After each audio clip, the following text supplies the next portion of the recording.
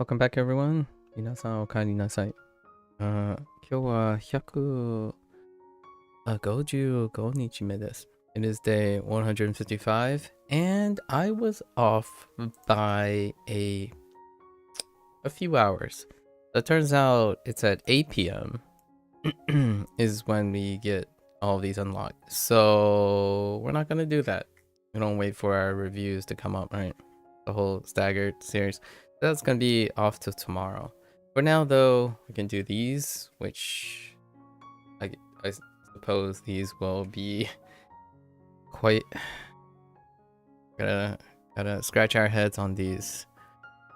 And wait till tomorrow. Tomorrow I do have something to do during the day, so we'll see when that comes up. Yesterday was very short. I actually spent most of the time yapping about something that add some perspective on communication yesterday. Anyways, let's hop right into our reviews. Hopefully my noggin is good to go today, and it's gone.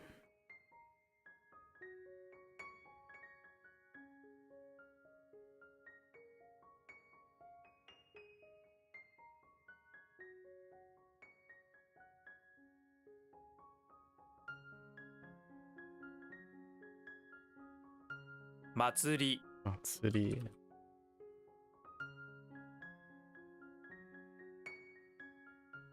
This one's the one that takes a bit. Oh, no.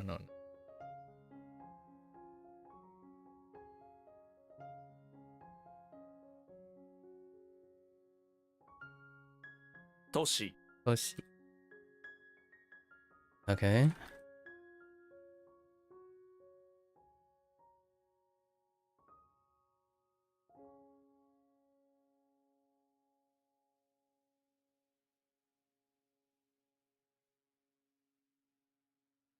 Utagau. Utagau.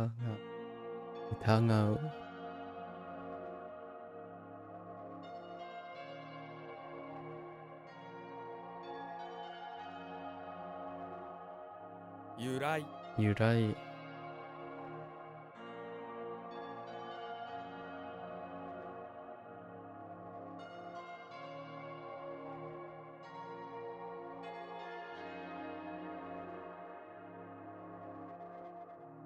Okami. Okami. Oops.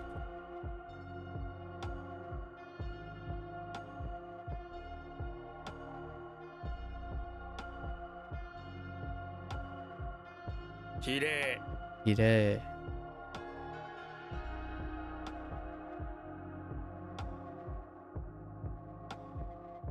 Kikan. Kikan. Kikan. Okay. Okay.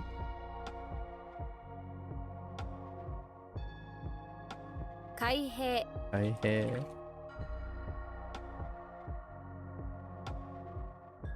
Oh, we might get some lessons because the radicals might be available, actually. Tama.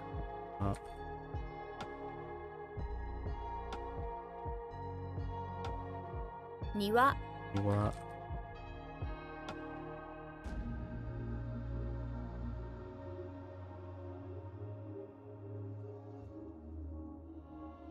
Zairyo. Oh, just kidding.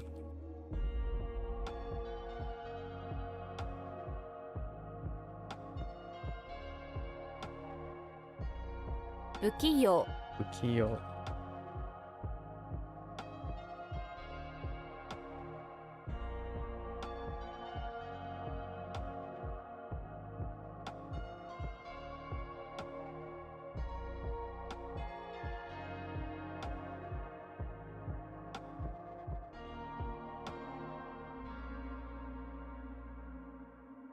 Shui.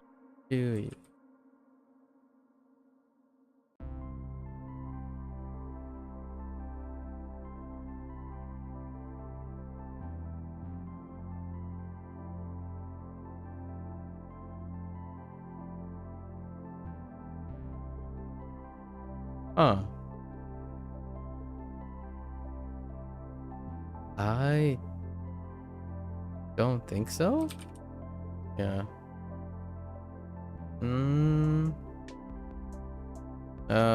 Let's move it to the end. Gotta be pretty liberal on that.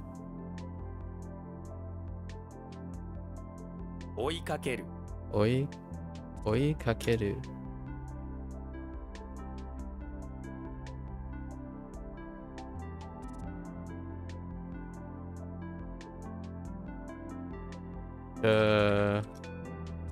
Fine.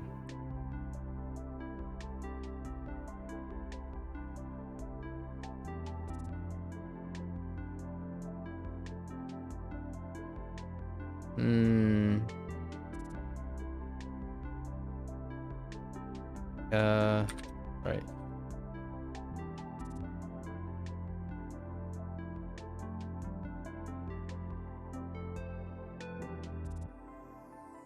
Oh. 音 Although that was a problem before. Oops. I typed that backwards.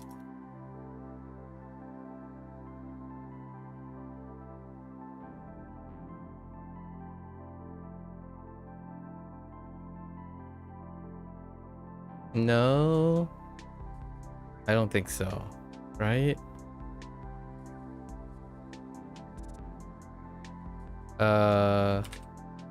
Yeah. 情けない Nasake night.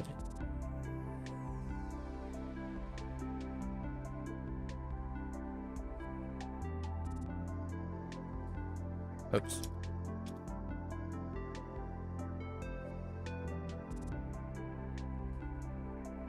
Oh wait, those are actually no. We have lessons today. Partial lessons today.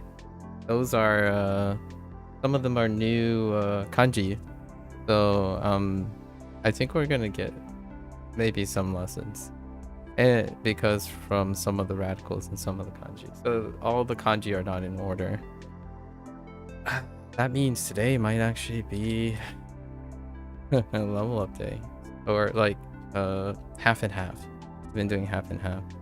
I must have taken too long somewhere in the lesson. So it spanned across 2 hours. Okay, so we'll see if it leads into 狼男 Ami Otoko. Yeah. お願い Okay. さまざま Azama. 受け入れる Eireru.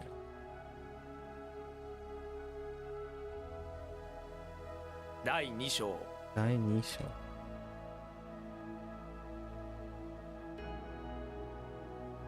Oh wait.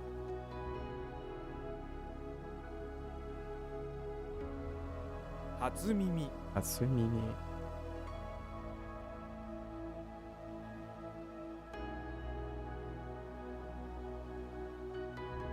It's close enough.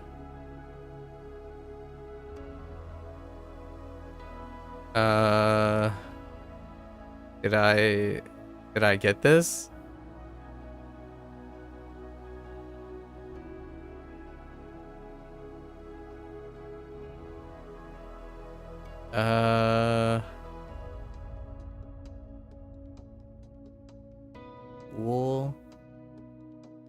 Wool and threads, right?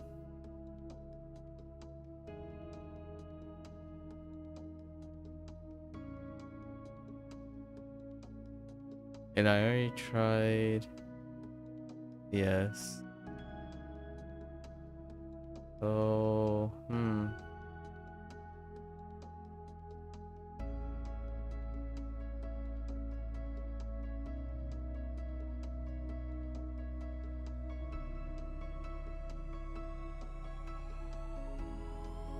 Oh, no. Oh, this is not that. It's this is promise. 約 Yaku. Not promise, about. about. Oh yeah, we do have lessons. How many got hit? Oh no, we have plenty. Yeah, so 5, 6, 7, 8, 9. We got like 11. So it could stretch to 8 o'clock. And we get the rest. We'll see. Buddha's Buddha. What are the chances that it's Butsu still? 仏 Of course not. Hotoke. So kunyomi. When learning, you didn't learn. Yeah, right. You go up to Buddha. You want to rub his head for good luck, because that's what you hear is good to do. The head, but the belly. But anyways, right before you touch him, he backs off and says, "Whoa, I'm hot, okay?" Hatoke. You touch him and it burns your hand clean off. Imagine saying hot, okay, in a strange accent to help you remember. Hatoke.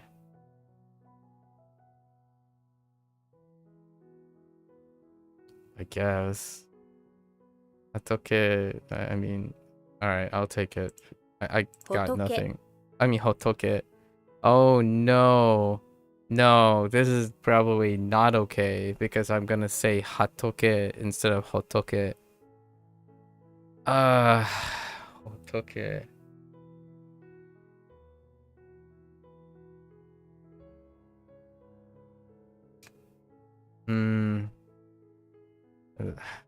Standalone kunyomi, like standalone characters that have kunyomi read are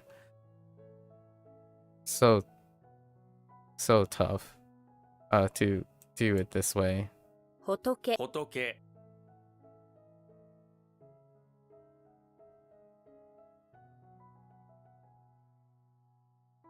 Hotoke. I'll just take it for now. I can't think of anything off the top of my head. Not that kind of guy. Let's see. Butsu. Butsuko? Butsukyo. Yeah, Butsukyo. 仏教 Bukyo. Oh yeah, that's right. I should have considered shortening the tsu. 仏教 仏教 Bukyo works. Bukyo. Makes sense. Buddhism. Giant Buddha statue. Giant Buddha. Makes sense. So it's gonna be a 50-50, whether it's Tai or Dai. Let's say Taibutsu. 大仏 Daibutsu, of 大 course. 仏 大仏 It's a 50-50. Shinjiru. 信じる Shinjiru. Oh, it goes down. Okay. 信じ信じる Shinjiru. That's fine. Confidence. Believe in self. Yeah.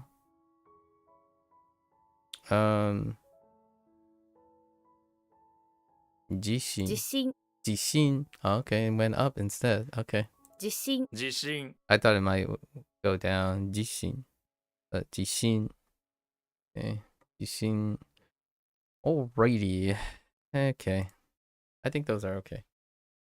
Except for Hotoke. Oh.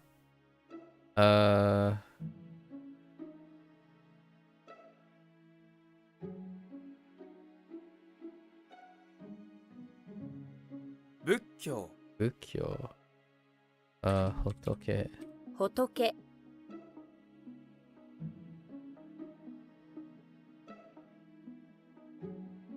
大仏 Daibutsu.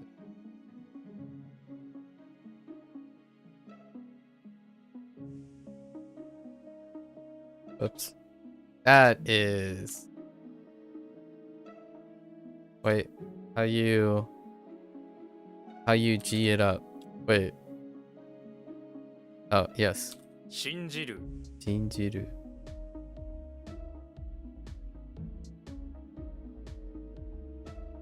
Jishin. Jishin. Alright. Traffic light? Oh, makes sense now. Wow. Been a while since I seen traffic light. And what was the last time? Shishinko? Oh no, so to speak had traffic light. That's right. Right. Shingo. Shingo. 信号 Shingo. Alright. Makes sense. Or it actually doesn't make sense, so we have to remember Shingo. What did you guys? If you believe in the numbers, there will be no traffic because the traffic light will be functioning properly. Traffic lights are based off of... okay. I like that. There's a little bit of a tidbit there. You just have to believe that it all works out in terms of these traffic lights. Okay. Alright. Shingo. Shingo. Of course, fate. Shinjin. Oh, right. Unexpectedly rendaku. Whenever you get double stuff, there's often a chance. 新人 Shinjin. Or 50-50. I don't know. Maybe 40-60. Shinjin. Or Shinjin. I'm curious. No distinction between the two. Like if they mean some nuance. Shinjin. 新人 Shinjin. Yeah. Okay. Anything dealing with like trust, determination, confidence, belief, that stuff is wild. Like they're all mushed up in there, so gotta do some repetition to figure out which one's which. Yeah, trust, believe, ask. When someone believes in your task, it means they have a lot of trust in what you do. Okay.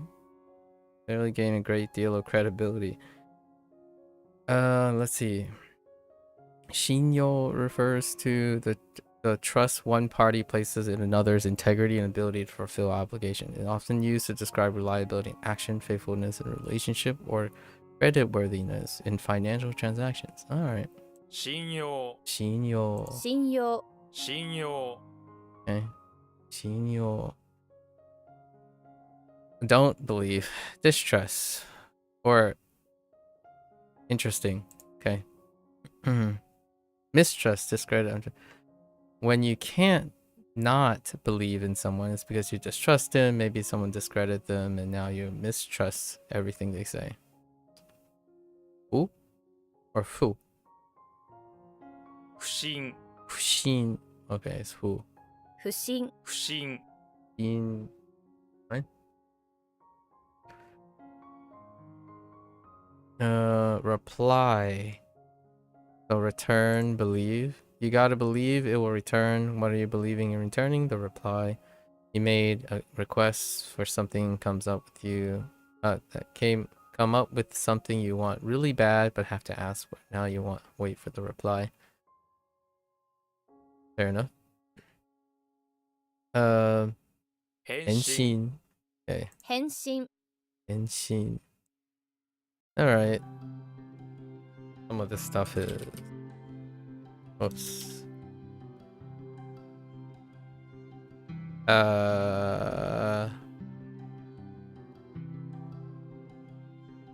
Some of this stuff is gonna be a problem. 信用 Inyo. 信人 Injin. Oops, I typed the wrong thing. Ah! I can't type faith. 信号 Shingo. Glad you can catch up. Stream again. Oh, I'm doing pretty well. Yeah. Nothing really has changed too dramatically. Welcome back. How was your vacation? Yes.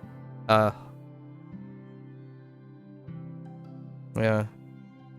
好久不见了.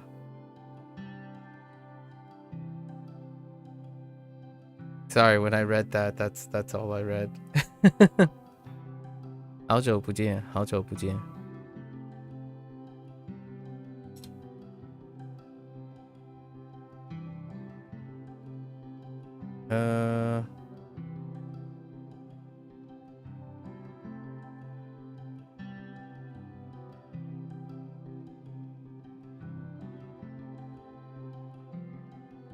不信 In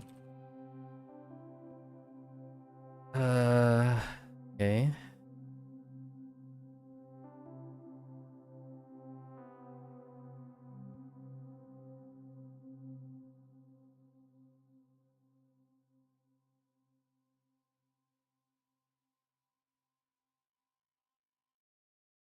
Oops. What? Oh. 返信 Henshin. Alright. District. District ends up at the end of things, so I would not be surprised if it stays ku. く く Okay. Ku. Moving along. Chiku. That'll be kind of weird, but 地区 chiku or chiku. Chiku versus chiku. Interesting. Vacation was great, thanks. Been back a couple weeks already and pretty busy since then, I imagine. I remember the duration. But the trip was great, all good memories. You do love to travel? I see. I will give you I gotta repurpose and spoon, drip feed the anecdotes that you got from your trip, I'm here for it. Need some drip feed. 地区地区 Chiku. That's fair. Very Chinese here. Having two characters put together to illustrate. Okay. Slope. Is slope was that a kun? Yes. So I'm guessing it stays Saka. 坂 坂 Okay. Neat. Technique. Oh. Not that technique. What are the chances that this becomes jutsu too? 技 No. What's up? Okay. Standalone. Wozniacki? Oh no. Oh no. Okay. You do your technique on a bad guy coming at you. You flip them over and knock them out. He was a threat, but now he's not. You look closer at the bad guy. Turns out it was the Apple co-founder. He was just trying to hand you an iPhone 12. Dang, that is a telltale sign of when this was written. I don't have iPhones, so I have no idea. Is it iPhone 16? iPhone 17 comes out this year, right? So 5 years ago when this was written. or maybe they chose to retract. I imagine they chose the relevant number when this was written. He was just trying to hand you an iPhone 12, not grab your wrist. Wozniacki, the great was no longer a threat. Oh, okay, I got you, Waza. 技 技 Was. I like this one. I like this one. All right. Skills. Okay. Gino. 技能 Gino. Fair enough. 技能 技能 All right. Skills and ability put together. Skills. Checks out. Yep. 技能.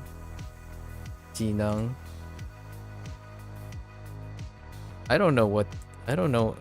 This is a changed character. I don't think this is a... Yeah, probably changed. Oh, well, both those elements exist, though. Huh. I wonder what's district in Chinese. Alright. 地区 Chiku. Random anecdote. You can understand some written Portuguese, but oh boy, is it tough to understand when spoken. Neither my French nor your Spanish can help you. Oh, I can imagine that. Where'd you encounter the Portuguese? I have heard Portuguese, and there's no amount of Spanish that will help me with that one. But reading it is, or guessing at reads is pretty interesting, though. Boy, howdy. Yeah, I don't know what they're saying. No time. No amount of French and Spanish. Funny you say that. Gecko, but wait. I know this is gonna sound like an obvious question, but I like to validate my generalization. Portuguese is a Romance language, right?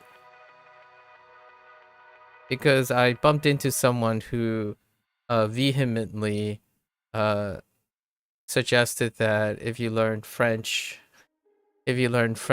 you can have aptitude in the ease of other Romance languages, including English, which, like, English is not a Romance language, but it includes English. And I often like to think that when things are similar, it doesn't automatically make them easier, right?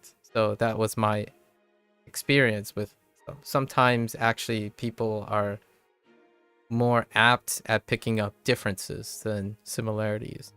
And when I think about like the classical generic stereotype of mindsets, when learning capacity happens, the internet tends to focus on differences. So a lot of times when people learn after using the internet for quite some time, they usually have far more active participation when they notice differences. And then similarities become the much more difficult thing to be consistent at. So my experience with language learning, in my opinion, I still think similarities help, but I don't think younger people find similarities easier than differences. So when things are similar, like for example, the stereotypical advice is like a language is easier because it's similar to another language, right? I agree that at first it's easy to pick up, but it's also far more frequently confused, as in to be consistently aware of that stuff for younger people who are used to looking at startling differences.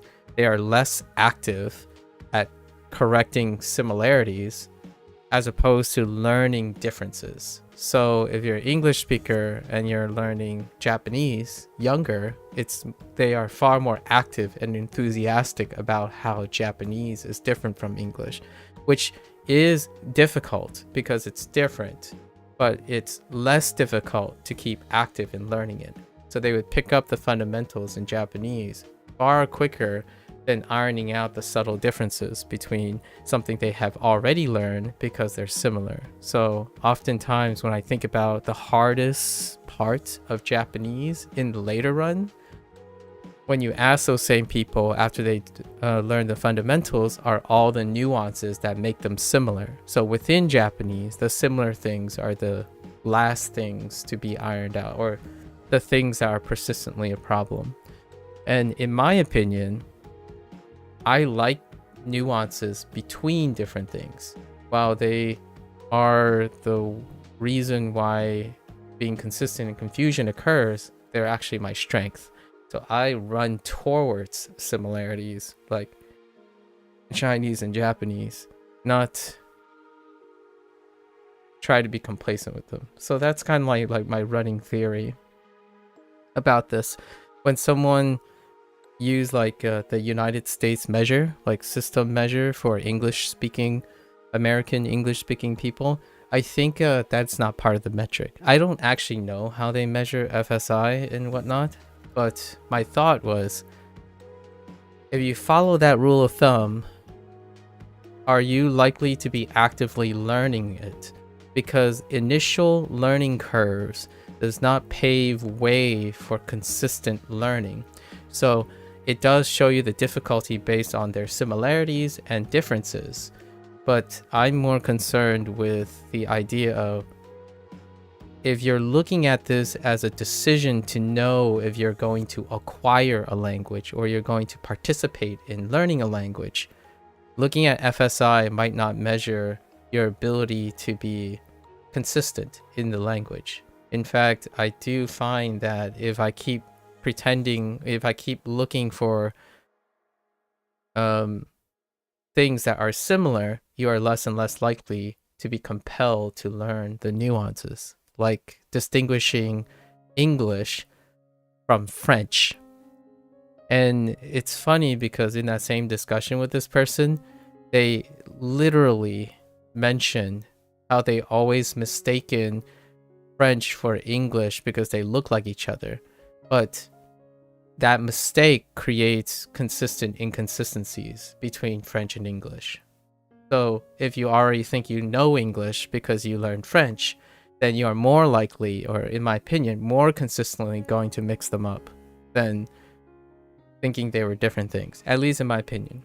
This person is relatively young, so just thought I'd throw that out there. It was an interesting discussion, and I totally agree that French looks like English, and English looks like French. But learning English, thinking that learning French, thinking that it will translate to English, is a way of looking at it. But I don't like go to Chinese thinking that, oh yeah, I see it as a aid to find the subtle differences, not to say I learned Japanese so Chinese is easier. Is I can use Japanese to learn how it's different from Chinese. That's different mindset. It was interesting. Your itinerary, you spent a day in Azores. I have no idea where that is. And 2 days in Lisbon. So encounter some Portuguese. I see. Sounds more like Russian to you. Yeah, that's an interesting thought. Oh, by the way, that person was Russian. That person was definitely that person was Russian. They were studying English, and then I guess they were interested in French as well. So we had a different mindset. So it was interesting to hear from this person, and then like try to present different cases. Thinking of French, learning French so that you can tackle the Romance languages from someone who's learning English is an interesting thought. I haven't considered that French would make you proficient in English. I actually think because of French's nuances, the English end up being a lot more of a tread in place. If you're thinking of English, like my counter argument here is that, as far as I'm aware, lots of the fundamentals of English, like the stuff that you use as building blocks, are Germanic in nature. So if we had to pick a macro language, German is also something that would create a foundation for English. But this person said they exclude because they're Russian. They said like, no, Germanic languages and Slavic languages don't have that relationship with each other like Romance languages. And I'm like, I don't think Romance languages do either. Like, I know enough Spanish, and I've heard enough Spanish that even in the beginning when they're just saying yes and no and stuff, like other Romance languages, it actually creates even more confusion than it does due to their similarities, not because they're different. So when this person was talking about ease, I was more making a commentary that the overall ease can be interpreted from different types of measure. And this person was specifically using FSI, which is what most people keep referring to. But I don't know how that metric works, but I don't think they consider the success or longitudinal success of acquiring a language as a metric for the ease and difficulty. Like English, they statistically followed people on their odds of acquisition as one of the metrics. Maybe it would be interesting. I should look into it. Actually, I should look into it. Yes, Portuguese is a Romansh. I would agree on easiness thanks to French, but only in written form. Exactly. And I was assuming it was in written form. So one of my presumptions was that they gave me examples in written form. Like imagine looks like, like this word looks like this word, but the use of that word will be easily inconsistently used between Romance languages. In fact, that's what's kind of why they're family of language as opposed to something translatable. You think Spanish is definitely closer to Portuguese than French? If you know both, you can probably recognize 80% of it, so you can kind of understand most written text for everyday vocabulary. Yeah, for written. Exactly. Sometimes similarities are fascinating when you identify too, but differences too. As I expose yourself to more language, I find it's fun to draw more connections, sometimes real, sometimes coincidental. Yet indeed. Indeed. And that's the fascination with linguistics, right? So my answer to that person is that it's both. When a language is distinctively different and similar, the whole idea is active participation. So you stated the condition that is required for a language to be easy, which is being interested in identifying differences and similarities. But this person suggested it a different way. They suggest that thing is similar so you don't have to pay attention to it anymore. That's not quite the same, in my opinion. So like a lot of times when people approach language learning, when they're talking about learning one language means it's easy to learn another language, is because they don't have to pay attention to it anymore. They don't have to learn something new, but actively participating in knowing what is similar and what is different is not the same as, oh, it's easy because you don't have to learn it again. Like that to me makes someone complacent. So then they know less. They participate less in it. So a language that you might think is very difficult, like Japanese for an English speaker, the rate in which that person acquires that language might actually be statistically faster in a cohort than a language that's relatively similar, like Spanish or French. You could say like English speakers, it's an easier time to learn French. I guess based on like similarities and differences. But do they acquire French? Did they do a statistic or whatever metric? Right. French is probably the most different among the Romance languages, except maybe for Romanian, which has some Slavic influence. Italian, Spanish, and Portuguese are pretty close related. Well, this person said if you really want to understand all the Romance languages, you can do French or Italian to learn all the things. And my first thought, for English too, and my first thought was, I mean, I only know Spanish, and as far as I know, Spanish is another language, so why French and Italian? Right. And my process was they probably learned French. You know, selection bias. You saw that you exposed yourself to learn French, but how did you like it? It's fine. I listen to French a lot. It was fine.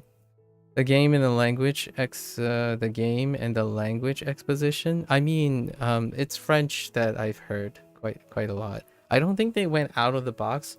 And then all the like technical words, right? All the technical words, they were French words. Like they're English and French words. As in, if you say Lumina, Lumina is still Lumina because it's a word in their universe. So most of it was, I made a comment in near the end of the game, near the end of the French and then end of the English dub. I played in English too. So I played both stories in both languages. The performances were right on top of each other. Most of the time, outside of a few case situations, I feel that whatever I felt or understand from just listening to French is on top of the performance of English. So they're relatively quite distinctively similar. And it was nice being able to, the journals in Clair Obscur was wonderful because you could read along sort of to the expressiveness of French. But I think the cast were coached in a way or directed in a way that they were very much on top of each other. My reference would be the English cast, of course. Did you manage to catch some things thanks to your Spanish? Well, no. I wasn't thinking in Spanish, I was thinking in English. Ironically, after saying all of that, most of the time I was thinking in English. I catch most of the stuff in English. Not sure if I caught any distinct Spanish things. I'm trying to think of something that jumps out. Not really, not particularly. I wasn't reading in Spanish, although I could play probably Clair Obscur in Spanish. And what I mean is have the text in Spanish and then see if it lines up, like how it lines up with French. Let me see. I'm kind of curious. Yeah, it's in Spanish as well. The subtitles and whatnot. So they support English, French, Italian, German, Spanish, Japanese, Korean, and then Polish, Brazilian Portuguese, Russian, and simplified and traditional Chinese. So technically, I could line those up. I would probably read the journals. The journals are nice because the whole text is lined up, like it's available completely. Probably not. I don't know if that was convincing enough for me to foray into French, though. Not quite enough. Although, in retrospect, when I think of gaming, French is more common than Spanish for me. So, don't be surprised that I play other French games. I do consume quite a lot of French content already. These are not quite unique situations. Not quite unique situations. But the game was amazing. It was fantastic. You should play the game. You should play the game, Gecko, in French. Like you could totally French it. You imagine you managed to catch up with you on Duolingo since you came back from holiday. Still way behind on WaniKani though. I'm trying to catch up. It's more fun to progress at the same pace. Spanish, you can probably tell that Spanish has been like on and off because of so much of the other stuff, and it's gonna be even Spanish pace is gonna be slowed down for juggling purposes. I think the days have become much too long. So yeah, it is fun to be at the same pace. Maybe I'll slowly wiggle my way up to your current position. Yeah, slowly. I like it though. Yeah. Let's see. Anecdote Portuguese, huh? Yeah, that one I do not hear too often. I see it really often. I see Portuguese pretty often because Brazil is a hotspot for Japanese, so you often encounter Japanese and Brazilian or Portuguese, Brazilian Portuguese in the same place quite often. What kind of content do I typically consume in French? Cinema. Yeah, it's usually cinema and drama. Cinema and drama. I haven't seen a French sci-fi before though. Yeah, I haven't seen a French sci-fi before. You might play the game while on holiday. You saw all the awesome reviews it got, so it definitely piqued your interest. Is peaked French? Hold up. Of course it is. I'm like peaked. I really like that word. It's quite fancy, and I'm like, that's probably French.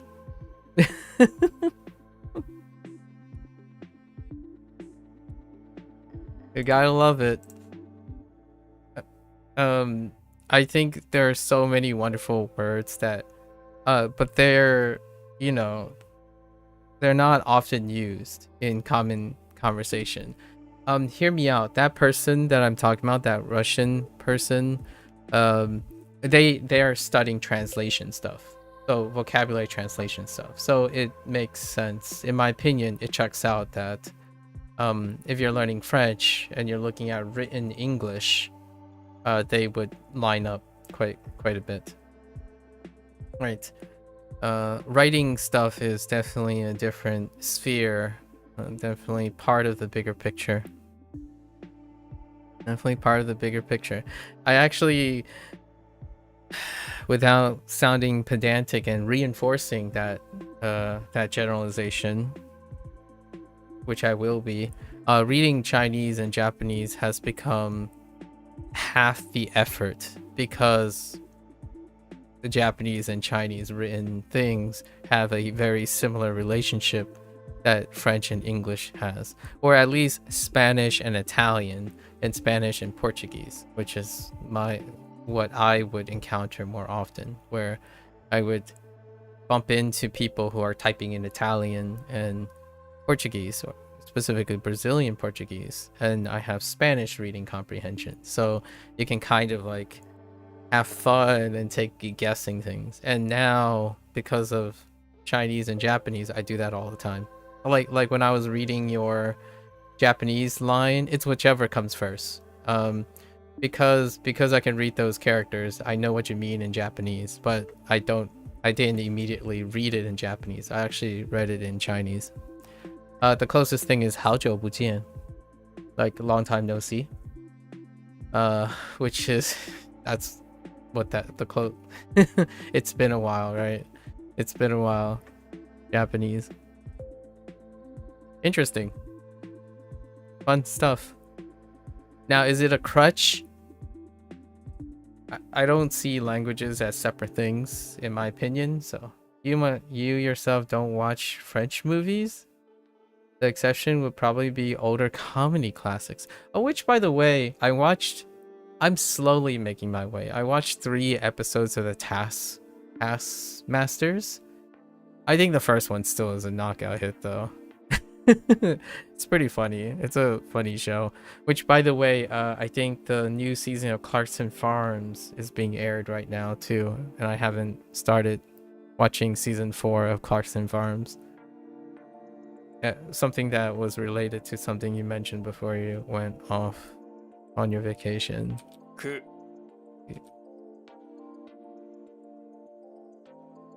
Yeah, lots of stuff.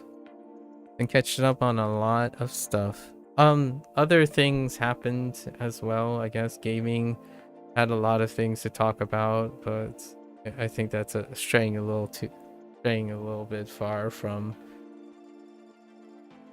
our common interest. Straying a bit far from our common interest. Saka. Okay. All right. What was the last French related thing? Claire Obscure is a movie, okay? I'm just saying. I know it's a video game, but it's cinema too. It's very cinema. The type of French content that I watch often involves people standing around talking about things. So like in a scene. So many of the cutscenes and stuff, the way Claire Obscure is presented is the scenes with the most amount of talking, that it's very framed like that. It's quite cinema.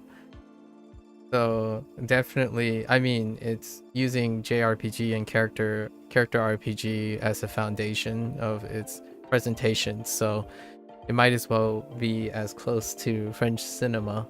Not that it is French cinema. There's also transition points and stuff, and all the transition points in video games is where you play the game. But you know, in French cinema, they would have transitional scenes for and set pieces in that way. I actually don't recall what the most recent French movie that I have seen. You're watching the latest season of Taskmasters at the moment, 19. You think they still got it? You're still laughing? It has its ups and downs. That's fair, right? Long seasons, you know, it depends. Yeah, chemistry for sure. And I think that's one of the actually nice things about those type of shows, in my opinion, like that there are ups and downs. It demonstrates that the onboarding and stuff is genuinely trying to reach a eclectic audience, right? If everything hit and chemistry always exists, I find that a little questionable. Like, the way to achieve that would be to selectively not take risks with your contestants, you know. The idea is to explore, like, oh, are they gonna hit it off? This is my hot take. I like when people take risks and have explore different types of guests, because understanding why there isn't chemistry or seeing how people don't gel together immediately is kind of interesting too in those type of shows. Like, oh, this guest I see that doesn't really work together, like the way their personalities and whatnot. I mean, I'm all for a show that constantly onboards their contestants to the point where there's always chemistry, I suppose, but oftentimes very strict onboarding can make the show a bit stale. Like, those type of shows a bit stale. It can end up being like, oh, we only want to do certain trends, we only want to do certain personalities because they would ensure that the show has a consistent feel. But I think having rotating contestants and stuff, that's kind of what makes the host very impressive to me. Kind of like thing like Ask Hank Anything kind of thing. It's irrelevant of what the guest is. The guest has to challenge the host in ways to make it work. Like, I watched the Ask Hank Anything when he was with Luwick, right? I think that's his name, Luwick. And personally, not my cup of tea in terms of guests. And you can see that the nature of that episode dramatically shifted from the nature of Hank hanging out with one of the most upcoming talented musicians and composers, music producers. Like, the dynamics are really different, so it can be like a bit off-putting and not off-putting. So I quite like these types of formats where you kind of see the extent of the host that you care about, or like you've invested, and then the rotating contestants to expose yourself to things that might work or might not work. At least that's why I like these shows quite a bit. And like shows with contestants, you know, I watch a lot some British competition shows, and that's kind of what makes competition shows interesting.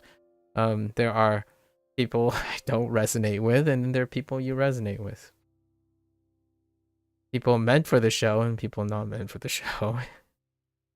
A lot depends on chemistry, and the first few seasons are a bit more experimental, and then they kind of found their formula. Oh, okay. I might be a little less interested later on if they found their formula and continue to stick to the formula. So I might be a little bit of a I might be a little bit of a hipster in this case, but when a show hits their stride, I like to think that they continue to a little bit, you know, throw in an experimental here and there. Clarkson Farms is definitely still on your watch list. Don't really watch much on vacation except for The Last of Us season 2. Oh, I haven't even watched any of The Last of Us yet. So that's a good reminder. I should really watch that. And you might be thinking, well, haven't I played the games? I haven't played the games, but I have seen people play through both games. I have my plans to watch and play The Last of Us games. Knowing, experiencing things like that, they're different dimensions of experiences. Oh, there, pro call. Gecko's back, pro call, from finding time in his busy schedule. And we're just talking right now about sharing, exchanging some, catching up on some stuff. Literally catching up on some stuff. Hope all is well with him. He's saving the world. It's fine. Did I tell you he's a secret agent?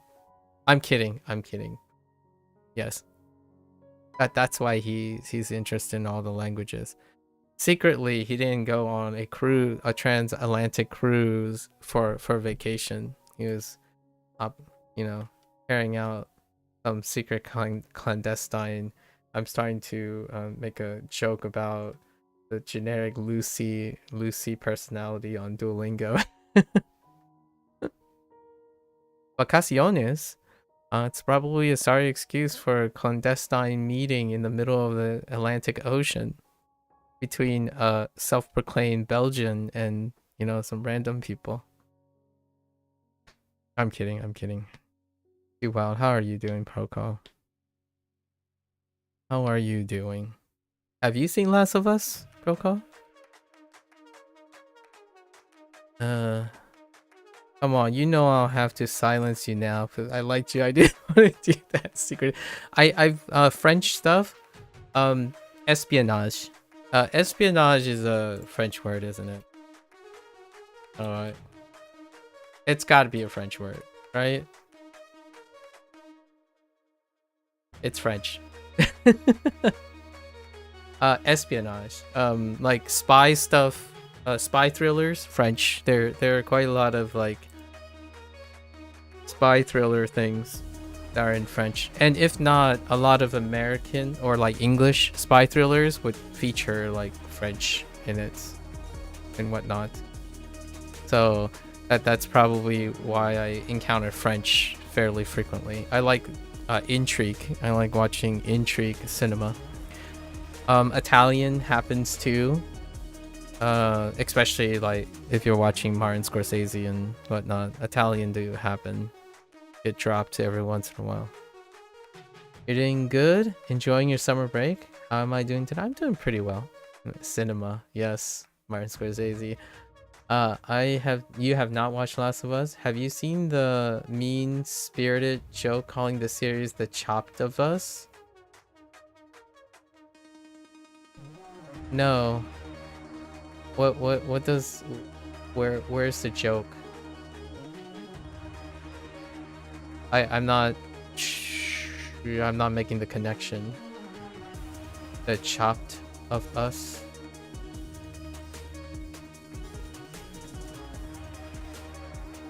You're gonna have to help me with that mean-spirited joke. I'm not sure. Chop means ugly, and they say because the actors that plays Ellie. Oh, okay. Chop means ugly? Is that a British thing? I'll explain to you what I thought chopped means in a bit, but it's a context-specific thing. So okay. No, it's an internet thing. Oh, okay. Chopped, huh? You didn't play the Last of Us games, but I watched playthroughs and really enjoyed it. I like watching playthroughs of like cinema games.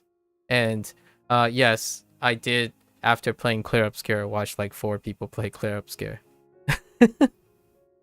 In fact, low-key, I did watch some people play Clear Obscure while I was playing Clear Obscure. In your opinion, the TV show is not nearly as good, but the production is through the roof. You feel the budget, I see. It came from a phrase, chopped cheese, but why that meant ugly, I have no clue. I know what chopped cheese is, but I still have not come to the connection. But interesting. So it's an internet slang. I got an internet slang that I got introduced to by one of the boomers of gaming, courtesy of, actually personally for me, courtesy of Carnage, because I was watching him play as well. like Claire Obscure and other things. He introduced the word cooked to me, and I feel that I resonate with the word cooked. Like, you know why you always think this? You're cooked. That's what the kids say these days. You know why you think WaniKani is exactly like Anki? You're cooked. Too much. I really enjoy that word. Why did Carnage use that phrase? Someone he was playing an anime, a visual novel game, or a visual novel adjacent, an anime mystery game, right? Mystery game, one of those with like lots of branching paths and whatnot. And the kids, one of the people, a common phrase now that they say is, "Man, this looks like AI art. Why does this game look like 100% AI art?" And Code Carnage, really politely and edgily said, like, here's what I had to say. It's what it's what the kids called cooked. Like, you're cooked because where do you think the AI art comes from? So a lot of time, like, it was in visual novel games. Like, why does that look like AI art? It's because you're being cooked. Your brain is being cooked, maybe overcooked, right? All you do is see the same thing, and therefore you make that association. That is exposure therapy. I think for me, when I hear the word cooked, I think of the mere exposure, the mere exposure effect. That is how you cook your brain. Or in other words, like, what is one of the consequences of cooked? Brain rot. Brain rot is one of the consequences of cooking your brain. Letting it simmer on the same content over and over again, and then you start thinking everything's the same. You start thinking that French is just like English. I'm sorry. That's what started my conversation. What my first idea contributing to Gecko's a comment about Portuguese. Yeah. My personal example of it would be whenever I'm on HanziHero. Whenever I'm on HanziHero, someone says, "Oh, is this like is this WaniKani?" I'm like, cooked. It's like, oh, this is just like WaniKani. It looks like WaniKani. It looks like WaniKani, but the rest, like the 90% of whatever's in it, is not WaniKani. Unless you're suggesting that Chinese is exactly like Japanese, then that's perfectly fine too. Your cousin said you were cooked about 30 minutes ago in an Overwatch match where I was in a 1v5. Oh yeah, you're cooked. In that way too. I like that. What? I'm gonna slap that on. Slap that sentiment on with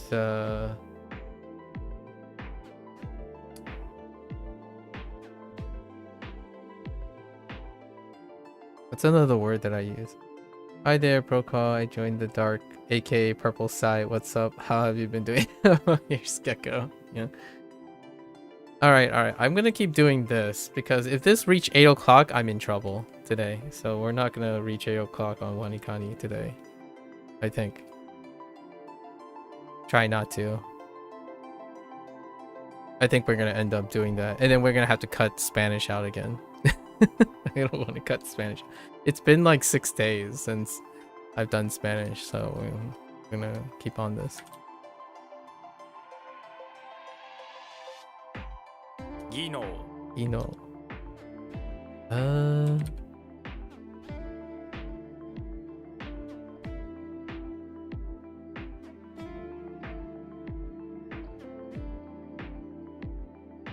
It's gone.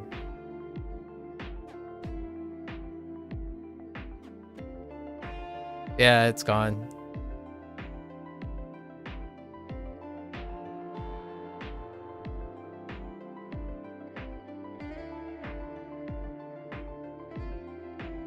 Yeah, it's gone.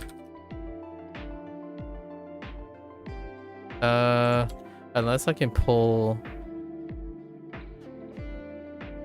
Unless I can pull the meaning. No, there's no meaning attached to the mnemonics because WaniKani does a lazy writing way where they don't write something to relate the reading to a mnemonic if you already knew something before it. Yeah, so there's no way.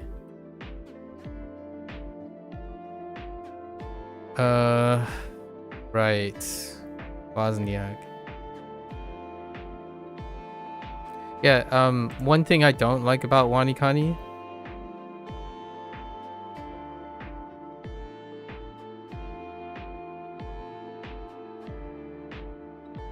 What the?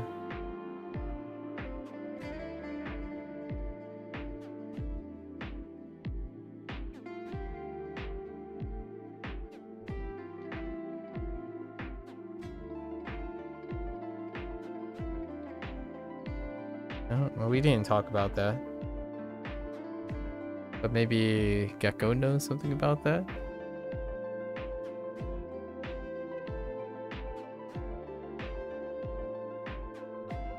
I don't know what Dux is.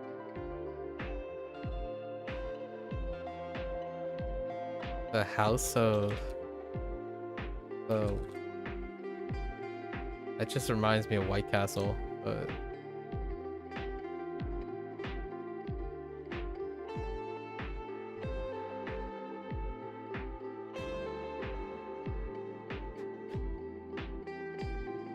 To give us a Spanish language? Yeah. I don't know. Is that... Are you trying to say Doge?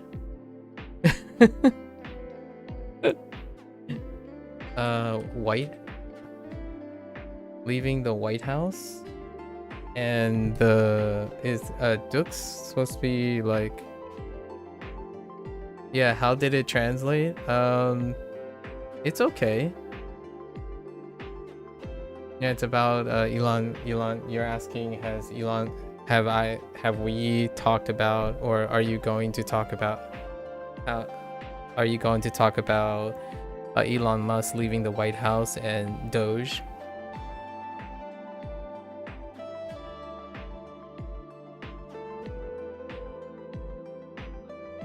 It's close enough. That's what I assumed. I actually assumed that's what that said.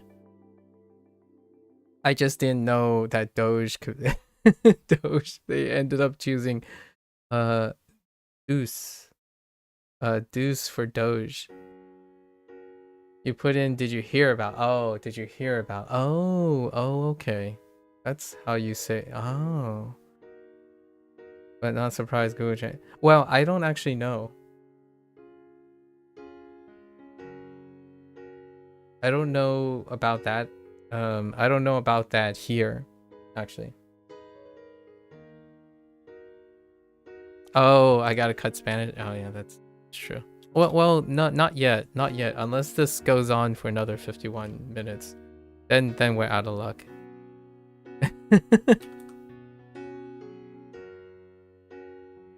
Oh, Waza, not Wazoo. Oh no, this is another near rhyme issue. Oh my gosh, I typed the same thing again. Waza.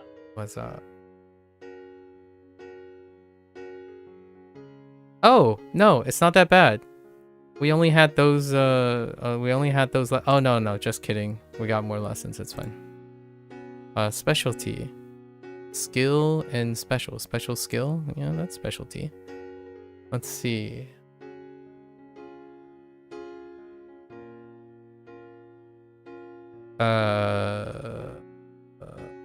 Special. How do we do special? Tokugi. Tokugi. Oh yeah. Toku. Tokugi. That's fine.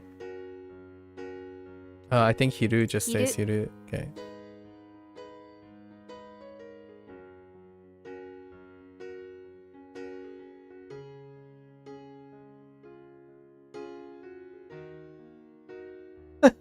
Nothing to do. Well, that's kind of funny though. That is kind of funny though. That there is a word that translates to a word that is literally Doge. I'm not familiar with this English word Doge. Hold up. That's kind of funny because oh, for the record, Procol is English, and I'm guessing this is more of an English word and not a American English word. Probably an Oxford special. How do you even pronounce this? Is it Doge? Doge. Sorry. All right, I'm done. Unintentionally funny. Let's see.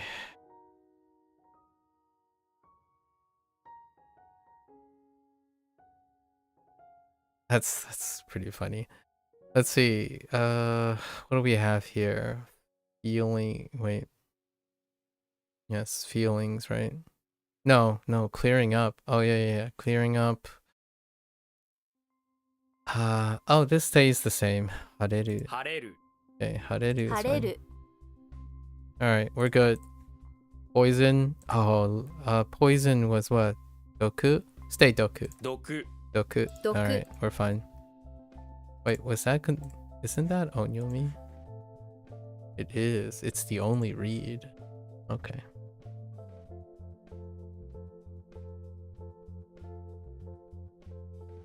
So what? Chudoku? 中毒 Chudoku. Alright. Not too bad. 晴れる Edu.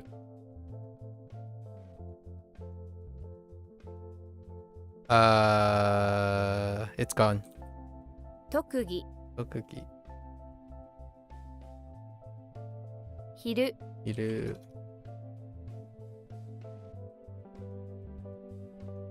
中毒 Chudoku.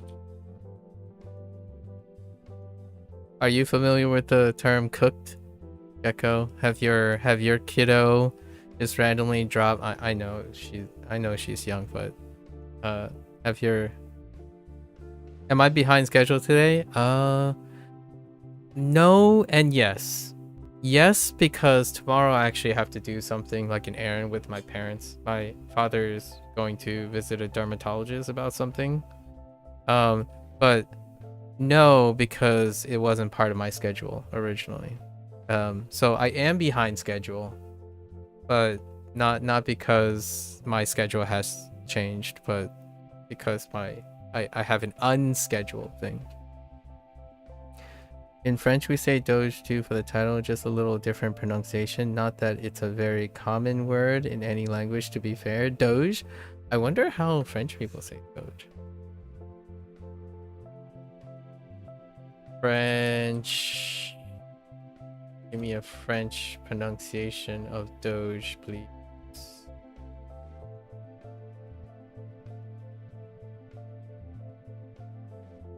That doesn't help. I don't think this is gonna be good. Doge. Doge? It's okay. Dermatologist. Yes, I translate. I'm the interpreter. It's very hard to describe skin problems when you cannot speak English. Dermatologist, yeah. We have like a specialist that it took like 6-month wait. Dermatologists in the United States, especially specialized dermatology. Dermatology. You have to wait like 6 months to a year before you're able to see them. So 毒 that's yeah. You have to be their translator. Yeah, I'm their interpreter, like for life mostly. We do not like if they're getting checkups and stuff. Because the stuff comes to me, like the records and whatnot comes to me. But yeah. You have free healthcare, you pay for that stuff. Well, this is specialized dermatology, so free healthcare usually would not cover something like that. That's kind of one of the stereotypes that kind of fall off in nuance. Specialized care and stuff. Actually, a lot of times people come to the United States for specialized care. When you think of like universal healthcare and stuff, this is outside the realm of universal healthcare. Like the things to maintain your health and stuff, that's really good. But this is my father trying to improve his quality of life by going to a specialist.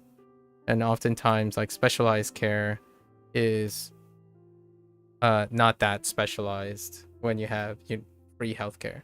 Free healthcare is when you make the average the same. But we lined up for a very long time for a special dermatologist, as opposed to like anyone that people would gain access to. But yes, free healthcare would be welcomed for sure. Because everything else still requires maintenance. I don't go to translate for those though. So you that is a good example. Like if he's going for like a checkup, like a regular checkup with his cardiac. You always thought dermatologists deal with stuff that people are self-conscious about rather than serious medical issues. Yes, kind of. Quality of life differences. I think when you think of serious medical issues, you're thinking about universal healthcare stuff. So like the necessities. But those serious medical issues are different from quality of life things. Like having an excellent doctor to give you preventive care for something in the future that isn't a need. So I often try to contrast that with the idea of universal healthcare. Universal healthcare people, the people who want necessities, are focused on need to be addressed medical issues.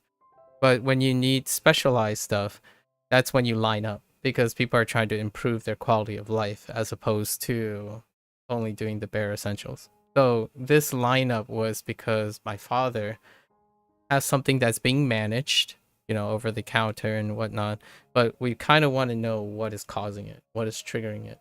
So we lined up for a dermatologist to investigate. Dermatologists deal with stuff that are self-conscious about.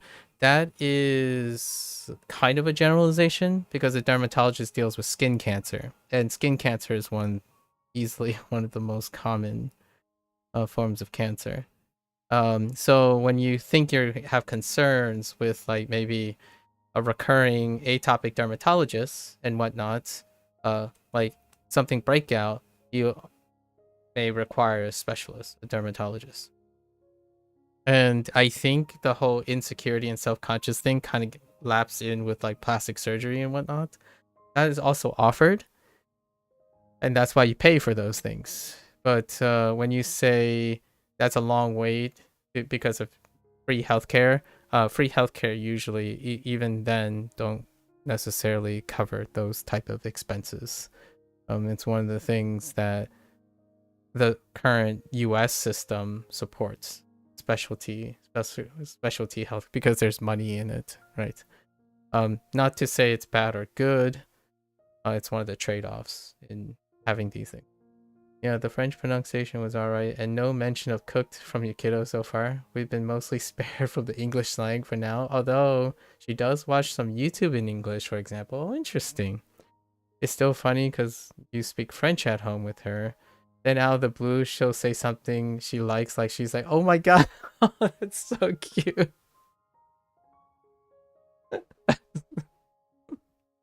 Honestly, I don't even say oh my god too often. I read oh my god, but I usually say like gee willikers or gosh instead of god, or OMG, right? Like I don't say OMG that. I do say OMG ironically sometimes. How old is she? Would they be the ones that diagnose skin cancer? They could. So the interesting thing about going to a dermatologist is there is a higher chance, if we try to describe the nuances of his skin issue, they might be able to cross-diagnose something, or like cross-diagnose something and then defer us back to our regular practitioner, the family practitioner, in order to manage the symptoms.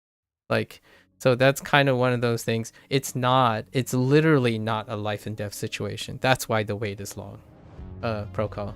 Like, my father isn't dying from this affliction, but this affliction is a constant quality of life depreciator in his current living style. So you line up. So you line up until you get it. That's why the lineup is very long too. Those things take long, specialized things. So yeah. So yes, universal healthcare would be wonderful, because I spent the last, as full disclosure, I spent the last 8-9 years of my life without health insurance. Like I after I stopped working, I don't have health insurance. So keeping healthy and whatnot, maybe once in a blue moon, I end up going to urgent care to pay out of pocket for like some antibiotics in case I was afflicted from outside somehow, like got a cut or something. But outside of that, yeah. He's saying that's cute, reminded me of that message you sent in reply to my video I sent you on Discord. You saying my call to her was cute really took you aback. I think it's cute. Sorry, I use that word a little bit more liberally than others. And although she and I, oh, you guys are born on the same one. She's more important, man, Gecko. Sorry, your birthday doesn't matter anymore. Kidding. But that's also cute.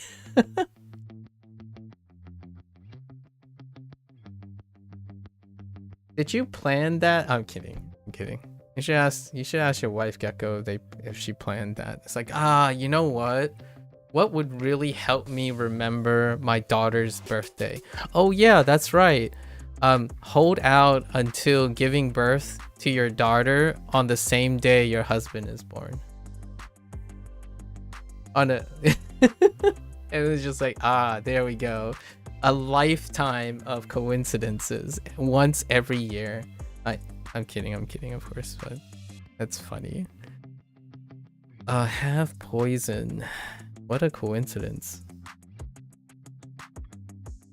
The only anecdotal story that I have, I know you told me before.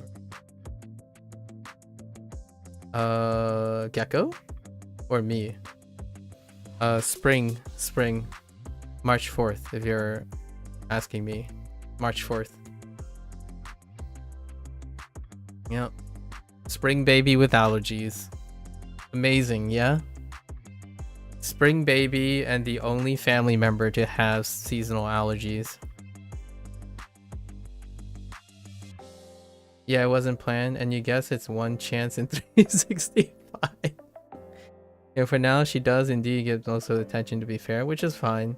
I think this connection will be more valuable once we both are older. Indeed.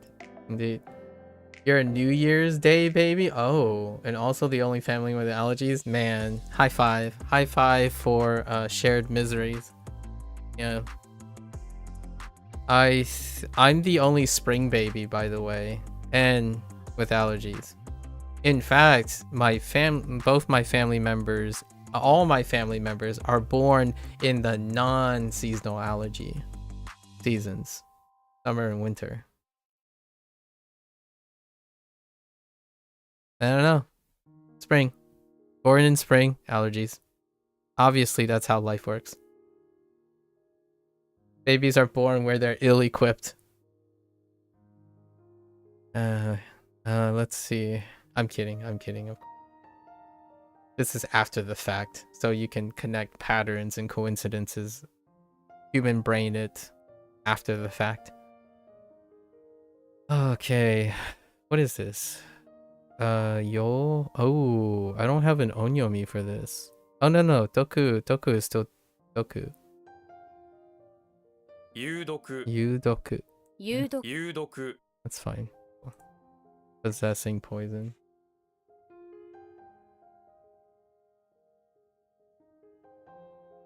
The second most important event. Yeah, that's, yeah, imagine. I think I've met someone who was born on Halloween in my life. I've met someone who's born on December. I mean, not December, Christmas. Met someone who has been born on Valentine's Day. Easter, or sort of, like every once in a while. And then my 3 best friends can line up possibly with Memorial Day, with the American Memorial Day, which their birthday was recent. And yeah, it's kind of fun. It's kind of like a Pokemon game. How many people will you meet over the course of your life in which you can find an example of which they line up with a predetermined national holiday?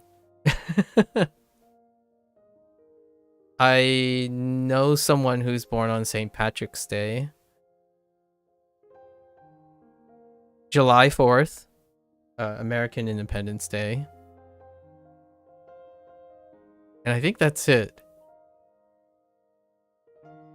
Yeah. There is Labor Day, but Labor Day kind of moves.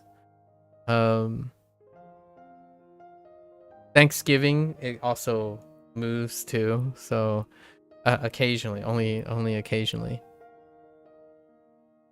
Interesting. Oh, Halloween moves around too. So sort of. Oh no, actually no, Halloween doesn't. It's just the last day. So I'm trying to think of all the holidays that don't move, and do I know someone who was born on those days? I'm not. March 4th is not particularly a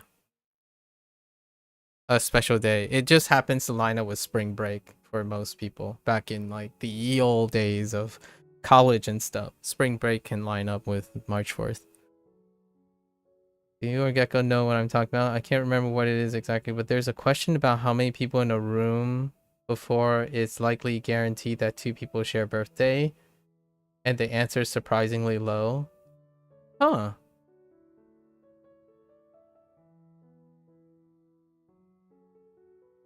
That's interesting. No, I don't. Does it have... Is surprisingly low, is it because it has something to do with the normal distribution? Or the human tendency curve, because behavior can pre-select for periods in which intimacy happens and or childbearing, and then the auspicious nature of like culture bias and whatnot can create a different, not necessarily normal distribution. So then when you take the actual distribution of birthdays, it actually isn't as likely or something. I don't remember. Oh wait, actually that argues against it. That would make it more likely. Maybe it's actually normal distribute. I don't know. That's interesting. Well, Happy New Year takes a whole different meaning then. Kind of like someone who, when like how someone with broken English would wish you a happy birthday. Oh, that's funny. 20 people give an above... Okay, 23 people give an above 50% chance that at least 2 of them share. Oh, yeah. Then it flows with a non-normal distribution. It's funny because I just had this discussion a few days ago. I was talking about my daughter and I dual birthday, and you found the same stats. Yeah, 23 people give an above 50% chance that at least... Yeah, so that is exactly how I went about it. So it's not surprisingly low. It's actually surprisingly high, or at least in my opinion. Like 23 people give a above 50% chance that at least it's actually surprisingly high, and that's because their birthdays are not normal distributed due to other factors like human factors.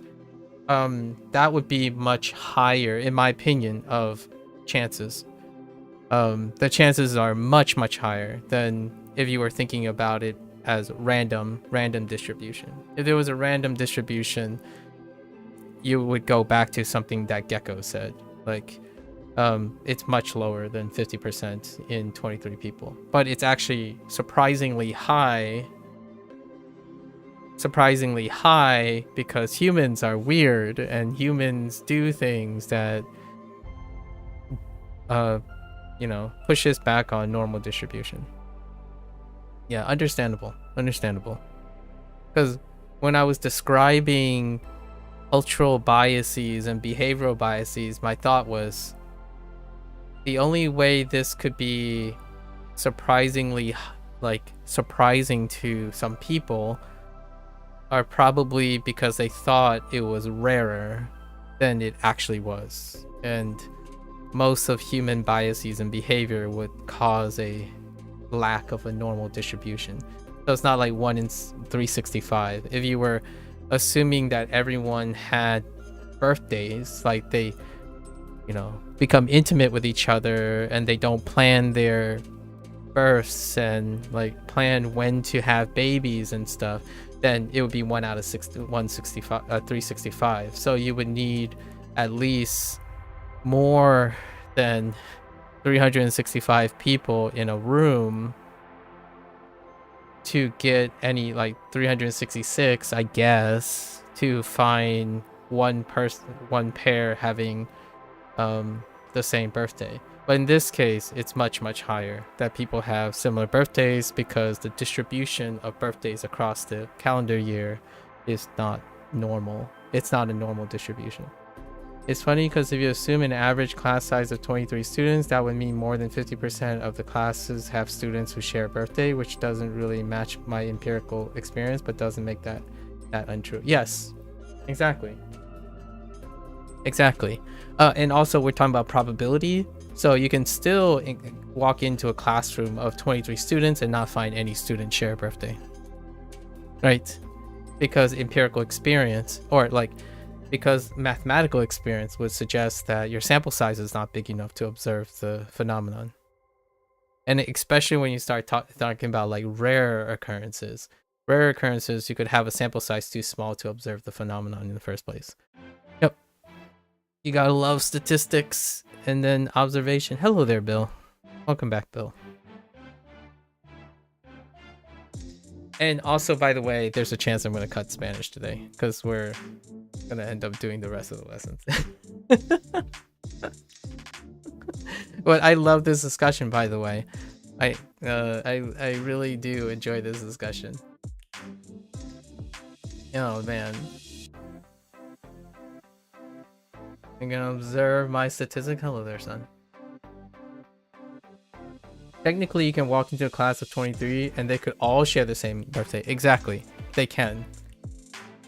Does Bill and Gecko join stream for my Spanish learning? No. No, Gecko actually is learning Japanese.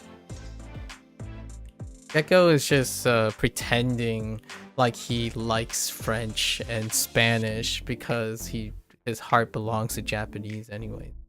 I'm just saying. No, I'm kidding. I'm totally calling him out though. I think his priority is Japanese. Right, Gecko? Are you tearing this? Due to schedule introduction, obviously Spanish is like the last thing. Maybe I can switch it around every once in a while. But... And then I'm not sure about Bill. Wait, Bill, are you language learning right now? Like, have we already gone over this discussion? Like, what were your priorities when it comes to language learning, Bill? I know we talked more about video games and language learning, actually. Because we talked about the whole like a dragon thing.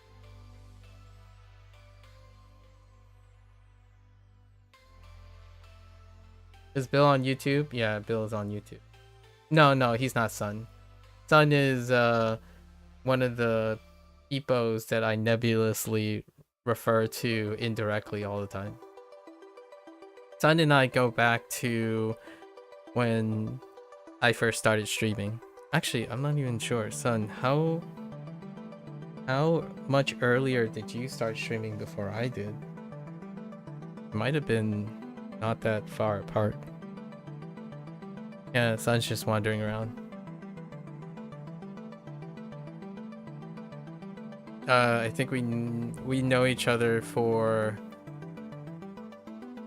6 years now. Has it been 6 years? I think it's been.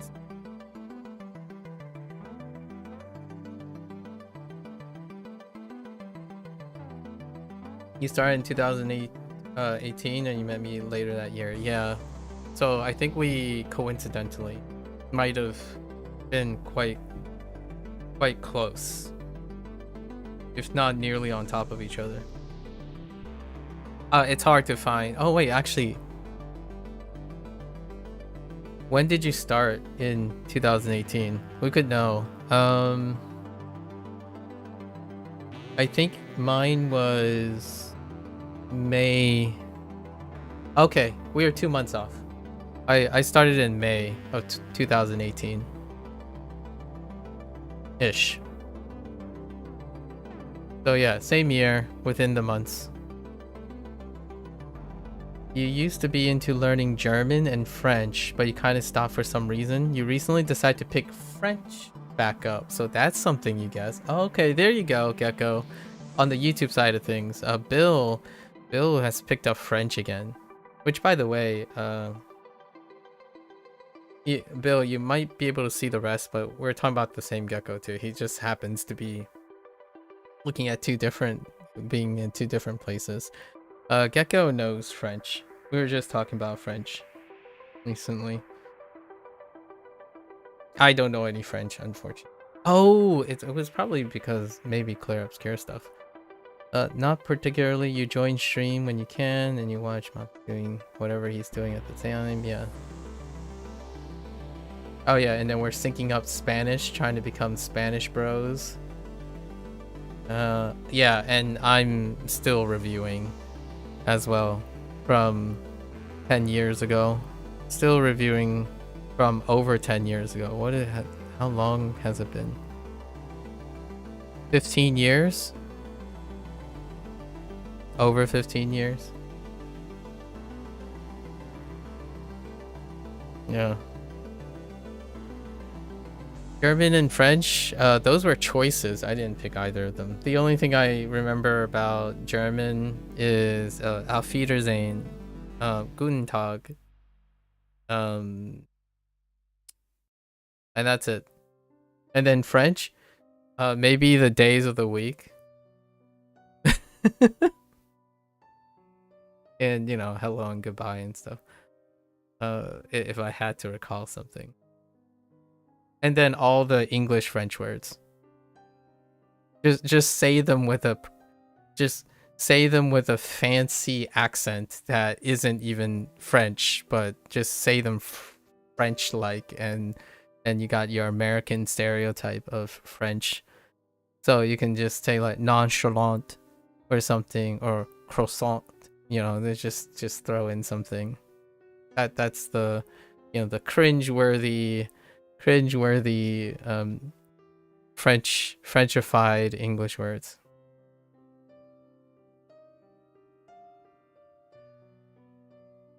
Oh, I know I know that though.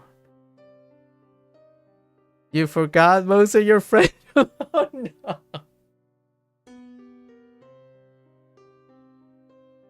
Yeah, I don't know how to pronounce that in French.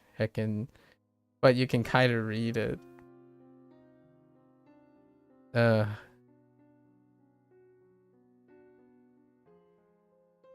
and yeah, he's catching up with Duolingo's Duolingo thing, which that's cool because that brings us together. Gecko is still way past me in Japanese, I feel. And we kind of chat about that protocol, like for Japanese side of things. You can practice French whenever you coincidentally bump into Gecko. Gecko is I feel, I'm gonna speak for Gecko here a little bit, but I think he genuinely likes um engaging in language learning in which it's not focused on competence. Like, what I mean by that is I don't often bump into people who feel like they enjoy talking to people of different language competence. Generally, they like to be competent in the language and interact with other people who have similar competence in language. Not that it's a bad or a good thing. The more so that they feel more comfortable in that way. So for me, if say I met someone recently, Min, Min, I think that person is Vietnamese, and they were trying to listen along to English while doing other things. And if they wanted me to slow down or talk in very specific levels, I totally would do that as practice of English. So I feel Gecko and I share that type of enthusiasm, where others may find it very uncomfortable. They might find it like, nah, like, that's okay. I'm focused on trying to get, like, mastering Japanese, so I want to only talk to people of my level. And that often happens. As I started WaniKani, you've been mirroring my progress on... Oh yeah, that's right, on Kaniwani. That's true. But since your vacation, you're behind. You need to catch up. Your Kaniwani is paused at level 30. Oh, 8 at the moment. Oh, your WaniKani or your Kaniwani? And you're also dual Japanese, which you haven't done before. Oh, okay. We're about to start dual Japanese. Not today. Yet. Or like restart it. Or like pick up where we left off. And I think where I am on WaniKani is going to speed up the Duolingo Japanese part. It's already exceeded way past the... I think where I left off in Duolingo Japanese was 200 characters-ish. That was split between N5 and N4. So I think most of WaniKani has covered almost all of it. So now I just get to practice. So Duolingo Japanese is now just an extra way to mess around and interact with Japanese.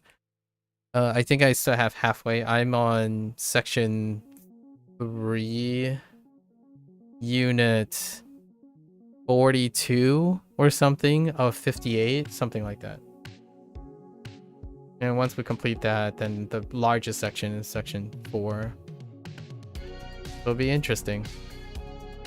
I can't wait, actually. Then I can pick up like, oh, this sounds a little weird. Oh, that sounds a little weird. It's like, oh, that sounds just right. Your WaniKani is paused at 38. On Kaniwani, you're up to level 13, yeah. You're trying to mirror your WaniKani progress, but you're a couple weeks behind at the moment. I see. I honestly, if I were going at it, if I was still going only at Japanese right now, I would totally replace HanziHero with Kaniwani. And then it would be like, if I was Japanese only, like just going for that, it would have looked like WaniKani, then Kaniwani, then Duolingo Japanese. And then I would phase in, then when Duolingo Japanese gives way, then it would move into LLMs. LLMs then would move into possibly YouTube content in a different way, or writing composition. Like writing a review in Japanese is probably the first thing I would do. So when I'm evaluating games, a lot of the games are not Japanese published games or developed games. So I would love to like find a Japanese audience in the sense that it integrates being useful for like an indie developer or someone who is trying to cater, like increase their audience, having someone who might also write reviews in a different language but from the perspective of an English speaker, that can be interesting and can have opportunities. So that would have been the thing. But now we are much slower. So now we're thinking about, instead of doing that in 1 or 2 years, we're doing that more in 5 years or something. And then in 5 years time, I would write things in both Chinese, Japanese, and Spanish. It'll be interesting. I look forward to it. Like, hey, we might as well, I know how to write in English, I might as well write the article in Spanish, Japanese, and Chinese. And we're not talking about translating it. We're talking about just writing it. So I'm not gonna like say write a review in English and then use that to translate that into Chinese, Japanese. I just want to like do what I can in Chinese and Japanese and see if the overall feel is different.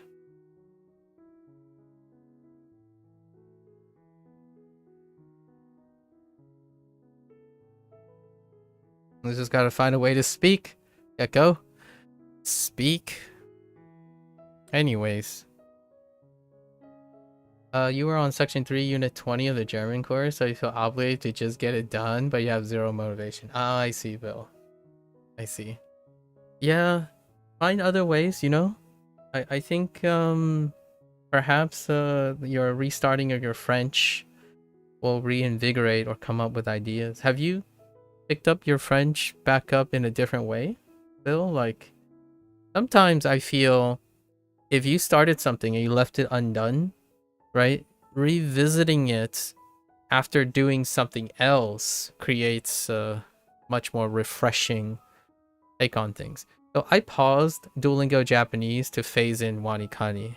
And then WaniKani will now give me an alternative way to interact with Duolingo Japanese. So that's kind of was the original plan, or set in stone already.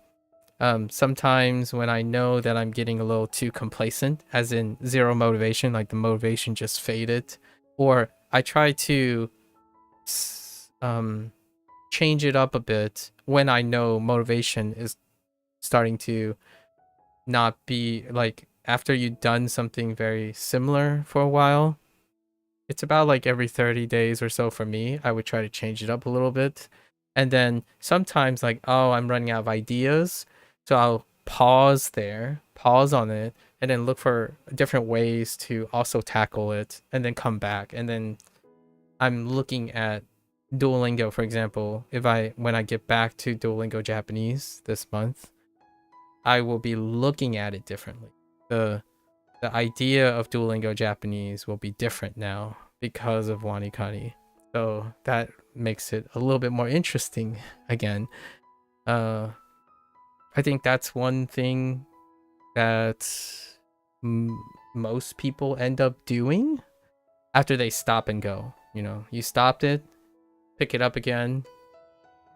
I'd like to think that you're doing it differently this time, or a little bit something inspired you to pick up French again in a different way, and then come back again, and then come back again, that kind of thing. Yeah, you've been using a bit of ChatGPT recently too. Oh, you like to ask it to give you like an A2 difficulty sentence in English or French, and then you translate it into Japanese, Spanish, and Dutch, and ask it to grade your response. Oh, interesting. So you can grade the response. Or you ask it to give you an N1 to N3 level kanjis and try to provide the meaning and ask many readings as you can remember. Oh, intriguing. I obviously have a very different approach, but you gotta wait till July to see that. I'm kidding. That was like a business ploy. Someone else, SD has been using LLMs to sentence farm and whatnot. So he's like, I think the person is combining the two. The other person who's learning French, SD, that you met briefly as well. For me, the example I would give is I would use something that I'm currently working on, and then I would interface it with another database. So Chinese is the furthest along for the repetition. So in July, when I'm doing LLMs, I will be asking them to combine what you're doing of the difficulty levels, right? So HSK levels. And I would ask them, I need to write, like right now, I want to write a review of Clair Obscur. I can't speak it really well, but I could read and write it. So the idea is, what is an example of a Clair Obscur review in Chinese? So I would give them like, write a Clair Obscur review in Chinese using HSK 1 through 3. And then I would use that sentence. I would read that sentence. Anything that I don't know as a vocabulary word will get added to HanziHero, because HanziHero has a dictionary mode in which you can look up the vocabulary words and add them to your cycle. For Japanese, when I get to there, I would need to use Anki. So eventually Anki will come into the picture. But what happens then is I'm doing things and writing things that I already have to do or want to do with my other stuff while I'm learning the languages and learning to read the languages. So then I record that, and people will see me writing and reading things that I would do normally, not what other people think I should do normally. So like speaking to a native speaker, I'm not doing that. Like, I don't do that normally. I don't live in Japan. I'm not going to go out of my way to break most of my workflow and cycle to fit a lifestyle that I'm not going to be participating in. So in order to demonstrate what I normally do, I can at least do that. So yeah, I know you got something up your sleeve. I'm pretty impressed by the AI's ability to evaluate responses and provide relevant feedback. Interesting. I'm glad that's the case. You tested it some in French to English and then English to French, 2 languages you know very well, and found little to complain about. That's what I think too. I think this, and I wanted to illustrate how AI, like in my opinion, because there's a lot of AI doubts and then, you know, like abuse and ethical concerns and whatnot, but there are many wonderful ways AI can be used as a tool to also elevate human abilities, not to replace human abilities. Like recently I saw on Computex recently happened, and from the outflow of Computex, there were glasses that are really good at auto translating now, like translating in real time using a glass interface. So I could be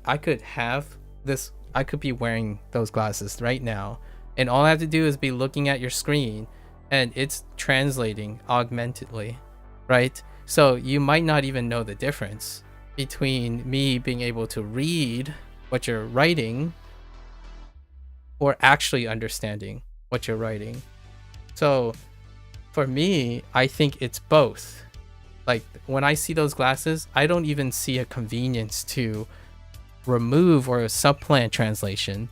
I see an opportunity that you can do more with it. So one thing you can do is you can have both of them projected, a read of what the person's saying in the native language and a read of the translation on the other side, and you can learn to speak it off of combining tools. So at one point, sure, you can have your person, both people wearing earphones or something, and then they would auto translate, right? That's another form of technology now because of machine learning and language models. You can literally have glasses and or earphones in, and they would translate in near real time between the two, but it's not you saying those words, right? So it's one of those things that you can find satisfaction in using a tool while also have the satisfaction of being able to do it yourself as a human being, right? I don't know. That could be interesting. I thought about it. AI is moving very fast. So having ways to interact with AI and being able to leverage and demonstrate it, I think that's relevant. So I have to tackle that question at some point. I've already been asked multiple times about what's the point of language learning if AI is going to replace it. It's like, well, AI doesn't replace you. It replaces the ability that you don't want to learn. That's fine. Like, if you don't want the skill, then know that that's what it is, right? If you don't want to know how to do something, then you know it's replacing that.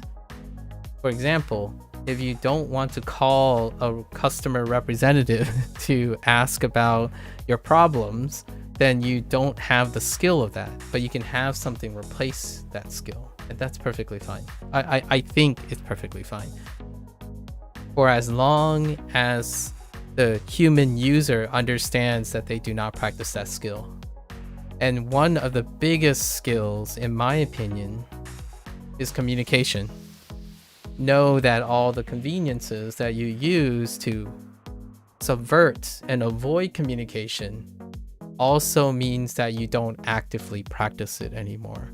So that's what I spent like 3 hours yesterday digressing on like 5 reviews in WaniKani, talking about professional relationships, the ability to form professional relationships and marry them with personal relationships is something that is underperformed online due to the heavy reliance on automation and convenience. Know that you don't get good, quote unquote, you're cooked if you're relying on AI to do all your communications for you. But it feels less bad, in my opinion, if you understand the consequences of using the tools.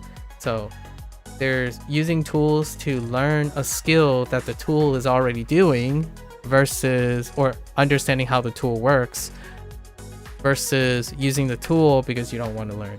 That's your prerogative, right? You like to use Duolingo to get your feet wet, or if you're just bored.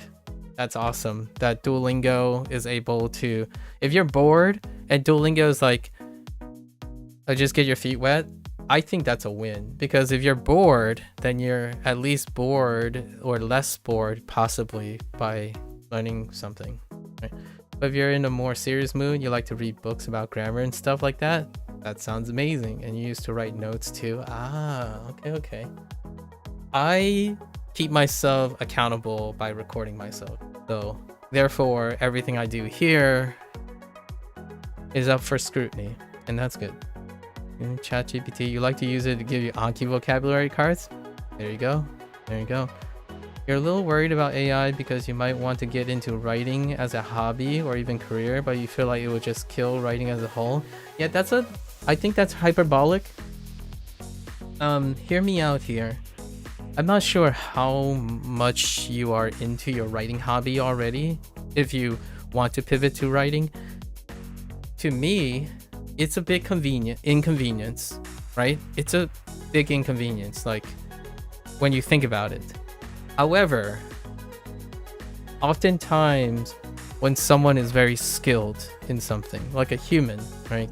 If you have participated in writing, I don't know, I can guarantee that this is how you will feel, Bill.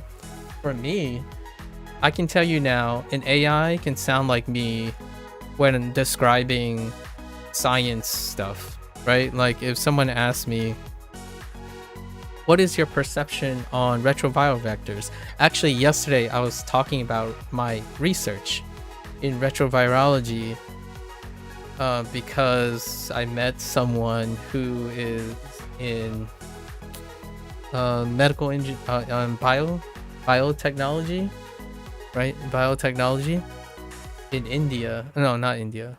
Somewhere else. But they had a biotechnology degree. Oh, maybe it's that same person actually.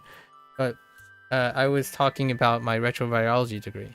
But the thing is, AI can replace a lot of things, But when you have a hobby, you do things that, regardless if the other AI sounds like you, it is nearly improbable to replace you. As in, like, what I mean is, sometimes when you do something as a hobby, a passion, and a career, it gets to a point where you often aren't even concerned about someone mirroring you, despite it being a person or a like machine, right?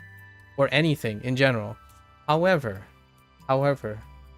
it is an inconvenience when that entity is taking your livelihood away. So I think a lot of times that killing thing is about supplanting a source of revenue or like some sort of tangible thing, right? If you publish something, which writing involves publishing something, AI could do that with the writing. Now, that also means the future would have to adapt accreditation to where the AI has replicated it. But if you think about the problem that AI has introduced is likely due to efficiency. Without AI, people have copied and iterated on other people's work as a form of competition. So the thing that AI escalates, in my opinion, is not necessarily the problem of creation, but more so the problem of iteration. And I totally understand if it can kill someone's joy knowing that something else may be able to write what you write. But from my perspective, that sounds like a fun challenge. I understand if you are thinking about it as a career, where your career is dependent on sustainability. As from a hobby standpoint, my only thought is that would be interesting if there's an AI trained on me to sound like me. I'm kind of curious how long they would rant. Would they be even more efficient? If you know what I mean. Like, would they pump out like 24/7 digressions, talking to Procall and Gecko and you, Bill, in the same manner that I would be talking every single day? I'm not sure. Yes, no. If someone out there tells me that their machine language learning model has this idiosyncrasy that is me right now talking to you guys, then I would say, please demonstrate that. Now, I feel this worry comes with a bias. For me, I spend most of my time interacting with humans. I spend most of my skills interacting with other humans. So my concern might be much lessened than other people's concerns. Because for me, if you put a bunch of AI into a room, those AI are still not other human beings. So if I talk to Gecko and I talk to Procall, that is the only value system that I have. It's to develop relationships with other human beings. So I might be a little bit more flowery. So I don't want to, Bill, I just wanted to make sure that is a grain of salt. Because oftentimes when people think about their writing, they also think about a source of revenue. When I think of a source of revenue, I know this sounds a little weird. Take it with a grain of salt. I see other people as potential business partners. So the people who are doing the writing, the people who are using AI, not the AI product that they are creating necessarily, but the motivations of the person, the human oversight that is using it. So in the future, you could kind of see what Gecko is talking about here. There are also a few AI tools targeted at helping novelists write instead of replacing them. So while AI could also kill writing as a whole, AI could elevate human writing as a whole. So since you might not have started a hobby or even a career, this is where I feel Gecko and I are on the same page. That's why we're talking about AI in the form of aiding and elevating language learning, right? So over in the long run, I think the individuals that might be worried about their source of livelihood, I actually think they would end up ultimately benefiting from when the dust settles about who actually provides oversights for AI generated content. So what I mean by that is, would you want an artist behind the AI tool, or would you want a corporate person who understands very little about art behind the AI tool? I actually think much like Prokal, when he has a degree, an AI degree, it's about the specialist who oversees the tool that's being used. So when you, in the future, I can see a time where there's a difference between someone who isn't an artist using an AI tool to make AI art versus an artist that's using an AI tool to make art. Much like most other tools, like the internet, YouTube is only a tool. YouTube is an interface. And what is behind the efficacy of content creation is the content creator. So in my opinion, if AI can do something really, really well, a person who can do that really, really well can use that AI to do even better. And that's kind of what I want to encourage when it comes to like using AI tools, in my opinion. Like if AI is already really good, a human who knows what they're doing using AI tools can do even better once the dust settles. Because right now AI is doing, the tools are using the skills that aren't, in my opinion, compensating the humans that already provided the tool set for AI. But I think in another 3 or 4 years, call it a hot take prediction, once the dust settles, AI becomes part of a workflow. However, the human expertise and oversight is required to elevate the use of AI tools. Right now, it's fairly amateurish hour, right? You can tell the difference between someone who's correcting for AI, the use of AI, because they themselves have the skills, versus someone who's relying on AI with no oversight. So a great example would be vibe coding. A human who uses an AI to create the foundations of a code propagates all existing problems that code has through the source of AI with no oversight. So when they submit a piece of work, oftentimes, in my professional opinion, right, if I was a professional in this field, hypothetically, I would say, did you generate this with corrections? Did you proofread this? Are you able to troubleshoot your things? Because if you didn't, I would prefer someone who is skilled, who oversees their AI material. I would hire that person instead of the other way around, because that person can correct errors that both they can make and the AI can make, because AI is based on human data sets, right? So I prefer to hire someone who's able to check and balance both the product and themselves. So if you're excellent at writing, it doesn't kill your skills. Your skill is most likely going to be hired as oversight for future AI products or products of AI tool generation. So like, for example, if AI decided to accidentally draw 6 fingers, a human would see that humans have 5 fingers. So the difference between amateur using an AI tool that commonly aren't aware of the normal problems would submit this work. And a person who is skilled can use AI to be quicker, and then fix the stuff. Now, there is a question of, does this take longer or shorter amount of time to have a human overlook things or have the human do the thing in the first place?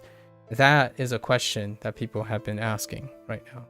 As a side note, a few days ago, you asked ChatGPT to generate a set of 10 haikus that told an overall cohesive story on a particular theme and in the typical poetic style of haikus. I'm no poet expert, but the result looked pretty good to you. Now I just need to do that 50 times, copy paste the collection into a PDF, upload a Kindle, and let the money rain. I'm joking, by the way. I mean, it's possible, and then, you know, you get like downvoted by 8 billion times by every haiku expert or something, right? Because you're not a haiku expert. Like that's what I mean, right? So and then you would destroy your own integrity and your reputation. Joking again, but that is a possibility. Well, you have to go to sleep, but it was really great catching up. Yeah, I can't wait. Drip feed me more anecdotes, Gecko. Drip feed me more anecdotes. You know, definitely try to join back more often. Now you're back. Have a good one. Yeah, じゃあね。またね, Gecko. おやすみなさい. Hasta luego. Right? 再见. 再见. Yeah, so I think that's a counter argument. Bill, I think one of the nice things, AI is here to stay, but it's not here to replace. I feel it's here to stay, but also here to be manipulated. You know? Gecko's in Belgium. Or A+. A+ is a common informal written abbreviation of A+ in French, which means see you later. Oh, interesting. That was your free real life French lesson of the day. A+. Oh, okay. Yeah, so Bill, I don't think you should. I personally think that when you start to write, writing is an incredibly creative process. And when someone starts writing and you haven't banked your career, like the stuff that's a problem right now with AI is that the human data that already exists is not being compensated for, right? That's one of the biggest arguments. But if you're starting up, like for me, I've only started language learning, right? Moving forward, after they settle who's being compensated, AI will be co-evolving with humans. So humans will then be elevated by AI tools because humans and AI have to iterate on each other then. The very issue we have right now is AI, humans had millions of years of a head start to AI, and AI just took all of that and synthesized it already, but without the necessity of accrediting or compensating for that. Once that is caught up, in my opinion, I believe the evolution of AI tools are going to coincide with the evolution of human creativity. So when you think of AI tools, like people don't think about it this way. Coffers, one of my friends that I talked to, he reminded me of the UE5, the Unreal Engine 5, the state of Unreal that was slated for today. And Unreal 5 has tons of quote-unquote smart tools to create visual animation, right? For video games, for example. And those tools can be used transformatively or not transformatively. So you could decide to pump out a UE5 look. And if that UE5 look becomes very similar to other UE5 looks, the thing about human consumption is that humans are ever susceptible to redundancy and complacency and pattern looks. So despite you can easily pump out high fidelity lookalike games, humans will be able to transform on it. So I watched the Witcher 5 tech demo, and it looks very distinctively different from Clear Up Scares visuals, and they're using aided tools that are automated. Like, for example, there was a demonstration in Witcher 5 of using the meta-human, the human meta, I forgot what it's called, but meta-human thing to create alternative NPCs on the outside in order to increase that workflow. But it's the environment and the context and the writing that makes it transformative beyond the tools it has. So when you're writing, if you're a writer, like an artist and whatnot, despite having the same tools, as in, hey, this tool, all these characters look the same, what do those characters do? It becomes transformative or emergent. So humans, once they are settled in the idea of AI being part of the workflow, I think ultimately, if you're really into the creative arts, humans innovate on creative arts. So like sometimes you're going to ask, no one asks you to not use AI. In fact, I would even argue there's going to be a time soon that human creativity will push back and use not using AI as a selling point. Like, for example, someone would say, oh, I could do that with a paintbrush. And then humans would be like, okay, well, lots of people do it with a paintbrush. Oh, this guy did it with fire. They look the same, but this guy did it with fire. That's awesome.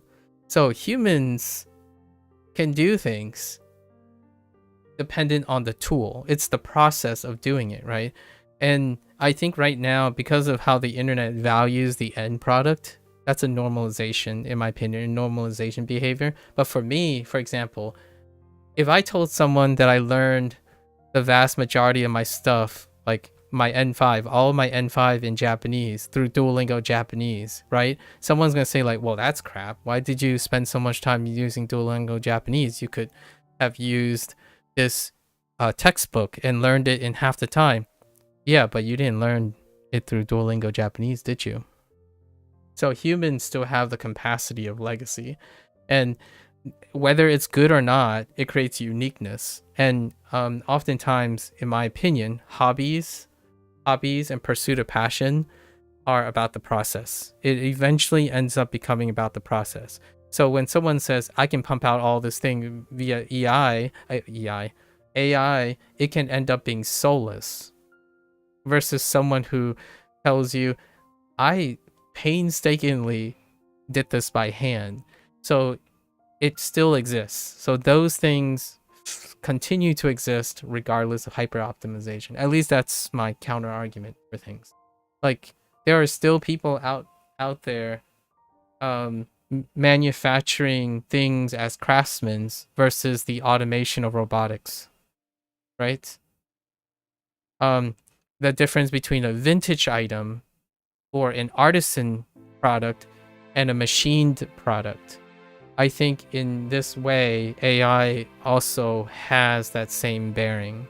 So in the future, you might have someone who says, hey, watch me do this cool thing, and it has no AI assistance. And it could end up being a creative selling point. My take on this is, I try not to be perfect. That's it. But I'm a romantic person, so I believe in human idiosyncrasies. I spend most of my time looking at humans. So when an AI blurts out something incredibly consistent, that's not a human thing. It's soulless. Like, what I mean is, they're really consistent at mirroring specific human patterns, but human patterns are typically not very consistent. So, like, for example, someone has given me like, oh, check out my review. And when I was reading it, I'm like, wow, that's very periodicity is very convenient. Like there's a transitional phrase in front of every paragraph. The length of the paragraphs are about the same. Like, why is this so consistent? And all these context and diction is really consistent. And like, and I'm talking to this human being, right? I'm talking to this human being, and they're speaking in a specific way and they're typing in a specific way. It's like, you didn't write this. Can you write something for me? Because I prefer hearing from your own voice. Now, this person could use the AI thing as a starting place, and then they inject their words and their personality into the piece. Then it would be pretty obvious to me what parts are going to be AI, what parts are them. And to me, that is the combination of using a tool and using an infusion of your soul, the part that makes humans humans. So when I write a statement, like if I write a review, I'm going to use AI to help me learn how to write. But in the end of the day, I will read that and I'll add things to it because I want myself to be expressed in it. So the question is, are you worried about the business of AI, as in someone replacing you because you believe that your soul can be completely replicated by someone hitting a button and saying, go? That AI literally did a better job than me in expressing my own feelings. I would say the answer is no for most creators. However, those creators, in my opinion, are angry that they should be compensated if the AI is trying to take their work and profit off of it. So that's a ongoing thing. But I don't think any form of tool or outside would take the soul from a person's passion, unless you believe that you are consistent enough or something enough to be mirrored by something that is incapable of understanding your behavior, right? It's kind of like saying you're doing a job and you don't like the job and you only want to get it done as fast as possible.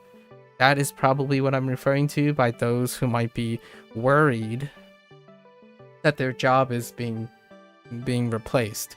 Because I honestly and earnestly believe when the internet pushes back on hyper-optimization, eventually, in my opinion, the passion of people will supersede soulless iteration. So yeah, you can pump out tons of things at first until they all start looking samey. So what they are trying to solve maybe is trying to solve true generative AI. Now I don't know how far off that is, okay? So there is a possibility that I'm way off the mark and AI will become truly generative, as in AI will be the source of coming up with new ideas. So the question is then, who uses those new ideas? It'll still end up being humans. Humans will end up using those new ideas to generate new ideas. So then at some point, it isn't the humans that are providing the data set, but it's the AI that's providing the data set for the humans. So then the role will end up being reversed at some point as well.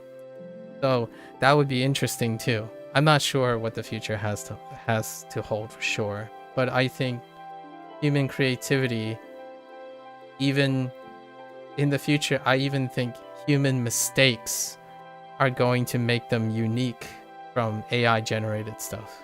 Like,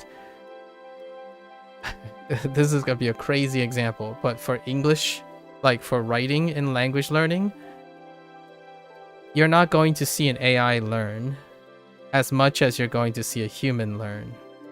So the question is, which is more valuable to another human being? Seeing another human being learn something as a human being, or not seeing it learned at all in a final product that's produced by AI? Do you get closer to AI, as in do you feel closer to AI or have a relationship or something with your AI stuff, versus knowing that when you buy a product, you see a product, you play a video game, and you're trying to understand the people. I'm super biased here. Like, I have to make a big disclaimer. I am super biased. When I play a video game, I'm thinking about the humans who created the video game and how they created the video game. I love Clear Obscure because when I play the game and then they get a lot of notoriety, I go and watch the interviews. I learn about the people. So if the whole thing was AI generated, then the people would not be interesting. Like, they would have very little to say that interests me. They would not have stories of staying up too late and then easily making one of my favorite scenes in Claire Obscure, right? Those are human things. There are stories behind their stories. If you pop out an AI material and then you go and say, oh, hey, how did you create this, by the way? And they're like, oh, I just chuck it into ChatGPT and pumped it out. Like, okay, that is very uninteresting. And that sounds like many other people who do the same thing. I'm sorry, but I'm not invested in trying to buy something that you didn't work on. Right? And that's very different from someone constantly tweaking AI to make it do something different. That person will explain to me. So like, if a person says, oh, I plugged it into AI, but what happened was I also tweaked all these other things so that it can produce a product that I want. That is very different. That person used AI as a tool to tweak and express what that person wants. Right? So that's what that's what developers are now like in video games. Because the UE5 engine automates a lot of things in order to ease the transition on how they are able to express and transform. So the time they save is also the time they can create and express more things with the tool. So it's very, for me, that's kind of like meeting someone recently who, I'll give you an example of pre-AI detachment. Someone who says, I had this discussion 2 days ago. Someone said, oh, there's no generic Indian culture. India is made of different cultures, over 276 different, in fact, and whatnot. That, to me, is closer to AI, using an AI tool without understanding and having personable connections with what you're saying. That is the difference of knowledge and wisdom. When someone said all of that, trying to correct me for saying Indian culture, I don't know I know very little about Indian culture. And I asked that person, can you explain to me what your connection is with the Indian culture? And the person go right out of the box and say, well, there's this and this and this. Is that you don't understand what you're saying. You literally list a bunch of facts that was probably pumped out from Google. You have not experienced these 276 cultures. You yourself, and it turns out this person actually rejected their regional culture in India. So they're saying something that is not reflective of their experience. That is very similar to the next step, which is AI. Like right now, you're Googling something and you know a lot of things, but do you have an empathy with it? Do you have the human experience with it? I prefer to read a book that has a story behind it, as in a human story behind it. If the human decided to hit a magic button and write the book, and I love this thing, the first thing I want to do is go and talk to the human that made it. And if I sit down with that human and they say, I don't know, I just hit a button, that's all I did. It's like, goodbye, you're not interesting. At least to me. Like, I want to be really direct about that. When someone writes something, I'm buying a piece of them. At least I think. I want to understand that person. So that's kind of what I mean by I'm not that from a creative standpoint. I think there is an argument made for like mundane tasks that are soulless. Like for example, what's a great version of AI before it was AI? Grammar check, autocorrection, like typos. Like I lived before autocorrection was available, and I can't tell you how much more accurate, since I spend like 90% of my time reading people's texts and their messages, I can't tell you how much less spelling errors people have made over the years in my end. But I can guarantee you those people do not have the skills to be that consistent with expressing their language in written form. I show how often I type the wrong thing, even though my head wants to type something. And these are only simple words, like simple phrases. Like I can't tell you how many times I typed ka when I meant ke in my head. So when you're thinking about an AI filter online, on Twitch, on Google, you're using an AI filter, a primitive AI filter every single day of your life. And one of them really shows. That's when I asked someone to write this right here. If I ask them to write this on a piece of paper, it's going to look nothing like that. And what I mean by that is it's going to be vaguely like this because it's aided. You don't spend all your time writing this anymore.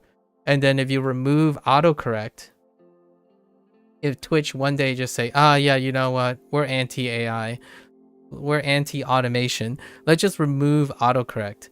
I can tell you now, oh boy, if grammar is not being autocorrected now, grammar is actually being autocorrected now. I don't know if you guys use that type of function, but a bunch of like tools nowadays would highlight like, oh, okay, this word doesn't agree with this word, and they would like highlight both, and then you can hit a really quick shortcut key to fix the grammar in it. So those tools are compensating for that stuff. So you can express a lot of great ideas without confusing another person. Like, you know, less typos mean you can use that time to focus on expression, but it also means you don't know how to do those skills anymore, or you are under practice in those skills. Like I tried removing grammar correct on a word processor. My typos have gone, like, I've regressed in my consistency. I was far more consistent when I was a high school student in typing accuracy than I am now as an adult, because there are certain errors that I make that are so fast that I didn't even notice I make those errors anymore due to the convenience of automation. So is that a bad or a good thing? Well, in this case, it's not noticeable. It doesn't make me dysfunctional. So I can admit, I'm a poor typer. I tell people, like, people ask me, because I type in Discord a lot, they say like, oh, you type really, how fast do you type? Actually, Procall and I had this discussion, and my first comment is, I know what they do, and a lot of people talk about speed of typing. Like, what's my speed of typing? It's anywhere from 200 to 300 words per minute. Like, 300 being if I'm reading something and just typing it from reading, and then 200 is when I'm typing it from thought, right? But nowadays, people don't ask how accurate is your typing, because oftentimes when you're typing, you have no idea how inaccurate you are anymore because of automation. Now, if you remove that, do like a typing skill, and then you always wonder like, oh, okay, but what if you measure typing skill? You're focused on accuracy when you're doing that. So of course it's going to be lower than what you think. In my opinion, like, it is more likely going to be lower because you have to type the thing, and most of those typing measurements, they also measure accuracy. And in fact, when I say I have between 200 and 300, it's probably like 100 to 200 if I'm doing a typing test, because you're measured on accuracy. So I would only give you the speed when my accuracy is past a specific threshold, like 99.5% or something. If I had like 200 words per minute and it was 93%, I wouldn't tell you my accuracy, my typing speed is 200, because 7% error sounds disagreeable when you have to be accurate. However, if you're typing normally on like Discord and a word processor, you get to correct them immediately. Like, they're visible. All of them are visible. In fact, if they're not already auto-corrected, they would be marked. So you would spend less time correcting your errors. And that, to me, is what AI is as a tool.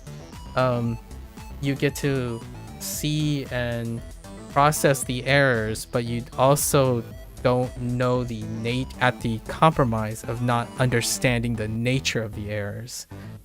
If I had a great example, coding. Coding is probably one of the it's a self-imploding bomb right now.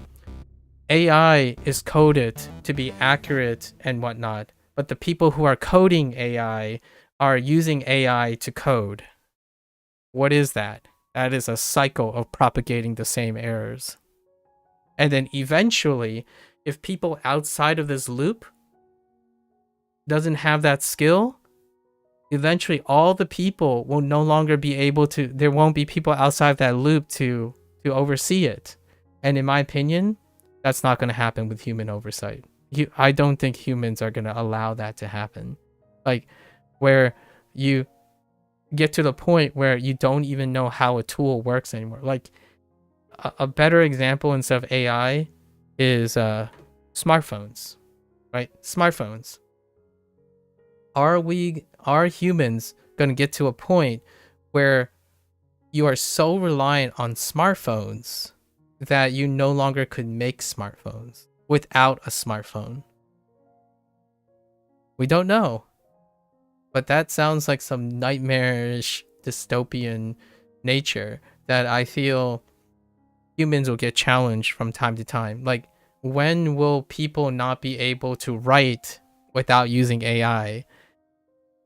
I like to believe, for someone that is going to be used to writing and writing research, I like to believe that we don't get to that point where there isn't a human that isn't able to create if a tool malfunctions. Like, what if AI malfunctions? Who is to repair the AI?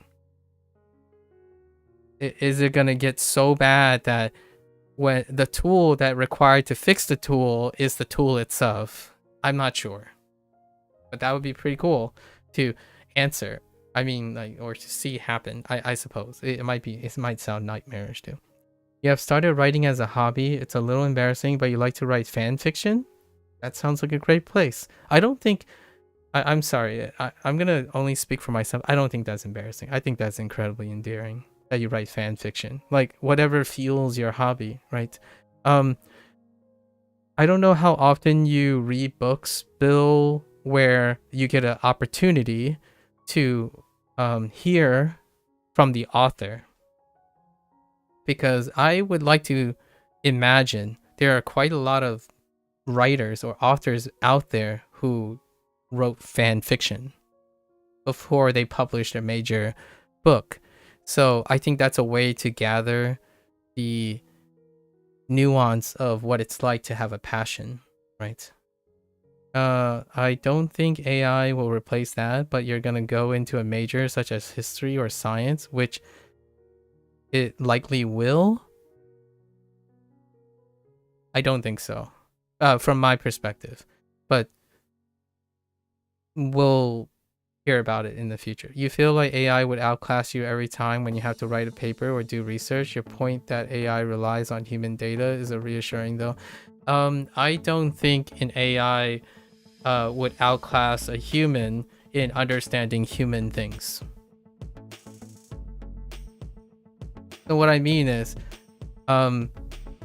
I don't think an AI would be more proficient at speaking biology to other biologists, the other human biologists. I think AI would be more efficient for sure in speaking a specific way that can generalize certain fundamentals. But for example, if you're thinking that there are enough people already that speaks a specific type of specialized language in order to communicate something else to people of the same nature, that would require the AI to have enough sample and data sets and or human oversight to distinguish that. Like, for example, I think maybe the whole scientific writing thing you're talking about is how science is already very consistent, as in it's less subjective, it's objective, right? A lot of objectivity is involved. So because of its objective nature and its consistency, it can be replaced by AI because AI is great at creating consistency. But the language that's being used to communicate things in the like science is determined by the humans. So if you're saying, oh, how does an AI write a biologist paper, like a paper in biology, being outclassed would insist that the AI knows how to mirror what a biologist is to a human being, right? Like it could. I'm not sure yet. Like, I haven't tried actually. Currently, like, ask someone describe the sun in biological terms. Like, describe the sun as though you are a biologist. I haven't tried those things. Maybe we'll try them in the future. Describe the sun from a chemist's perspective. Describe the sun from a physics perspective. Procon and I talked about physics, biology, and chemistry, so I'm just bringing back an old theme. So I'm not entirely sure if AI is going to outclass the human aspect of explaining things to other humans yet. And if you want my little nod on why I assume this to be true for now, is that the conversation I had with that kid yesterday when they talked about like India is filled with how India is filled with a lot of cultures. That to me is how AI explains things. A human can do that too if they rely on AI to explain things. Like, I asked the person what type of Indian culture that you experience, and that person stated something about India, not their experience with India. They explained the idea of Indian culture, not their experience of India. So when you're thinking about scientific writing, you're recording what you observed and how you interpret what you observed. An AI is telling you what is and what has been done. So it's different. Now, when you think of outclassed, oftentimes you might be thinking about empirical performance, right? Consistency and errors, like reduction of errors. That's perfectly fine. But overseeing what the AI is trying to say in the paper, when you're using AI to write the paper, right? Accenting the paper, it deals with what you observe, not what the AI observed. Unless you're gonna say also the AI can write and observe and demonstrate all the wet lab things you've done, right? You can do that. Robotics have changed that, right? Automation, ELISA, microfluidics, high sequencing, that stuff you can't do humanly. So those, you are entrusting to those machines, but those machines have human oversight because there's error frequencies to those as well. When you're saying like they write it and that paper is written, who's double checking it? The AI is? I guess you can have an AI double check an AI, but my first thought is, if you find one error in AI, an AI checking AI would only propagate that error. So an interpretation of research is erroneous, is prone to errors, much like humans can propagate errors when they're interpreting something. So I don't think AI will ever ever replace humans, but they would offer two perspectives of the same discipline. So one would evaluate future research papers with human oversight and AI oversight. They are to complement each other. So outclassing would suggest that they are doing the exact same tasks that humans are. I don't think that's the case. That's the whole, in my opinion, that is the idea of human oversight. There's AI oversight and human oversight. There are two tools to making sure that the dissemination of information is accurate. So I don't think that will be the case even for, especially scientific writing. It would be very scary to think that I can trust, especially as a former scientist. It's very, I would be afraid to wholeheartedly trust a single source, which is the AI source, right? I think scientists are naturally very skeptical already to trust even a neighboring scientist on their word. So I hope that AI can improve that. But I think it would be very daunting to just go ham and trust anything that gets pumped out of an AI naturally in the scientific field. I suppose you're right. Unfortunately, you gotta go now. Thank you for your insight. Yeah, no worries, Bill. I love talking about this. Sorry what you said. No. I guess you just have an irrational fear.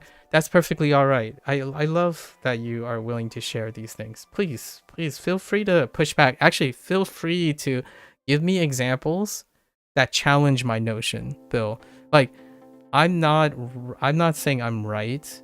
I'm saying this is one of my viewpoints. And if you push back and also have that irrational fear, right? Talking about it and being able to negotiate that type of thing often makes you understand it better. And then it will no longer be irrational. It's a rational fear then. But thank you for the opportunity, by the way, Bill. I definitely encourage you to also offer your own, strong take on these things. I think the other side, the irrational fear side, is a little bit overrepresented right now. So I tend to push back on overrepresentation to balance out stuff. But good, yeah, take care, Bill. Maybe a topic for another time. Okay, don't tell Bill, but as part of my degree, you're going to develop an AI model that will make it all possible writers redundant. Interesting. You're wrong. The actual problem with human consumption is a persistent cough and fever.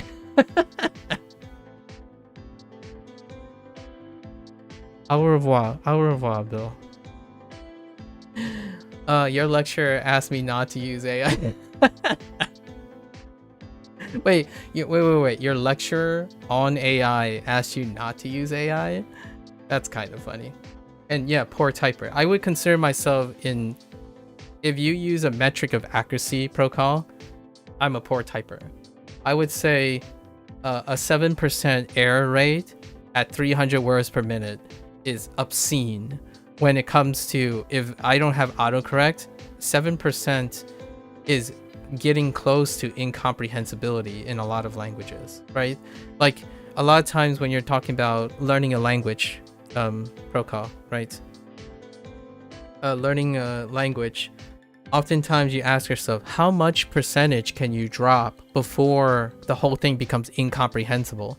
And for me, my comfort level is around 10% of it being incomprehensible. So when I'm like listening to a podcast in Japanese or something like that, if it's 10% right? If it's 10%, I'm like, I don't know. So the errors have different ways of propagating. In English, the nice thing about spelling errors is that they're not as condensed. So I would say you could drop it lower for English when it comes to typographical errors. But to me, the 7% is gnarly.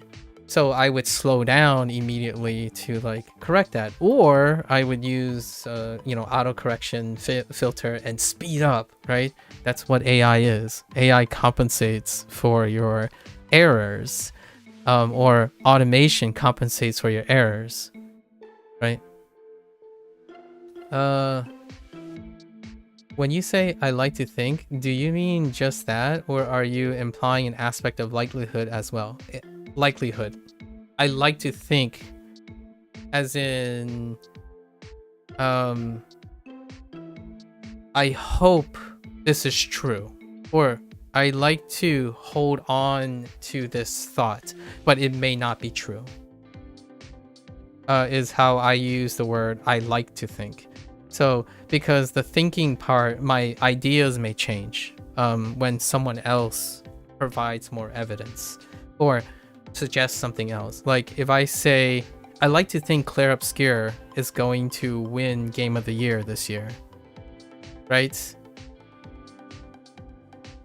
The reason why I said I like to think Claire Obscure is going to, the idea of Claire Obscure is going to win Game of the Year, it's dependent on if the rest of the year doesn't release another banger, right?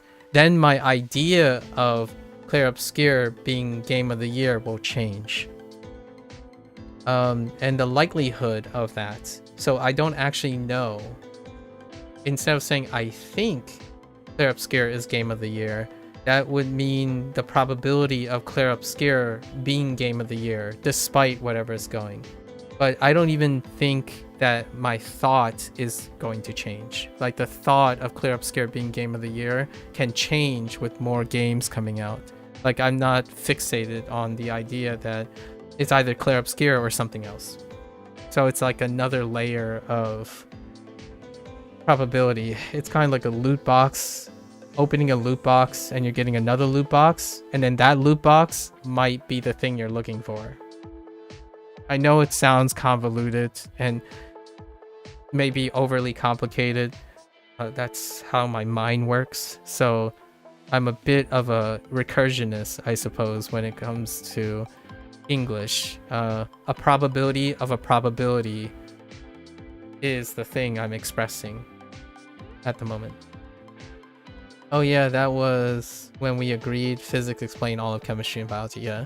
This is an off-topic question. Do you think the argument that states God is all-knowing and knows what you will do in the future and therefore you don't have free will, as if God knows you will have lunch at 1:05 p.m. tomorrow, then that means you have to have lunch at 1:05 p.m. Do you think that's a logically sound argument? This was in my syllogistic class, or like not syllogistic, but my logical system class, right?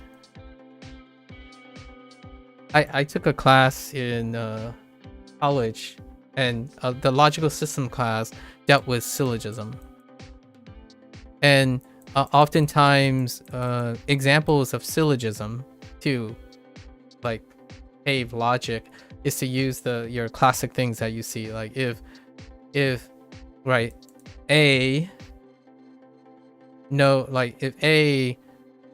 knows all of B, right, and therefore you don't have free will, that's fine, that's interpreting. And if that means that does B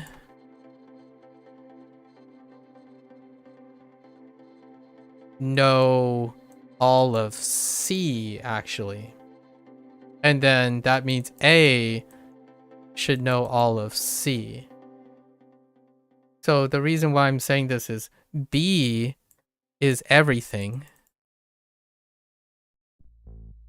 So does that mean B also equal to all the things that are going to happen, right? Because you're talking about future tense, right? So C is a subset of B. So then it would be sound. Assuming by the words you're saying is that within everything is everything that's going to happen. The things that are going to happen is within B, and B is equivalent to the knowledge of A. So if this A entity, which is the G word, right? If this A entity means everything, so if A is this, the knowledge of A, and then A knows all of B, and then C is a subset of B, then all of A is equivalent to C. And that would be true then. It's logically sound. Like, it's logically sound. That's what you can say. Like, in a logic way, it's objectively sound. All of C is in the knowledge of A. So that's kind of what does that mean like to a human being? I don't know. Like, how you use this knowledge is up to you, I suppose. 7% of words you type contain errors. Yes, like error in like spelling error or something. If I'm typing at 300 words per minute. So if I'm going as fast as possible. Oh no, not 7% of each individual word, but 7% across a prompt. So mean of 7%. So it would be like a composition, and there would be 7% error. It could be an entire word that I don't know, so that could be a lot of errors, or it could be spread out, but we're not talking about 7 evenly spread out. But it's like overall is 7%. So I think we're talking about distribution and or unit, right? We're not binning words or anything. So if I were to take a gamble, the 7% is contributed to vocabulary usage. So I might have a higher error rate on very specific typing patterns versus evenly, like an even potential. So it's not saying when I type something there's a 7% error rate all the time. It's distributed to whatever the prompt is. Sometimes they give me a different prompt and the error immediately goes down. So how you could test this is you give me the prompt, I do it once, and I get the same prompt. Does it go away immediately, right? Or is it hardwired, like, because it could contain a word that I'm just not used to typing, right? I always thought so, and you agreed with how you answered it. However, you came across a Christian video about it that has sort of changed your mind. Okay. His response was, God exists outside of time and is simultaneously seeing all of time. Okay. So, right. The big G is outside, right, of time and is simultaneously seeing all of time, right? Past, present, and future at once, and therefore God, knowing what you will do, can be known from him observing what you did do, rather than God setting in stone what you will do. Well, then this is a different logic. You just said God exists out of time and they're observing all of time. So the big G is occupying a different state that this is occupying. So it's saying two different things. Of course, your mind would be changed if you're using this logic. I mean, according to what you said, that God exists outside of time. So they don't occupy, the G doesn't occupy the same time that they're observing. So they are not the same thing. Or it doesn't encompass the same thing. So now you have to know if seeing all of time is the same as seeing all of time, including the time that G occupies, or lack of time. Like, what is G occupying? Do they know about G? Now, for example, hear me out. If there's another G, G2, and they observe all of G1 and T, then this person would be all-knowing in this argument. Because now it's someone else existing outside of time, and they're observing all of the out-of-time positions of this person who observes all of time. Right? Out of time in space is not the same as in time and space. From a logical standpoint. Right? In order to make that argument, then outside of time is a different state than being in time. So then you can use this to do like a Marvel movie. If you do a Marvel movie, that's what you get. So a good example would be Loki. Loki season 1 and season 2. The time guys, right? The time agency exists outside of time, but they still operate within their own system. So whatever happens in the time agency still exists. It still persists in their own observations. So what happens in the time agency is it's not going this way. So the people who are operating in time cannot observe the people that are outside of time. But the people outside of time observe all that happens in time. However, if this exists, then there's a chance another entity outside of their out of time and within time can exist. So in a Marvel movie, it would be like a parallel universe. So now the parallel universe, this time agency is unaware, which later in the show showed that there's an alternative universe of the time agency which exists out of time, but there's another time agency that exists out of time of that time. So you can get to layering stuff. The other argument that we had was that everything was all-knowing. So then there's nothing outside of it. It's logical if you're assuming that the thing contains everything within it. That argument in that video is suggesting something that's outside of something. So this thing is not in this thing. So that is a different logic. So naturally you would have a change of mind because they're not saying the same thing.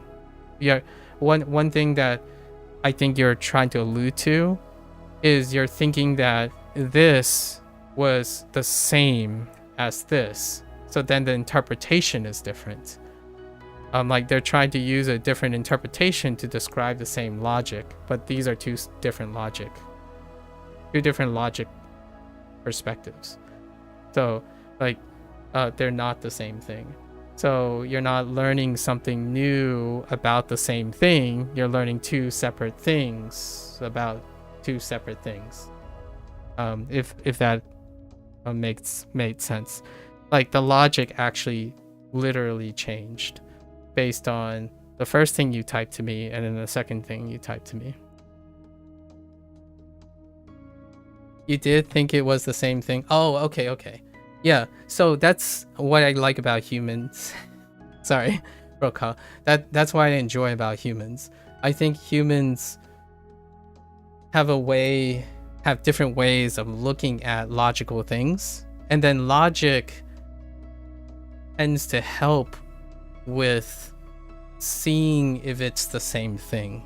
That's kind of how I feel about why it's useful to understand logical systems, and then also useful on how to interpret, like philosophy, psychology, or some sort of interpretive discipline, right? Like my favorite thing is there are 10 plants, This is not my favorite thing. I'm just using science. So you observe 10 plants, right? 10 plants. You can say all the 10 plants look identical. So they are identical 10 plants, right? Right? Logic would dictate if they're identical, then they're the same. But you only observed, you only saw, for example, you only saw that they are identical. And then you find out that they sound different. So it's one of those things like, if all you saw contains everything, then that subset of what you saw has to be the same or within your grasp. But if you're only seeing and you're not hearing things, right? But it gets a little trickier. What if that thing exists like this?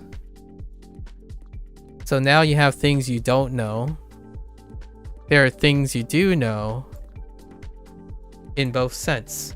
So if you stay in here, it's confirmation bias. So if you stay in here, it's confirmation bias. If you are out here, you're null hypothesis testing.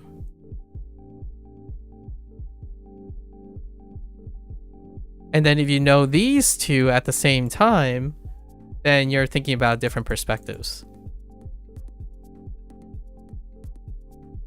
And then if you know all of this, then tentatively you know everything. As in, this is as much as it's all known, right? But it doesn't tell you what's outside of everything else.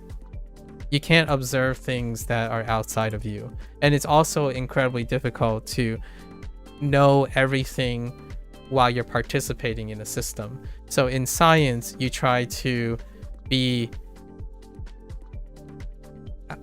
bigger than the system you're observing. So you're observing a system and you hope that everything available in the system constitutes an isolated thing. But oftentimes in science, I feel like it's more like this, where there's going to be something you don't know, right? It's going to be outside of the system that you're doing. So every time you get like an error, this is what I would call the glorified error rate. Like when you're doing something in biology is what happens here. We're more scripting biology, representation of biology stuff, and not like physics. I think physics try to remove this little pocket of unknown because they stick with things that are fundamentally consistently constrained, like universal. While biology has to contend with the idea that there's going to be something outside of the perception of the system. And oftentimes this is inherently true because the system that you're looking at either outside of your knowledge, or when you're doing like human studies like psychology, you are operating in the system that you are observing. So it's very difficult to know if you're not outside the system, right? And that's the whole, like, if Big G is the observer of something that it's not part of, then it's very different from being an observer of all the things that they are also part of. And that's kind of what I feel like when it comes to the G word, like serendip, like parallel. You can draw a parallel here. This system that you're trying to manipulate, right? This would be like an experiment. So you inherently are the observer as well of this. And then oftentimes this can see, and then you can kind of see why the first thing and the second thing kind of sounds like it's the same thing. Because oftentimes the observer is somewhat part of the system. So you can't, it's difficult to almost entirely be all-knowing outside of a system that you're trying to observe, in my opinion, like just in biological sense. So things like in psychology, if you're looking at a correlation, you're only looking at a subset of things that interest you. And then another person could come along and look at this way, right? Some things might overlap with you and some things are outside of your knowledge. So at some point, the idea of science and collecting science is that at some point you've collected enough observations and then exchange ideas between here, at least in my opinion, in a really rudimentary graphical way, that when combined together, you can observe the whole thing put together. So that, in my opinion, is more like physics. The goal of physics, anyways. And like what I mean is, that's where they start a lot of times. They start with the thing that they understand inside and out collaboratively by filling in as many holes as possible, and they stay within this hole. So now they believe that when they study something, it's pockets of their observable universe. So all their theories and stuff are often studied within their understanding as opposed to outside of their understanding. And when you get to chem, right? When you get to chem, the study is like often like this. You're studying pockets of the universe, but there are also things that are kind of inexplicable. And then when you get to bio, you know, it can get bigger. The spheres are bigger because the generalization is bigger, and then there's bigger things or a greater extent of unknown, right? I feel that's one of the ways to illustrate our mindset difference between, if you're a physics person, you are, in my opinion, take on the perception that you want to explain everything. And especially explain everything through the understanding of your existing knowledge. And in biology and chemistry, observers, right? Observers, and always operating, nearly always, in my opinion, operating on the idea that there's something we don't understand. Right? And that kind of produces that stereotypical contrast between someone who works in biology and someone who works in physics. And also, it kind of permeates the mentality and the behavior oftentimes. Like, I'm not saying everyone, but the tendency to, where a physicist will try to state that they can explain everything, and a biologist would naturally state there's probably something we don't know. And then that creates this really fun dichotomy when it comes to the behavior of the thing. And that, in my opinion, also is very evident in research papers. So it's one of those things, write a scientific paper and tell me who wrote this. Is it a biologist or is it a physicist who wrote this paper? And that leads back to the last statement that Bill was talking about how like AI would, are you worried about scientific papers and stuff? It's like, I think it's a different question. It's definitely a different question. I think there are particular fields maybe in science that would play nicer with this. Like physicists probably play nicer with AI than biologists and chemists. Because oftentimes the question is, what you don't know how important it is. So if AI doesn't know something, do they conceive of not knowing something? If you know what I mean. Like, does an AI know when it's wrong? We're working on that. I mean, that's kind of cool, you know, have an AI oversee an AI. That's a thing. That's still a thing now, where like, oh, now we're gonna build AI to oversee AI, but does the two AI systems, so this is we're gonna use your G, say AI G and AI G prime, right?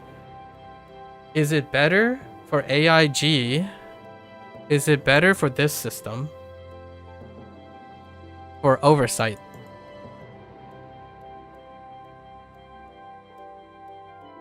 Or is it better for... Is it better for AIG Prime and AIG Prime 2, and they oversee each other only on this? Right? So I'm using AI right now.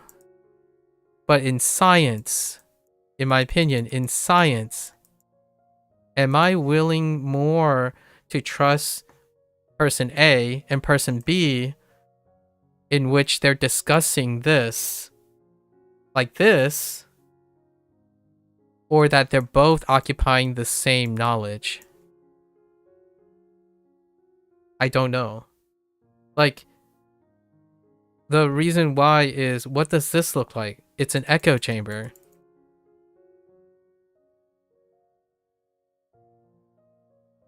And when someone says like their fear of AI outclassing humans, is because they think that the world has only one truth, one perception, and that you can observe all that is known in the observable universe by knowing all of it.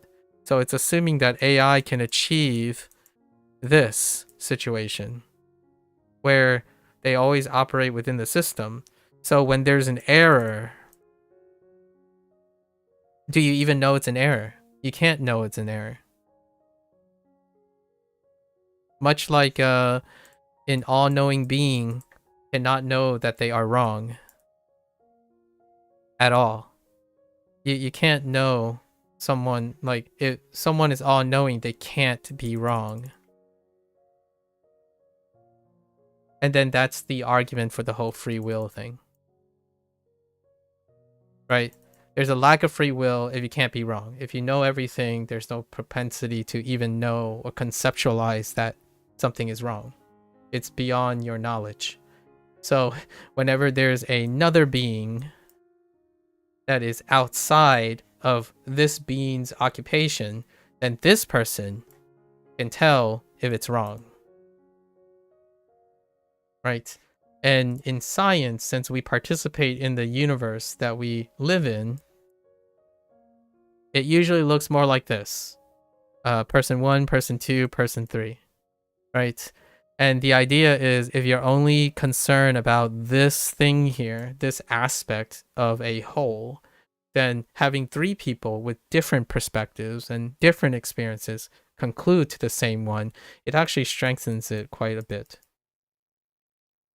And one of the things that are very concerning, at least to me, from like a empirical and logical perspective, is that if you don't have oversight, you can't know you're wrong. You can't know error. There's no oversight. And so when someone says comfortably, if they're afraid that in scientific writing, a singular AI source will outclass human writing, humans can't even outclass each other. I really highly doubt that a system that is built by humans can outclass the source of itself. And maybe in the future there's some sort of like transformative thing or something, but without oversight, no one's correcting you. Like there's no converging evidence. You don't need any rebuttal or anything, and that could be fine from a all-knowing perspective, right? Like if you want something to be all-knowing all the time, and that's possible, I'm okay with not knowing that's possible. At least in my opinion. Like, so this is where that whole existential crises and whatnot comes in. Like, if someone is all-knowing, what's the point?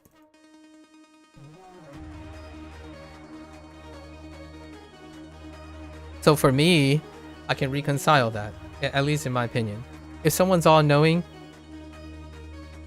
good for them. And I will continue to do whatever that they know I'm going to do. And the experience that I will have is still the experience I have yet to have.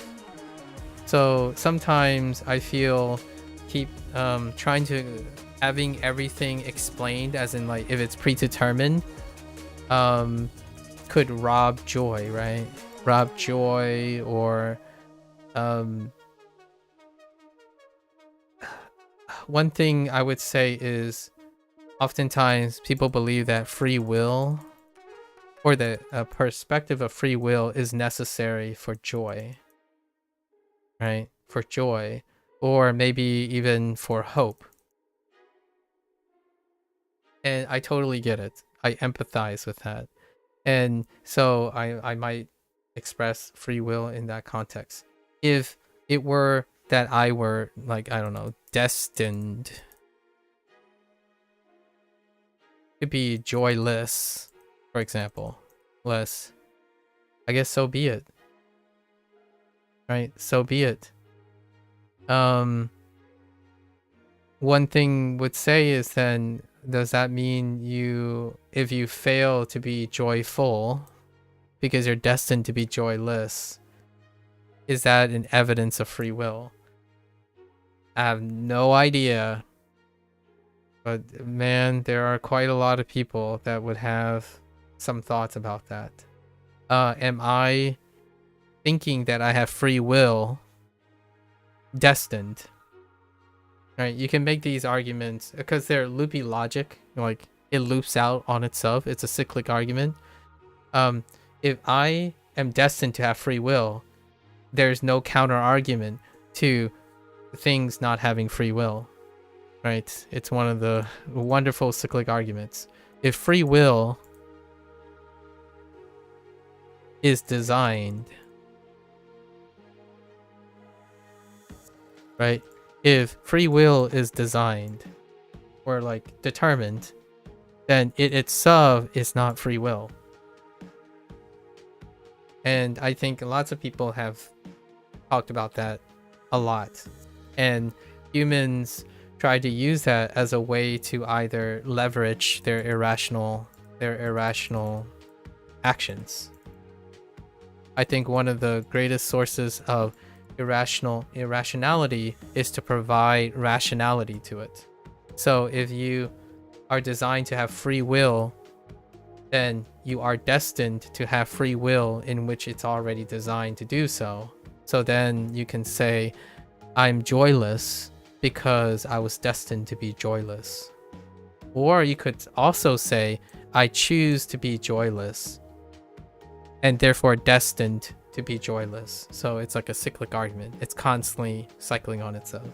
And to me, I personally, you could make an argument I'm destined to not think it this way, but I would say whatever the design is, or be it if I have free will, I have chosen to be the idea that I don't spend my time with this. I don't spend my thoughts and decision making based on cyclic arguments.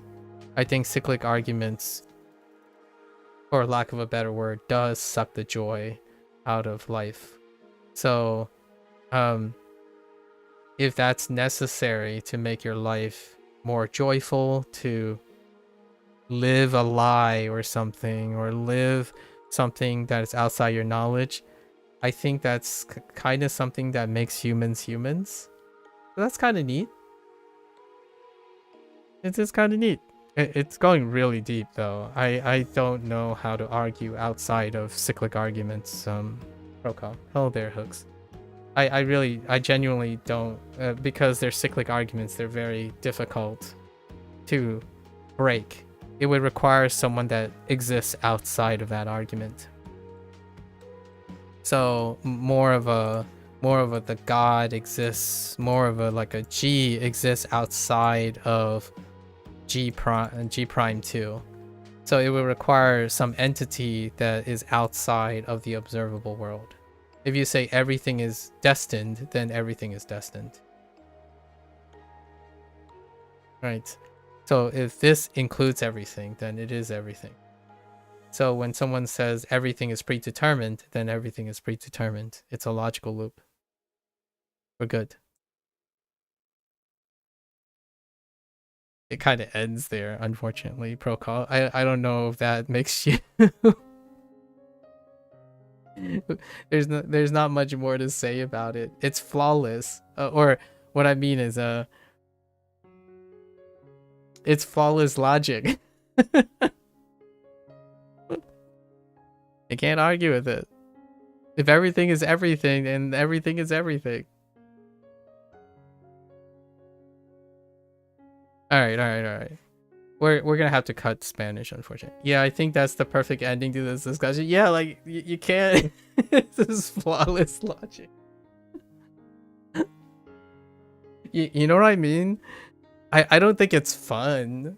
Honestly, Proko, I don't think it's fun to talk about those things. Like flawless logic is not as fun as human perception. I think human perception, I can spend a lifetime sharing stories through perception than thinking about the ultimate truth, or like the meaning of life as part of the universe. I personally love that with whatever time I have alive, I can share it with an incomplete image of the world. Like, I know that sounds a little oxymoronic from a person who seeks knowledge and wisdom, but take it from a biologist, I suppose. I know there's great satisfaction to know how the universe works. At the same time, there's some elegance and wonder and life motivations when you know no matter how hard you work, there's still more to learn. And that's kind of the element of, or a little behavioral mindset that might differentiate between someone who is in theoretical physics and in applicational biology, perhaps. You study things because you can, and you also settle with the idea that you're not gonna know everything. And that leads to great things like spiritualism, right? Spiritualism is an exploration of the unknown that is inexplicable, and then trying to apply logic to the inexplicable. I might get some hot water for this, but spiritualism is on the continuum of things that are explicable and not explicable. So I can only imagine what it's like to be in your head, Prokal, someone who's a big fan of physics, and then trying to use the logic required for physical thoughts, like in a physical world, and then blending that with spiritualism, which might arguably be one of the further, like a little bit further from biology, like even further out of reach in terms of universal knowledge, right? Logic is a great equalizer, sort of. I think across the things, but logic doesn't get any more interesting. That's probably a good place to stop. If you know everything, you know everything. Maybe there is someone out there like that. Let's see. Tokugatsu. Wait. Oh, Doku. Oh yeah, that's. Wait. Huh. So, okay. This one's very special. Tokugatsu. This is still an onyomi, but a special onyomi. Alright. Poison gas. Oh, gasu. Oh, so standing alone. Alright. Let's get going. Yeah, this lesson is very, very long now because we have to do all the other lessons now. So now we gotta do all the other reviews, which leads to new lessons. To cry. Naku. Another naku. Naku. Okay. That's fine. A watch? I swear it's a coincidence between you and Gecko, Prokal. I feel like... Are you sure you're not the same person? I mean, I saw you guys talk to each other, so fine. Such a weird coincidence. It could have been any other day. Wait, what's today? It's not even a weekend. And he's 1 hour off of you. 1 hour in, like, later in the day. At least I think. Yeah, you're plus. Yes, 1 time zone over to the east. What is Toke? Yeah, Toke. 時計 Okay, okay, this is a special read. Is he 1 hour ahead of you? Yeah. Or is he sitting right next to you? I see what you did there. Oh, I'm usually not that quick on the uptake, but in this case, you got me there. I was like reading, oh, I see what you did. I see what you did there. Yeah, I'll never know. I'll never know. Let's see. Toke, yeah. So this is special, and I only know this because I know what watch is. It probably is coming from the vocab word toki. Yeah, that's fine. And then you just shorten it. But even if it is, it's kind of funny that the person who's writing it is also saying, I guess that's the guess. But even if it is, it's shortened, making it a step more complicated. Maybe it's just better to imagine your watch is a walkie-talkie and run with that. Okay. Okay. 時計 時計 All right. We already know what toke. Total. Suit and measure. When you join all your measurements together, you have yourself a total. Join. Right. How does join work? Goke. 合計 Goke. Oh, jeez. 合計 Goke. All right. 泣く Naku. I don't think this changed, right? 毒ガス Dokugatsu.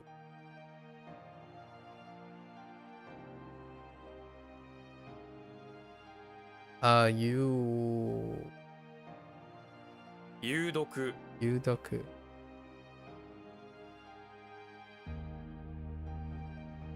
時計 Okay. Yeah, my Spanish, it's been a week. It's gonna be a week since I done it. I'm still practicing Spanish, by the way, in my offline. So I'm practicing what I already reviewed. So I'm usually still practicing all the languages, whether or not I learn new things or not. So it's perfectly all right when it comes to practicing. In fact, you don't really I don't typically rush learning volume. I spend more time practicing stuff. It's probably opposite of what other people like to do most of the time. They like to rush through new stuff and then hope that they can efficiently practice just enough to keep up with the new volume. But for myself, I engage in the things that I already learn as frequently as possible on my leisure time while learning by capturing it on stream. That's pretty much my goal. So any amount of learning per se is largely confined to what's recorded, and then the rest is just the rest is practice. Dopamine, practice, dopamine. Hey, I know what this means. I know what this means. Ooh, in this video game, I know what that means. That's how we go about it. And then the rest, when I don't know, biology. I just say I don't know it until I get to know it in the future. But I tend to wind down and chill, so then I can be ready for a full day of learning again, or however long this is.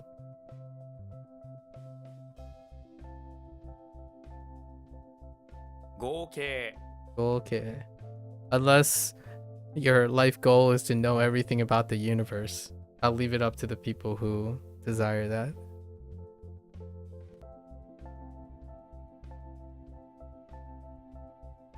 How does it work? Total?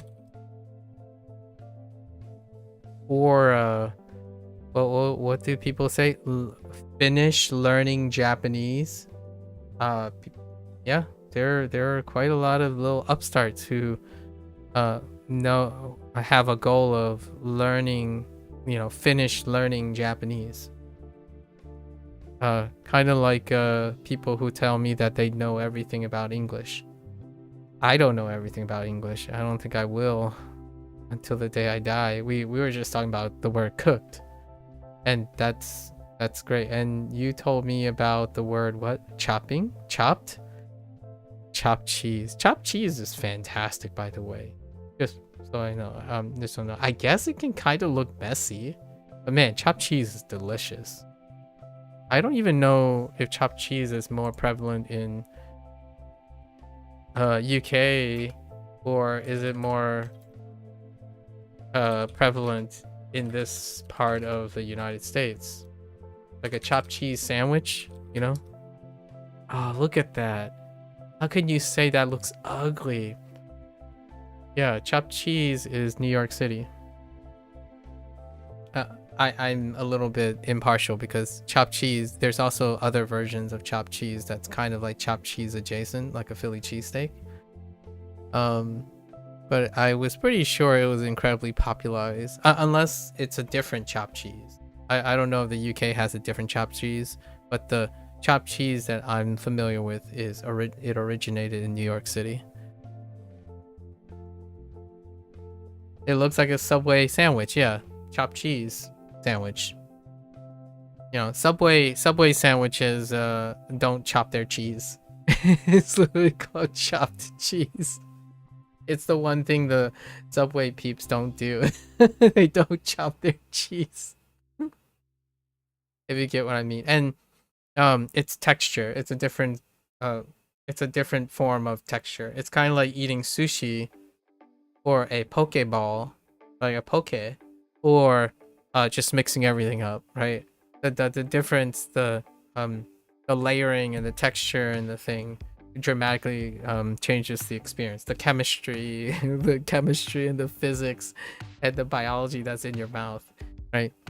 Are you more of a mixer, or are you more of a I like to feel the different elements? Because chopped cheese, that's well and good, but I do like my banh mi sandwiches, and they don't chop anything. Like, what I mean is they don't mix them up, they layer it. Or a Subway sandwich, they layer it, as opposed to chopping it up. Chopped cheese. In Philly cheesesteak,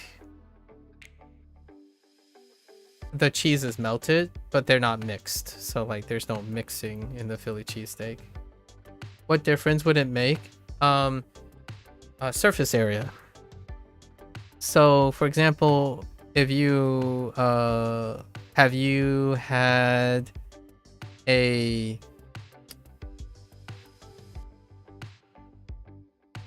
gelato? Oh, no. Have you had an Italian ice? Where, like, if you mix the custard with the Italian ice, it will give you a different sensation because of the order in which your taste buds are triggered. Or you have your custard separated from your Italian ice, and then you ate it through a layer, like or a parfait, for example. Oh, a cake is a great example. If you put a cake into a blender, would you prefer to do you think the sensation, the difference that you have with a blended cake and eating the cake layered, would you have two different experiences? I'm asking you because it may not be a difference for you. You might not perceive the differences. I personally would love my cake, layered, not blended. Yeah, that's probably my an example that is more divisive, right? that's a more divisive example. Meanwhile, I think maybe the differences is slightly more subtle between a chopped cheese and a Subway sandwich with cheese, with the same cheese. The last time I checked, I don't like my burgers in a milkshake or like in a shake.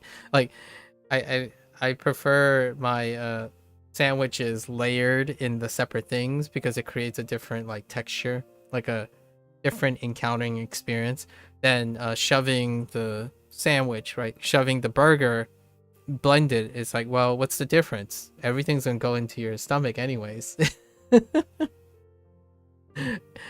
The last time I did try that, by the way. Someone tried to make like take everything that's the burger, jam it into a different form, right? A texture form, and then I can say that the slurping the burger thing produced a very a disagreeable experience compared to eating the burger by holding it. So I think that's one of those things. If you took everything of a protein shake, right? Like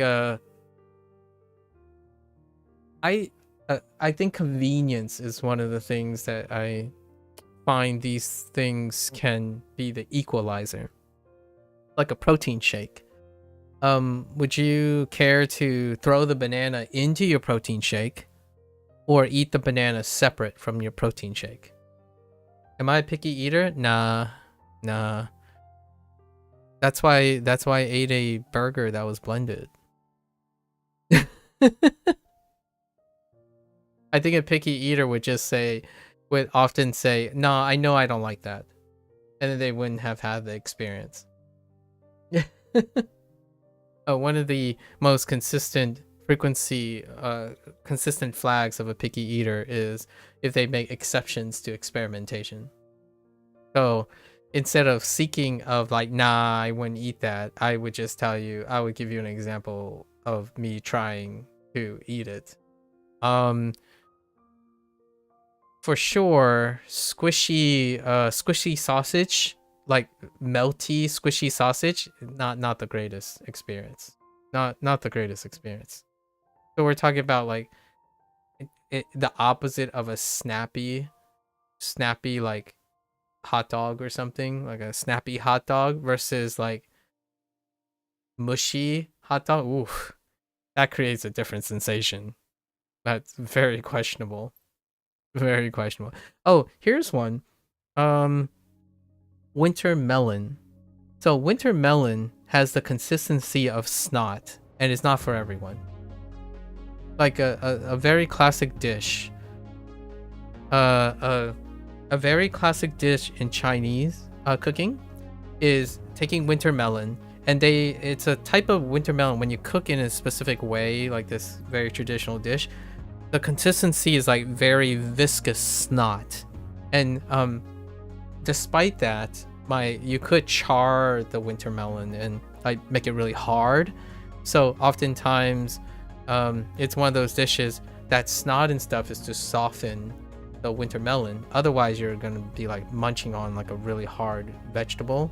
So that's a great way to contrast between. Nothing much has changed between the two other than its texture, and that's one of those things. I think science, I will call it science, like the culinary arts have explored for many hundreds of years, or at least now, because of like gastronomy and like even more food tech. But gastronomy is a great fun thing to learn about, or like to watch a documentary on. Gastronomy is fantastic. I think that is a great way to look at explaining these things, or trying to explain, and then how like it can consistently produce something that you like when you're eating. You used to be a picky eater, but nowadays you'll eat nearly anything, even if you really dislike the taste. Yeah, I garbage dispose. My or here, like consuming something is not predicated on whether I like or dislike the taste. Is usually the thing that I would agree with someone who is not a picky eater. Someone who's not a picky eater, the like and dislike of a taste is not the deal breaker for consuming the product, right? And I think when it comes to whether you're a picky eater or not picky eater, it's often thinking about the end point, right? And then when you're thinking about the process of eating, that is probably closer to like the culinary arts. Those who are interested in the culinary arts are more interested in the process of the eating. And what, like if you end up not eating everything or eating everything, they still get most of their value out of the experience of eating it. And then you got not picky eaters, which the eat everything eaters, which is probably closer to what I still inhale things I dislike. Like, man, this tastes really bad. I don't know. I'll eat it. And I think the older I get, okay, so there is a thing in biology. I don't know if, you know, other disciplines or like psychology has a take on this. But oftentimes over your biome, like whatever happens, there is a change in the sensitivity of your palate over time, and it is rather coincidental. I'm not saying this is causal because I don't think there's enough evidence to suggest that this is causal. However, there are a bunch of coincidences that typically happen when one ages when it comes to the matter of taste, like literal taste here as opposed to figurative taste. That changes too, but in terms of like the biology behind tasting things, there are a lot of converging evidence that suggests that the thing we portray as a mature palate, right? A mature palate also coincides with aging, which also coincides with having more experience with food. Usually, you know, outside of extraneous cases where you're like restricted from eating that stuff. When food exploration and experience comes with age, it also coincides with the change of palate, which also coincides with a leniency and exploration of eating over time. So are all those causal for each other? Don't know, but they are converging and coincidental. So you could make an argument that your palate is less sensitive due to aging, and that allows for a depiction of more lenient eating habits. Or you can also argue that with that, there's also likely more experience with varying foods when resources are not literally eliminated. In those situations, you can't experience something you don't have access to. But when there is accessibility, food exploration is ultimately going to happen. And with food exploration, there's a normalization, and that creates less picky eating.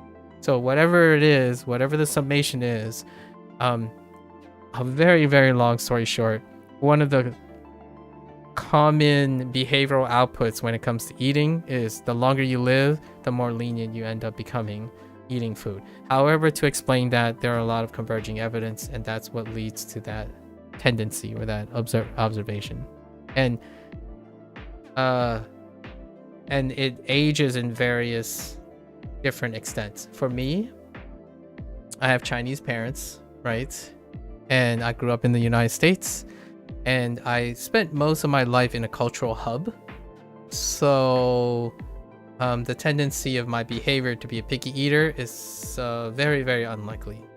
Not to say that there aren't picky eaters with my background, but generally speaking, I'm a garbage disposal. Like, I think I challenged my stomach unintentionally to a wild extent, including my palate. Like, my palate has seen days. Like, Vegemite and Marmite was like disagreeable the first like 3 times, maybe. And then you just be throwing them back. In my short stay in New Zealand, being introduced to Marmite, which is the New Zealand equivalent, and then trying out Vegemite later on. Yeah, I don't know if you've ever had Marmite or Vegemite, but I imagine New Zealand's and Australia's connection with the UK, some form of Marmite or Vegemite is fairly prevalent in the UK, and you probably taste like you might have encountered an equivalent or something of that nature. You vehemently dislike Marmite. Yeah, I figure. Yeah, I'm okay with that one. I still eat it. Yeah, you spread it on toast. It's like, oh, people like it on toast. And I'm like, huh, wow. It's incredibly salty. It's like eating a concentrated... It's like eating a concentrated paste of dry yeast extract. I'm like, you know, after the third bite, I'm like, it's growing on me. You know, and before you know it, all of it's gone. That's probably where I am when it comes to food exploration.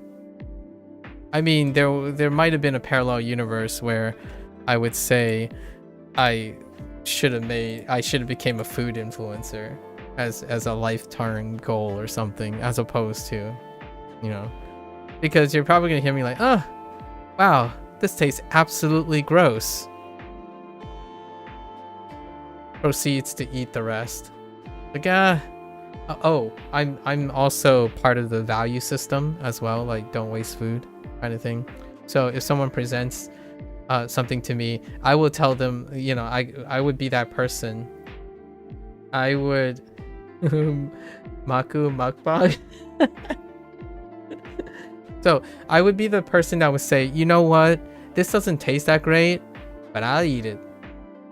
And I really appreciate it. Like, or I'm the guy who says like, this isn't for me, but then I consume all of it, right? And appreciate the idea that someone made the food for me, or somewhere it provides substance for me.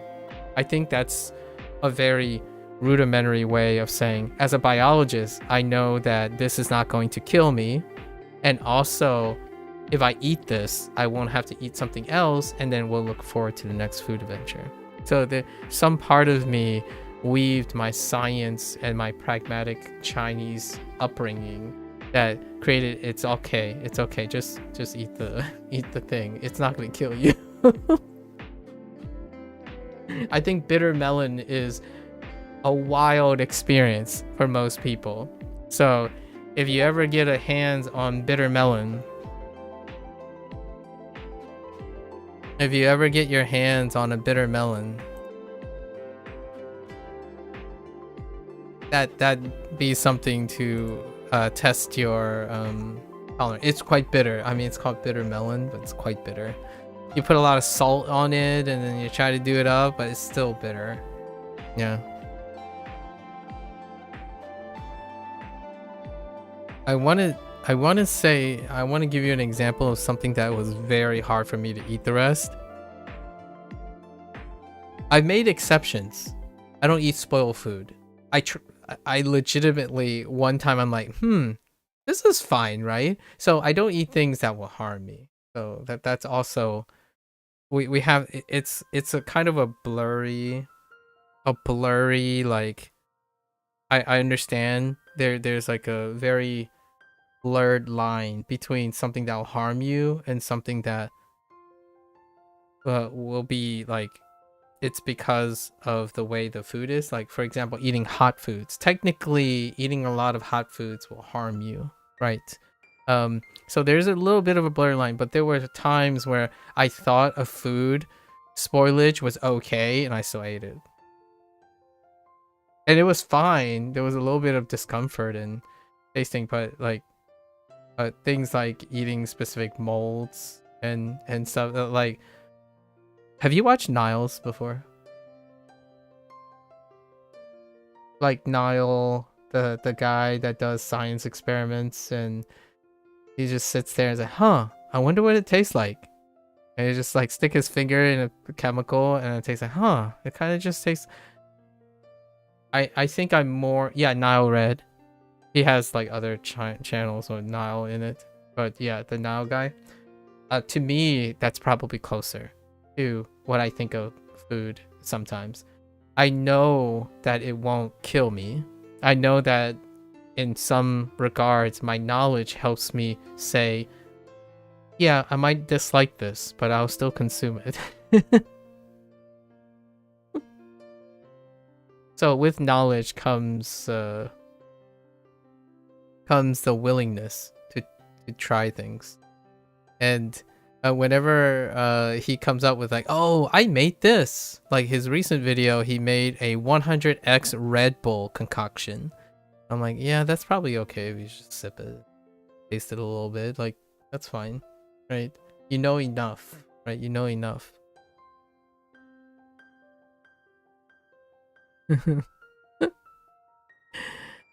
Alright.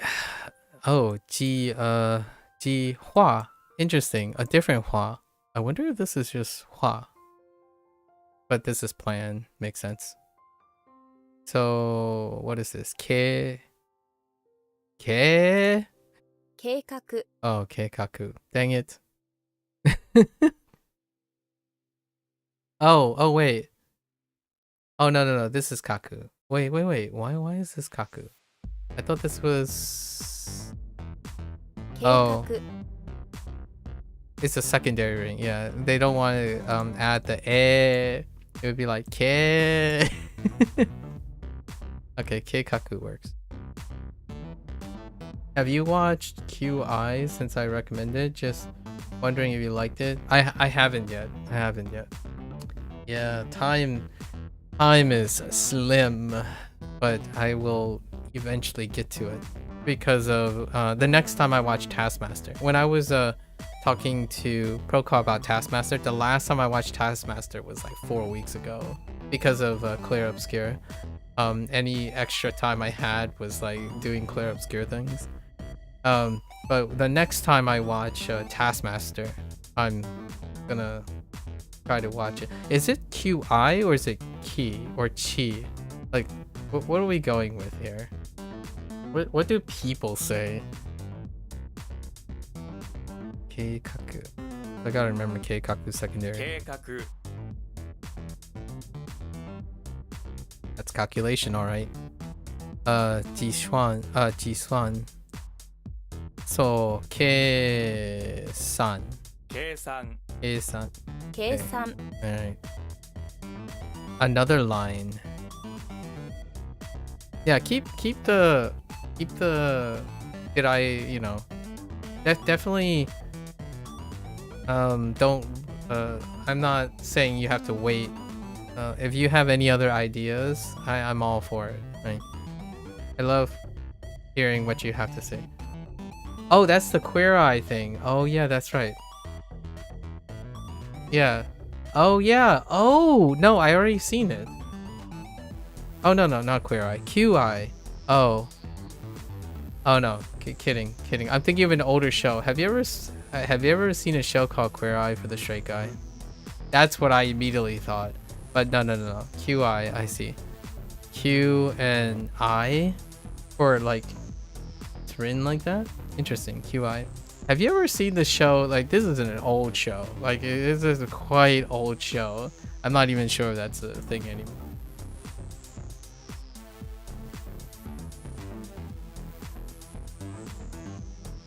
I thought this was pretty interesting show on Bravo. No, you haven't? I guess this was back in the days when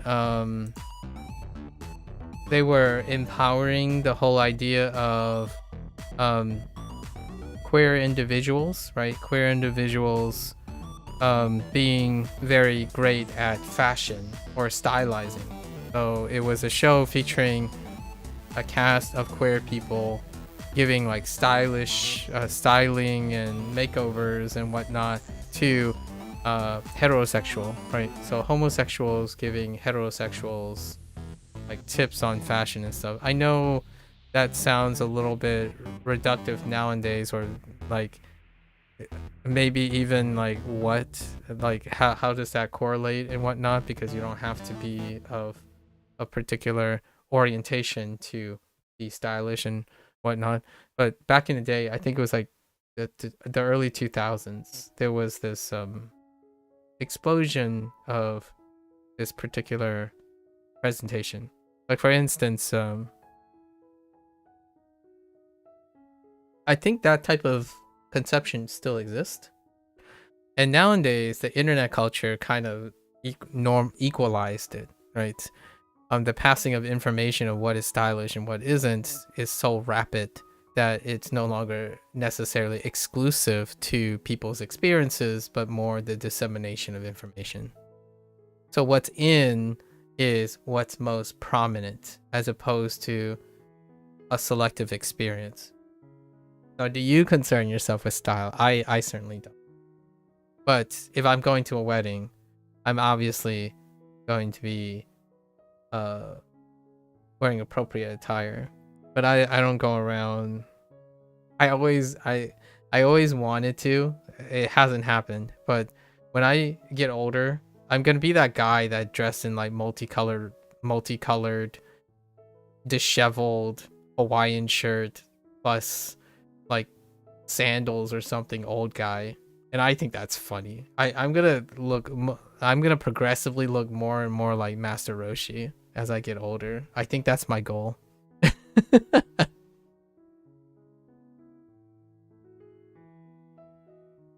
I think in the long run, if we still know each other by then, I'm gonna progressively end up looking more and more like Master Roshi. Like multicolored shirt, like always wearing like maybe excessively long shorts, but maybe pants, and then like carrying out just wearing absurdly vibrant glasses and whatnot. That's probably gonna be me. Right? I'm gonna become far more eccentric when I get older. It's if you believe in destiny, I think that's probably the most outcome. I feel that's a consequence of reaching for more cultured status. The more cultured you become, the wildly more eclectic over time things become. Things become messy. They become a bit chaotically nuanced.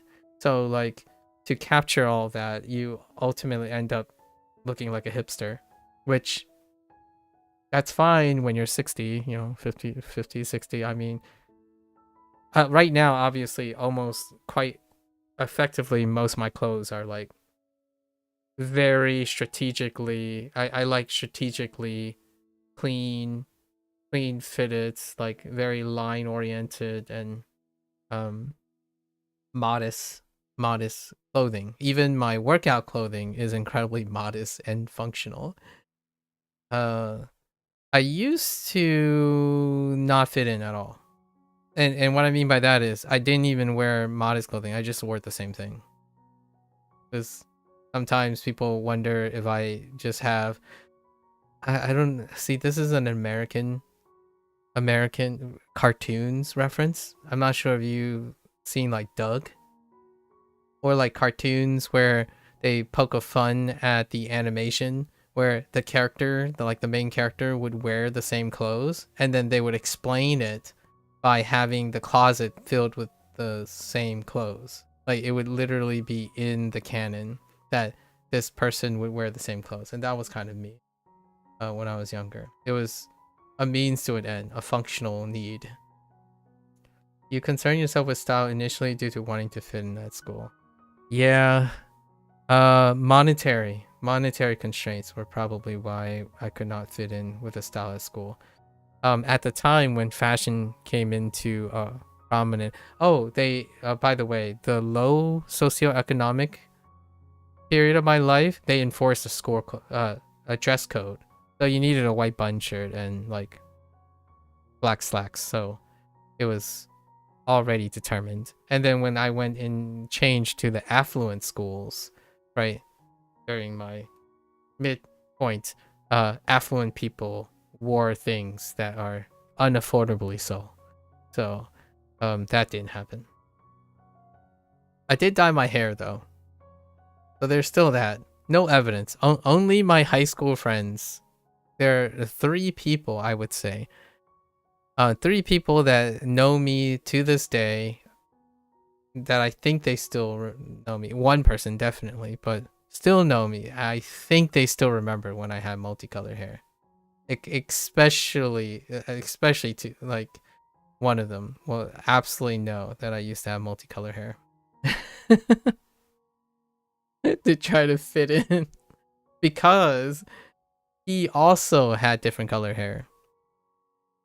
Yeah, he definitely went through a period where he like frosted tips. Was there a frosted tip phase in the UK where people like would, highlight the ends of their hair intentionally, or like dye men dye their hair and then eventually like it grows out and then they would like, yeah, that's I went through that phase. Only instead of having one hair color, it's like a mix of a lot of hair colors, but not a natural hair color. Actually, I was going more for a natural hair color, but different. So it was like, what happens when black hair like starts fading due to age and stuff. So it was like a mix of auburn, like a red auburn all the way to like a blonde, right? If you were to lose all your hair, like lose all your hair pigment, not lose all your hair, lose all your hair pigment. So usually your hair gets whiter. So it was the range of natural hair color in my hair. My hair was the range of natural hair color outside of red, like outside of going straight to red. It's getting close to red adjacent. So what a black hair color person would be if you took the full range, because black hair color then would darken all of the colors. So like a red hair color would be like an auburn hair color. So that's what I did, and then my hair used to do this all the time. So it still does this all the time, where it's like sticking up, and I would just pat it down. So my hair always often that's these things sticking up and whatnot. That's pretty typical. It's always been like that when I was in high school. Yeah, and then you put some hair products in your hair, and it gets all like pointy and voluminous. I think that's the word, voluminous.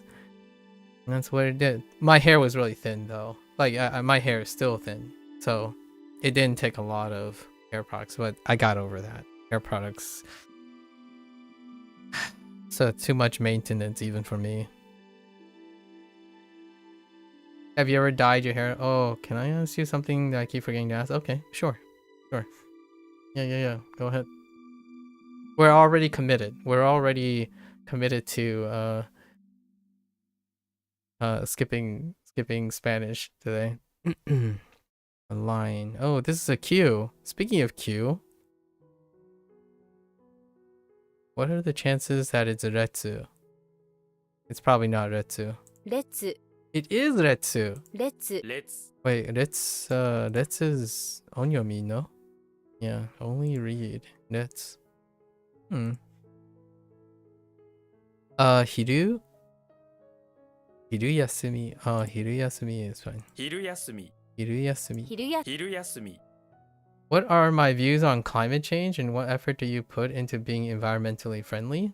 That's an interesting thought. Climate change? Climate change is happening. Right? That's what I can say. Climate change happens. In which direction climate change happens, that's kind of outside of my area of expertise. I can firmly be confident in agreeing that climate change happens. You know, up, down, everywhere. Like climate change has happened because the averages or any form of metric show that climate change happens globally, right? And then my efforts, I don't consume physical media products. I live a minimalistic lifestyle. I don't have an excess consumption in anything, mostly. My sole purpose on this planet is to consume enough and be consistent in sufficiency. So I would probably be one that has a very low carbon footprint. In fact, my eating habits have a low carbon footprint. I still accept knickknacks, but knickknacks are only given to me. I do not buy knickknacks, which I do have 2 here. I've yet to open them, but I will eventually. So I don't usually get visited by my best friends. Do I recycle? Yeah, we recycle. It's part of the normal routine. However, recycling is very different in different states, so I'm not entirely sure what happens downstream of recycling. So let me tell you a little bit about these. There's a fad going on about like gotcha boxes. So it's like a version of gotcha, but now it's like merging with Funko Pops. And one of my best friends visited because my sister actually visited. I didn't have enough time to hang out with them. Like I wasn't aware until the day before. So these are boxes that are incredibly popularized by China, actually, even. So this is Hello Kitty and Friends, and these are there are 12 things that kind of show you what they are in the back. Yeah, they show you what's in the back, and there's a very hot trend where you buy these and you're supposed to like let the camera see the camera before you see what you get, and you kind of like guess which ones you have, and you can see that in here, the bottom right hand corner, the box thing are the rare figures. So it's kind of like gotcha in a box, and that's a thing. And I seen it by coincidence, sheer coincidence, because there's like this influencer that I was watching briefly. She lives in China. She's an Australian that lives in China, and then she went to the mall to buy these I forgot what they're called, like mamas or babas or something, and it's the same deal. And they rack up a lot of things, and things like this is cool. I like it for the sentimental reason of keeping them, right? However, I don't go out and purchase these things myself because I didn't change my carbon footprint, or I'm not environmentally friendly by sheer principle. I'm environmentally friendly. I would say I'm far environmentally friendly, but out of coincidence, because materialism is something I struggle with, or like consumption or collecting or hoarding is something I struggle with, knowing what my behavioral compulsions are. So I no longer do that since I went off to college. I lived from a briefcase ever since I left college. My apartment, like the apartment that I lived in for like 7 years in graduate school, there weren't even furniture in it. The thing that qualified as most as furniture was my computer chair and my desk. I didn't have anything else. There was a closet space that's already built in where I hang all my clothing. And then the furniture is Amazon boxes. I use you put everything in an Amazon box. You order things from Amazon. You put them in the same box. You stack the boxes in your Amazon boxes. So I didn't own any furniture. So the most technically I did own furniture, but I rarely buy furniture. So the desk that I have purchased, that same desk, by the way, I just recently replaced. It's still working. It still works. But this desk that I bought last winter is the first time I've ever replaced the desk. The very first piece of furniture that I have ever purchased. When I went off to when I left college, because college provided a desk and a bed, like the dormitories, right? They had a bed frame and a desk. So yeah, the desk is older than you. Yes, probably. So that's kind of what I am. It's not because I don't want to. I really do. Like I'm telling you that being environmentally friendly is not a conscious decision that I've made, but coincidentally it is. So that is a reality. Like, if I had a lifestyle that permitted me to review technology, for example, if I was a tech tuber, I probably would do it because climate change and like environmental friendly action is something that's not thrown at me, right? But for the sake of this is for the sake of transparency. I am aware of climate change, and I would find a way to try to compensate. So like if I review, say, technology, and I have all this technology, I would give it away, right? I would review the keyboard, then I find ways to give it away to people who don't have keyboards, or give it away for other people to actively consume the things in order to circumvent their need to consume more. And I would present it that way.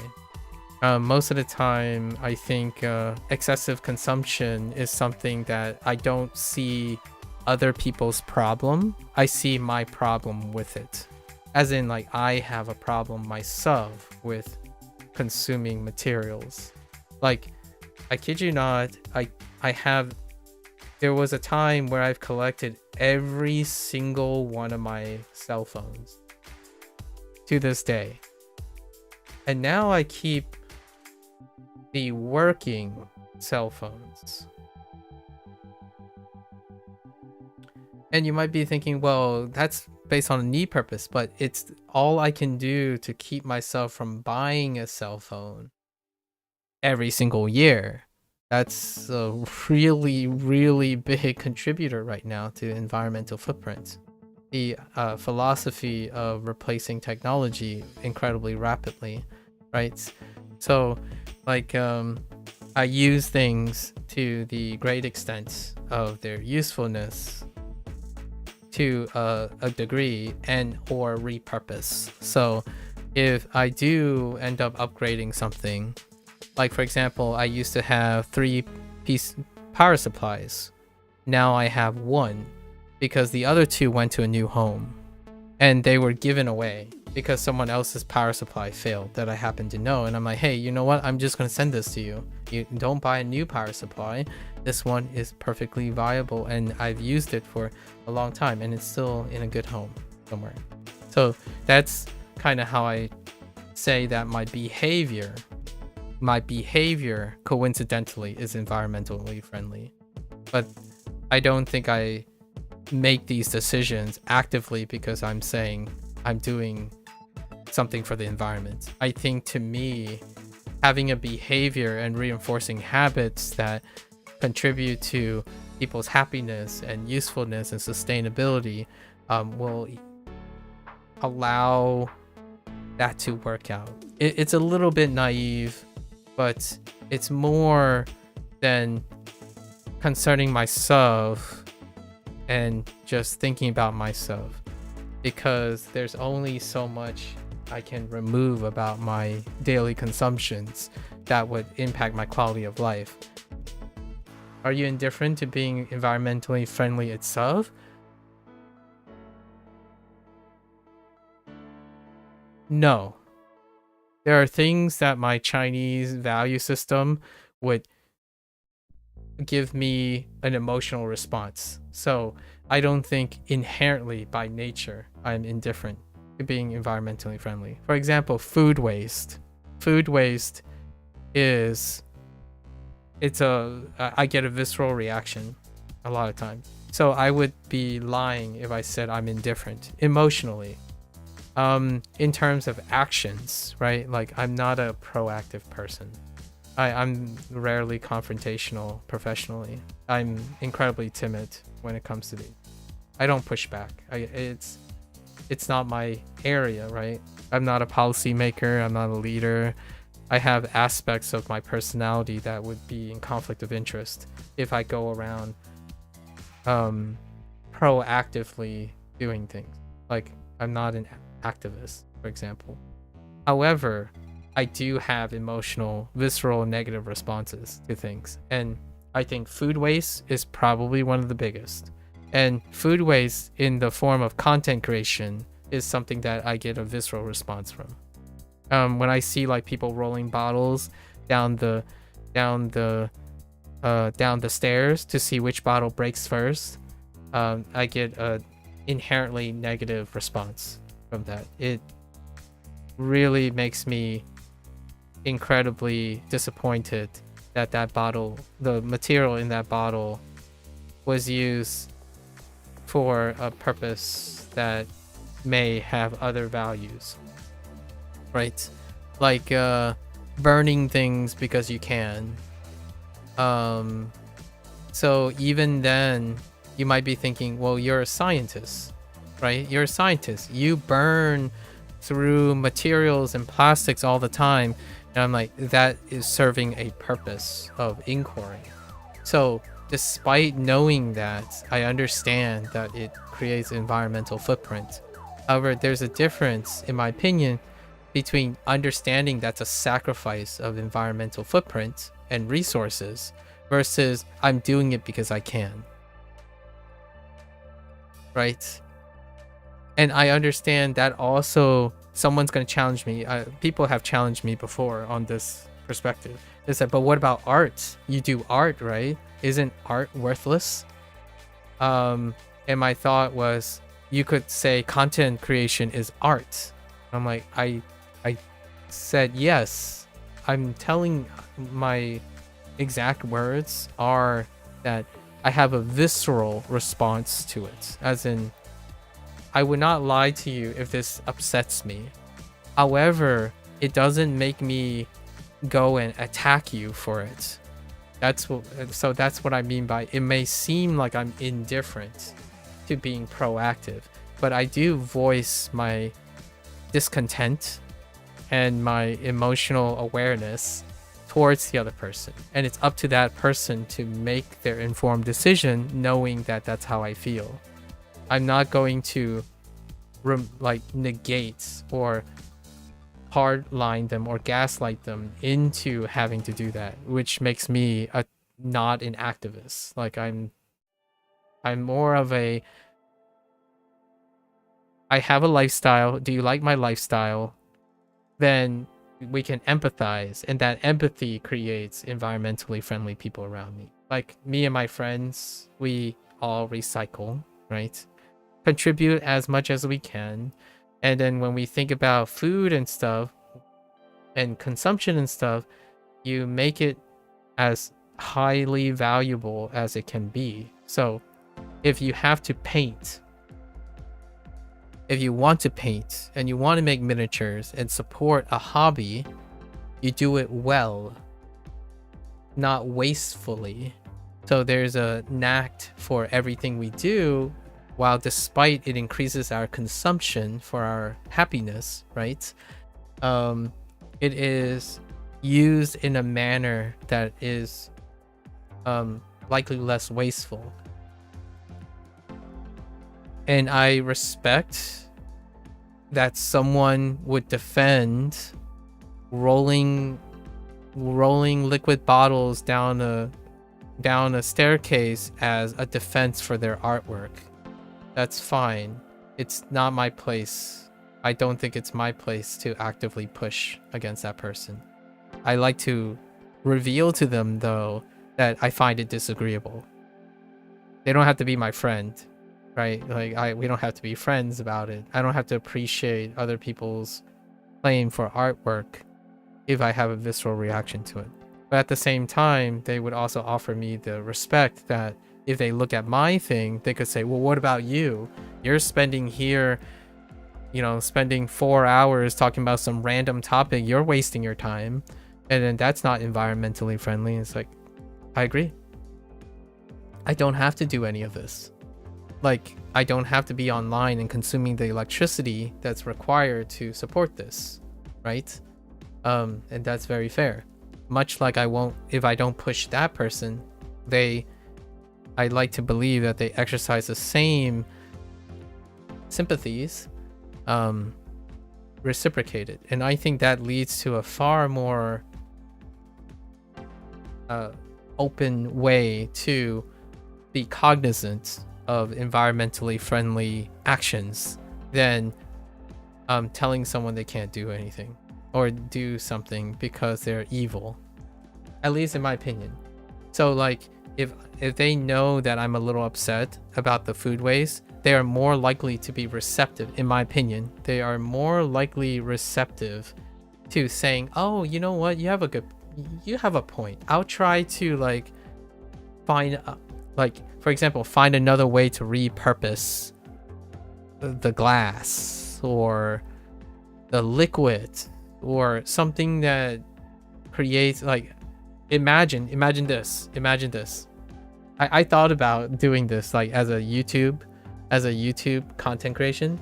I thought about what is another way to make that same content, but then the end result end up doing something functional other than the content itself. So the rolling bottle thing was a very specific case because I thought about it this way.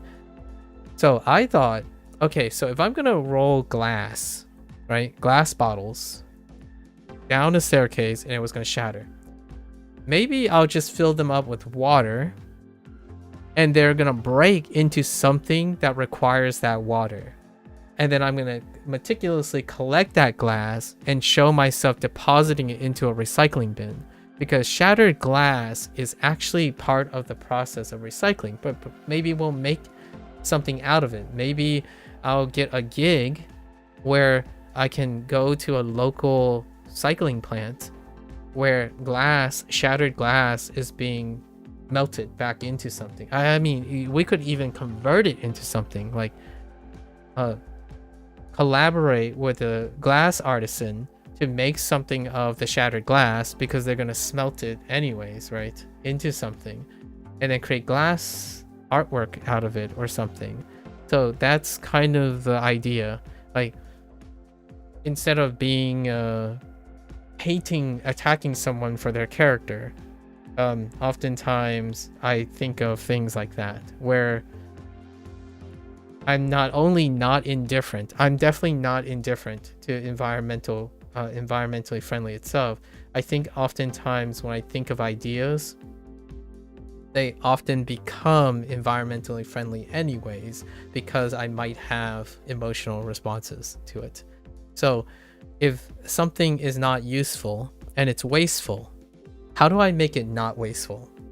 Or less wasteful is the word that I would use, the phrase I would use. How do I make something less wasteful? So you might be like, I'll give you an example of why I think coincidentally, no matter what I do, I would end up being more environmentally friendly, because I am very greedy about the value of my life, time, and the things I use.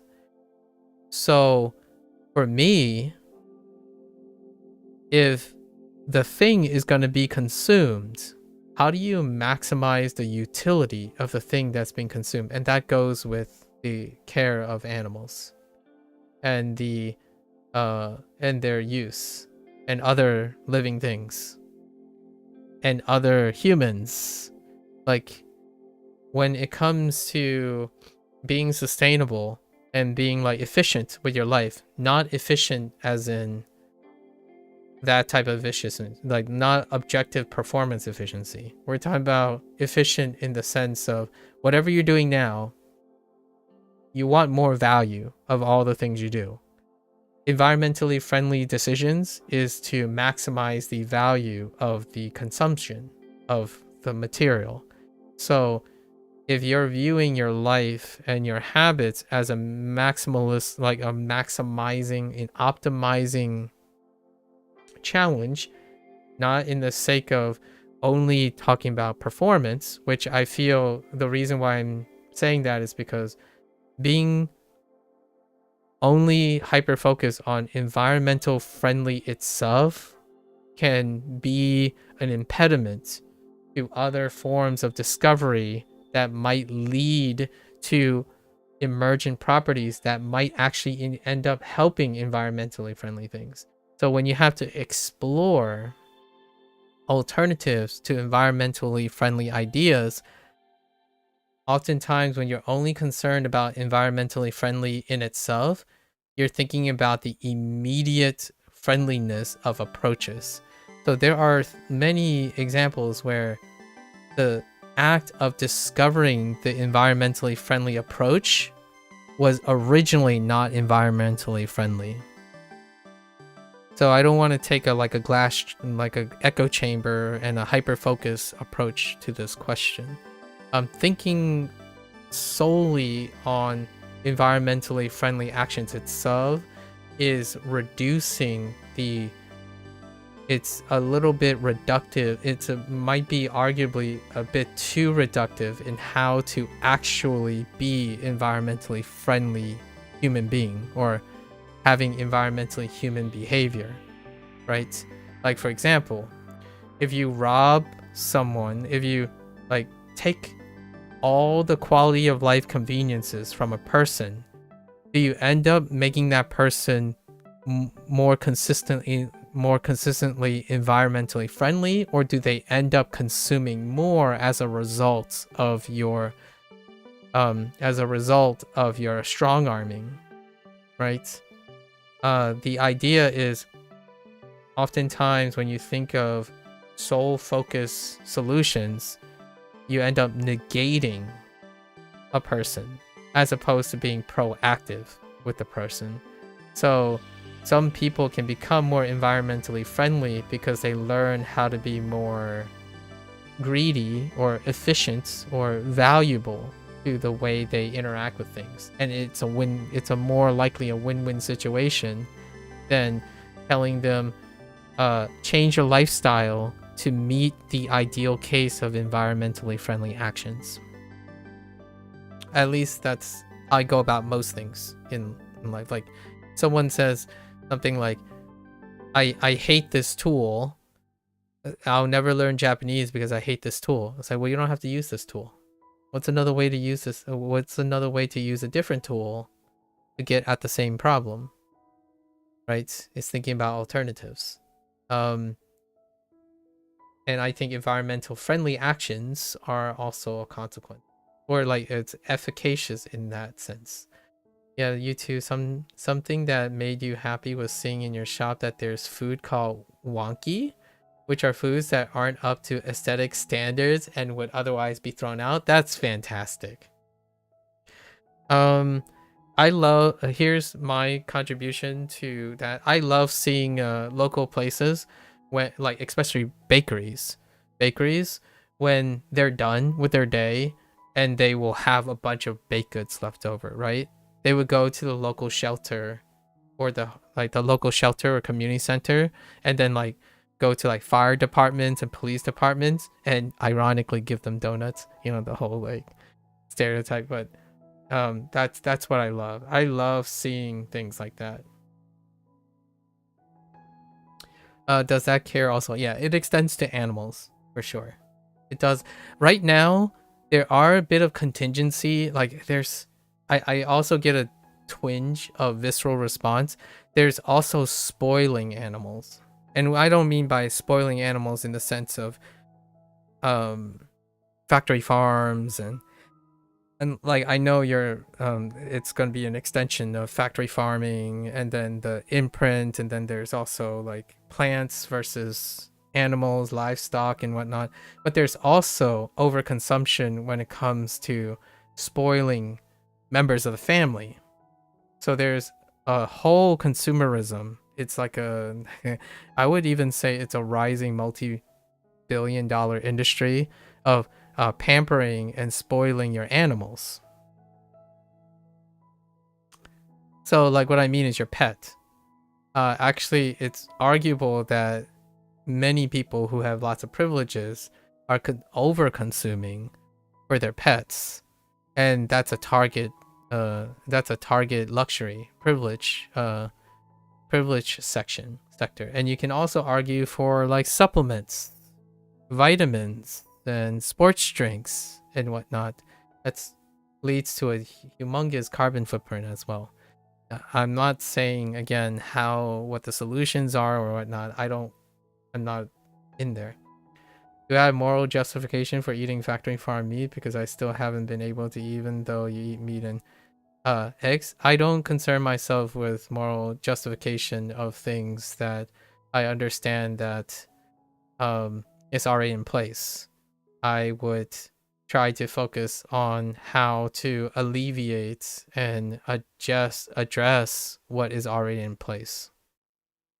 So no, I do not concern myself with a moral justification for eating factory farm meat, but more like how to make factory farm meat, like that type of thing, be a win-win condition, or like a better condition overall for whatever the case that it is happening. So I do consume meat every once in a while. I actually more so consume seafood, which is, there are also fish farms, right? There are seafood farms that produce this, especially like Scandinavia, for example. And then eggs are part of the farm life, right? Although eggs aren't necessarily part of factory farms, people have chicken, right? Or at least in the United States, sorry, this is a little bit of an Americana thing. People do raise chicken on their own for a sake of cohabitation.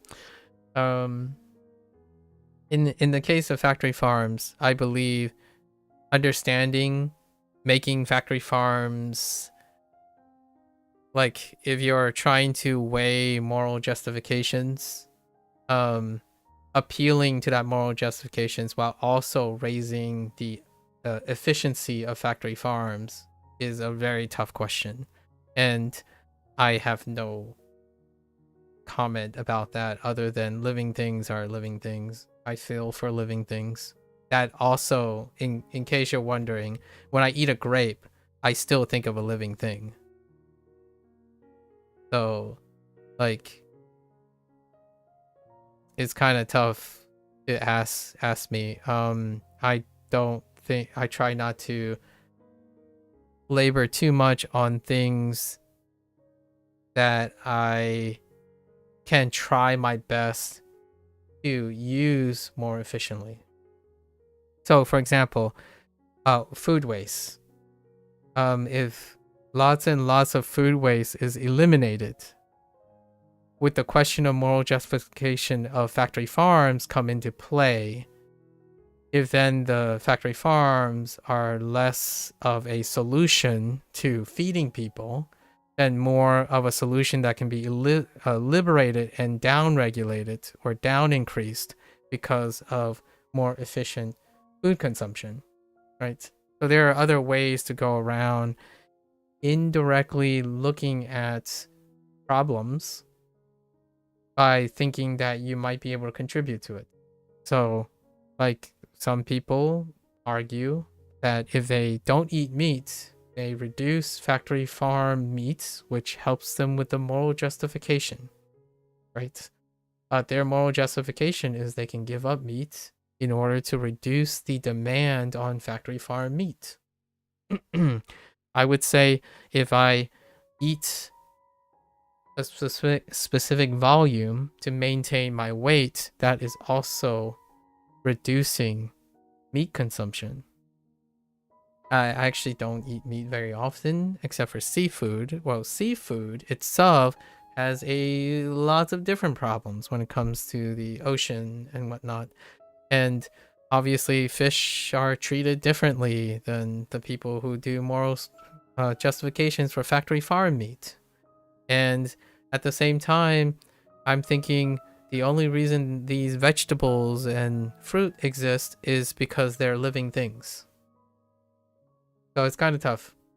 I think about it though. I do think about it. I'm not sure if I belabor the point of moral justification though. Your parents spoil your dog that I sent you a video, which is why she's became overweight. Yeah. So right now, if you want to hear of another like topic that I've been thinking about when I'm consuming YouTube videos, right? Content creation. If the rolling of the bottle down the stairs doesn't raise a lot of questions of existence and sustainability and stuff, I absolutely adore pets, right? Like I like puppies and cats and things, but there are clones and clones and clones of YouTube videos where the whole point of the video is to spoil the dog as much as possible, in which the stuff that they depict is more than even the human consumes for a quality life. So the idea is, if you scale that, how much of that leads to environmentally friendly things? So that's where I'm a little concerned when I overly focus on one thing. So if I overly focus on moral justification for factory farms, and if I hyper focus on environmentally friendly things, I think I would go catatonic. I would become catatonic, and I would be in the corner, like not wanting to do anything in my life. So for now, I would say I entertain the idea of moral justifications for factory farm. I'm well aware of like 4 or 5 very outstanding positions on factory and farm, and then 3 or 4 for and against. And for myself, I have to negotiate all of them. So do I have a moral justification for factory farms? Me, myself? Yes and no. I know of many justifications. And then I know of many against factory farm meats. And then I know the nature of this miscommunication when it comes to the statistics and the data analyses and science, like environmental science statistics, that suggest that numbers are very selectively painted against and for the way factory farms are producing meat for consumption. So it's kind of like the pot calling the kettle black here, where you have 2 or 3 different angles, and from my perspective, statistically they are cherry picking statistics in order to forward their case. So in this case, I step back and I see these things, and I like to think that this type of interaction will lead to an improvement of these things moving forward. There are things that aren't at the moment because they're trendy, and one of the trendy things is overconsumption for pets. It's kind of very similar, and you might be thinking, well, this is a pet thing. Pets are innocent. They're different. Like, well, they don't, like, if you want to talk about environmentally, they don't have to be born. It's kind of like the idea of saying it feels very cold when you think about, for example, having children when you cannot have children. Or you can think about the problem of overpopulation. At some point, this was the forefront of like before climate change, it was overpopulation, right? But then you think about pets. Well, people like pets, and I adore people who love pets. But there are also rampant cat populations and rampant dog populations. And then if you multiply all of that on viral video materialistic consumption, then you're multiplying all the things that make humans have a large environmental footprint, and now you're extrapolating that behavior to justifying your pets as well. So it gets very convoluted and very complicated, like very webby. And yes, I absolutely love those adorable puppies getting pampered to high heaven, and they're so innocent and so wonderful. But that is also requiring the idea to understand that those viewers and those consumptions are normalizing animals, because then it would not be important for humans. Like, what I mean is, if that dog, for example, wasn't bred right, to exist, this is going to sound really cold, then the material and the stuff that they consume that is popularized now, what part of that could reduce the consumption of a human being? So because this content is morally justifiable because animals are considered or viewed morally as innocent most of the time, you can take a moral justification stance in saying spoiling a dog is not the same as consuming more for your own benefit. But to me, I have to admit that I would spoil the heck out of my child and or dog or pet because it makes me feel great.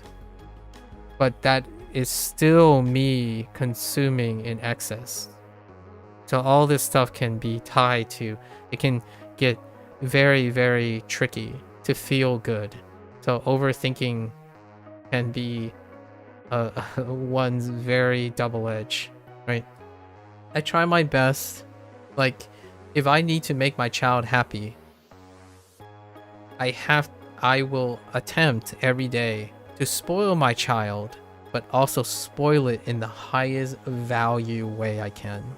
So much like, let's say Japanese culture, when I see meat in front of me, when I see like a steak in front of me, I will do everything I can to enjoy the steak, maximize the steak, right? Like, use it, and then know that their sacrifice is of the highest value that I can. So food waste is easily much more of a talking topic that is adjacent, if not downstream, of factory farm and so forth. Like, I feel the escalation of consumption or necessity to meet consumption has often superseded the original moral justification for these things, and it can be less of a conflicting point when food demand isn't spiking. But now we have other things that are coming up. There are more things to feed. Like, for example, to improve the quality of life of a dog, there is an entire community that deals with feeding raw meat to dogs. So how much of that extends to factory farm meat? There's a whole entire culture around cohabitating with pets with the same diet that humans have. So now how much of that creates a demand on the environmental impact that also is involved in the moral justification for factory farm meat? It keeps going. I think about these things every once in a while, Proco. It can be very tough. I think it can lead to a lifetime of guilt-ridden consumption as opposed to a lifetime of proactive optimizing of your life. So when I think of a burger, if someone gives me a patty, I want to learn how to cook really well, so then that patty can serve of a higher value. Then, like, for example, in the Chinese culture, which happens all the time, by the way, my parents cook fake Chinese food, right? That's kind of the comment that I get a lot. And whenever I hear that comment, my only thought is my parents cook to the best of their ability with the ingredients available. So if they can only afford like food and ingredients that are like secondhand and not like good enough for snobby people who keep ascribing lesser things to food, that's not in the spirit of the Chinese culture. You learn techniques, you learn food and cooking things to distribute so that people extract with the highest value that they can get for food. And oftentimes that comes down to ingredients as well. Like, you can make it even an argument that say, oh, we have the best produce and vegetable because it's like all organic, all natural, without pesticides and stuff, but that's creating an environmental footprint as well. So at what point do you prioritize not thinking about more efficient ways to maximize your value of whatever you're consuming at the expense of traditionalism. And that's at the intersection of my parents a lot of times when it comes to food. Americanized Chinese food was at a time where you take the ingredients you have locally that's in great supply and you meet the demands of food of the people, right? Now there's a whole idea of the consumer over consuming things, right? Becoming overweight, and even dogs and cats, and that is a different aspect downstream. So for me, if one as an owner or as a human being has this perspective on being sustainable, right? Having a sustainable lifestyle, not having a behavior that is consumed that actually ultimately improves their ability to be consistently improving, then oftentimes I find that that is upstream of becoming overweight, over excessive consumption, and possibly even finding consensus in finding a moral justification for eating factory farm meat. What I mean is, what are you contributing overall can help you be a little bit more comfortable with the idea that there are things that do happen that you can otherwise can't directly affect, but you can contribute in a different way. And for me, I do eat a lot of fruits and vegetables, but also growing fruits and vegetables create an environmental footprint. So at some point, you can become catatonic in the corner, and the only solution is to remove humans from the face of the planet. Like, you can ultimately lead to that conundrum where, well, you can go around being a human being and you can hate other human beings because they exist. Which I've met a couple people over my life who felt like the most useful thing they can do is not exist. And that leads to that hyper focus of well, what do humans do? They consume, right? We consume to live. I think a lot more efficacious way of creating harmony is, how can you consume but also create and betterment and, use that time, as opposed to eliminate and remove and displace. It's tough. I think about this every day in some way, shape, or form, Procol. No worries. Like, I know you mentioned AI before and the energy requirement for AI models, right? We talked about AI earlier this morning. It's a big talking point. I think about it too. Like the shortage now on components for materials for supporting the exponential demand for supporting such an infrastructure. We haven't even talked about that. I mean, I was talking about AI tools in the sense of its purpose and its functionality and how humans will kind of normalize its use in everyday case, but then all of that is still consumption. We're still escalating consumption. So it's kind of like hating being human. And I'm not really about that too much. Spending your life hating yourself is it is definitely a way to live. Yeah. I don't know if that's what you were. I'm not sure if that gives you any closure, Rokal. I'm basically like kind of deflecting because I don't try to think about these things too much, too often. It makes me possibly be even more less efficacious, right? Like, if something is going to feed me, right? If the sacrifice of something is going to feed me, then I sure as heck am going to make myself productive enough for that sacrifice. And then life goes on, right? The circle of life kind of situation. That's what I can do as a moral justification for a lot of things. A lot of things. If I'm actively contributing, then there are people who contribute to my existence. Or things and other objects. Depending on what you're talking about. Hare. Hare is clear weather, yeah. 晴れ Hare. Oops, it's hare. Not hare. Hare. Maybe because of those connotations, hare can also be used to describe special occasions that are usually public. For example, a wedding or a big recital might be called a hare no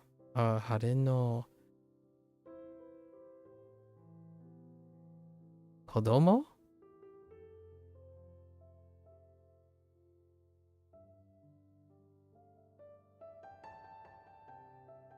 I guess. Similarly, the special clothing you wear to such events is called hare. Haregi.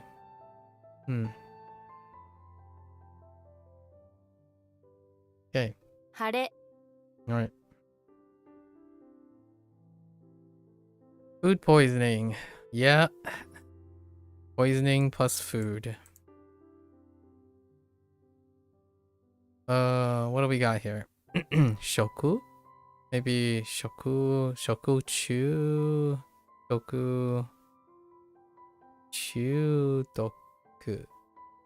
中毒 Okay. Shoku chudoku.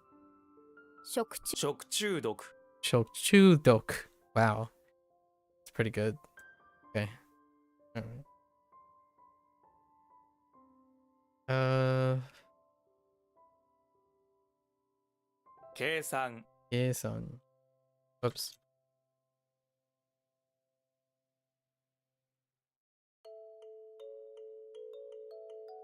計画 Keikaku. Okay. I think this stays, right? Yeah. 列 It's. What was it? It's for? Still roll? 晴れ Hare.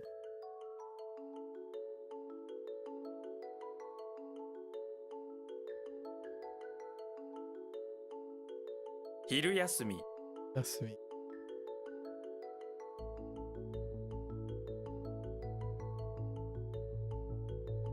食中毒 Oh. Shokudoku.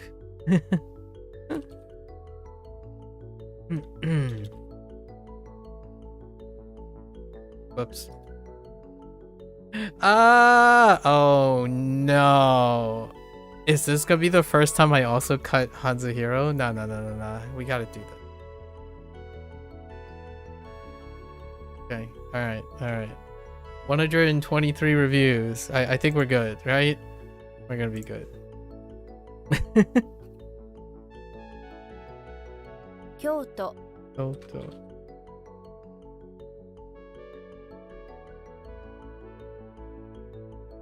Man, yeah.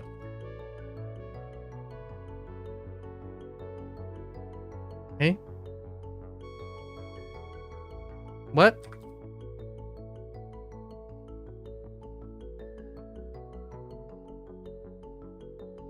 Megami Megami. That was a typo. Alright. Focus.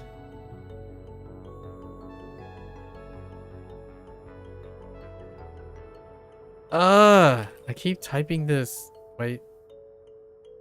信じる Jinjiru.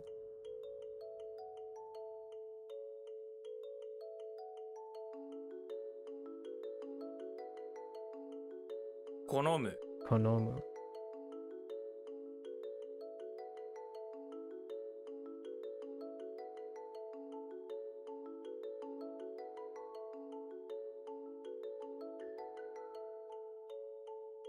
Yoba Yoba.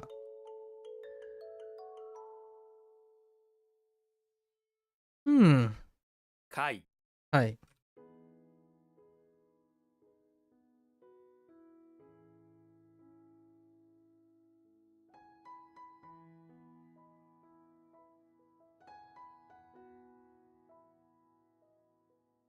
松葉 Matsu. We're gonna try our best to be as quick. 雰囲気 Uiki. Sharp. Sharp mind. Sharp mind.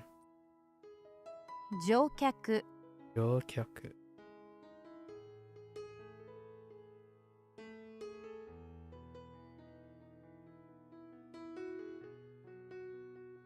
Oh my word. This is from today's lesson. Has it been 4 hours? Are you? Oh, wow. Sorry. It's been 4 hours. What was this one? It was, Otoke? 仏 That's the first iteration of that. That means it's been 4 hours.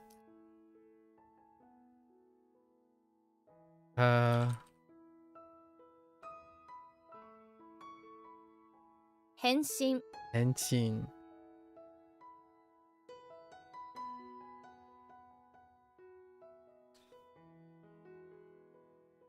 Hmm.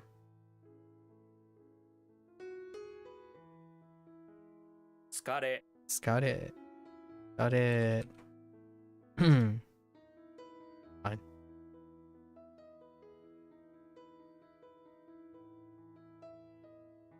放つ Nuts.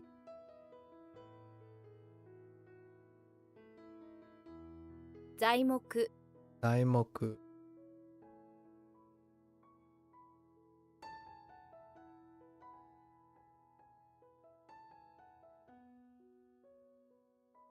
Oh, what kind of context sentence is that? Okay, all right. Let's see. I think we're gonna do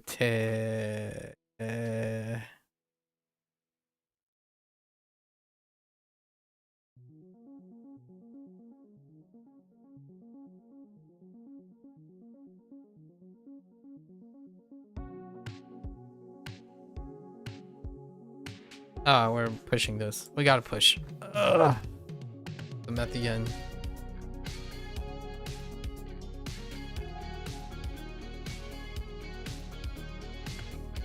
Oops. 近代的 Indai-teki.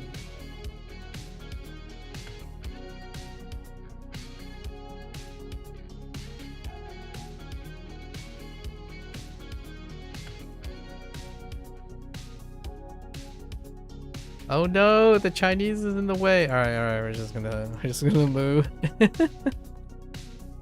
push off our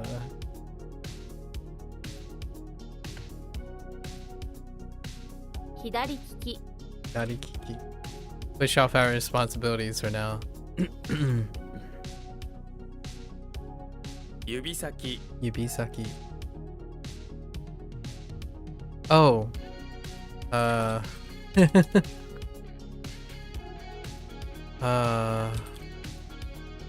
Oops. What?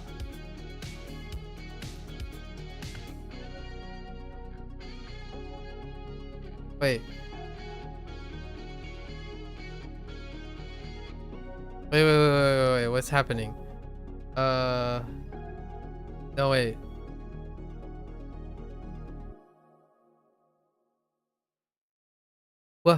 What? All right. I'm. That was a good conversation, and it was very insightful to hear your thoughts surrounding factory farming. You couldn't reply for a while, but you were listening. Oh, that's fine. Yeah, understandable. Yeah, I think it's tough. Like, finding and constantly and trying to answer things like that. Sometimes focusing on what you can do in a bigger scheme of things can help with the may offer an alternative justification for that stuff. I think if I'm gonna throw a hats off to someone else, it's probably John Green and Hank Green again. They often tackle these questions too. Actually, they probably have to answer, like, talk about these things a lot. And most of the time, I think one of the really consistent things that they do is they think about the things they can do, as opposed to the things that will forever be something that's part of their life, right? What they can do in the moment. But I got a lot more of these that are concerning, in the sense that if you're thinking about it from, if I wanted to make you feel like humans are gross, I think about it quite a lot. Consumption is certainly one thing. The internet is no short of consumption. And I'm consuming now, right? This is what I'm doing now as well. It's kind of humorous, but the deeper you go, the more the more you can make an argument for most things when it comes to consuming or existing. And that's one of the things, like, why are you learning Japanese? That's a waste of energy. It is.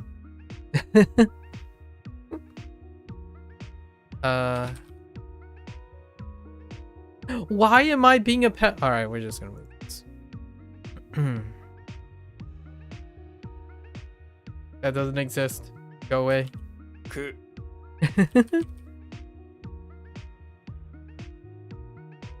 井戸 Ido.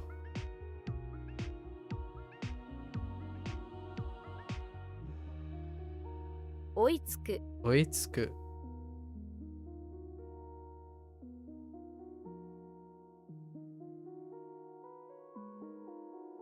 Hey, you know what's funny about Japanese, Roko?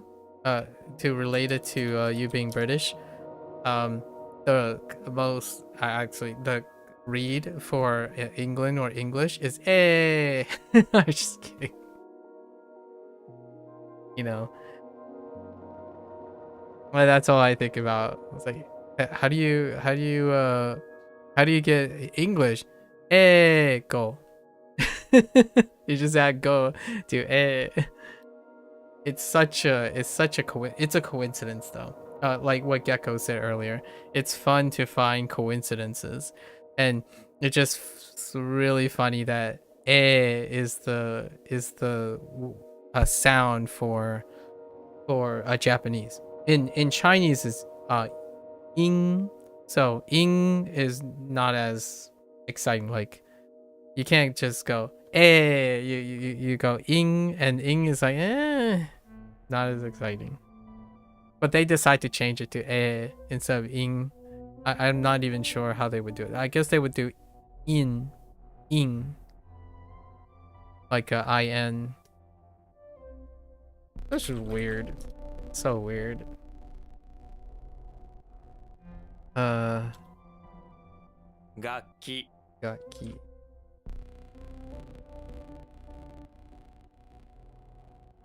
Outside. Disconnect, right? Disconnect. 外す Azusu.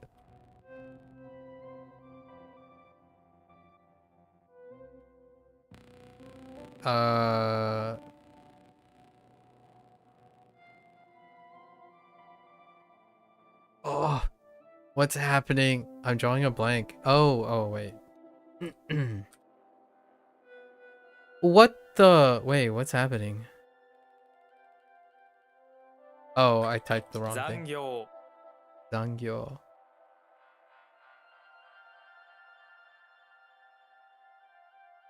適 Eki.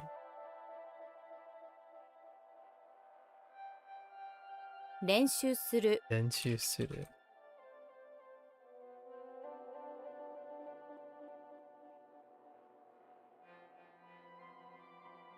What?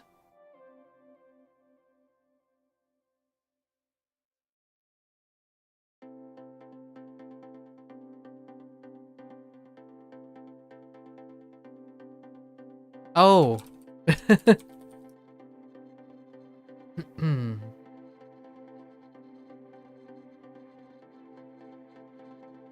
am I looking at? What am I looking at here? What is that?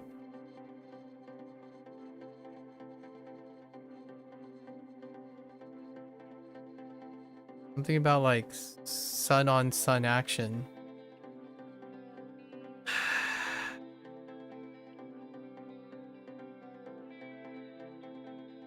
Something makes me want to type this.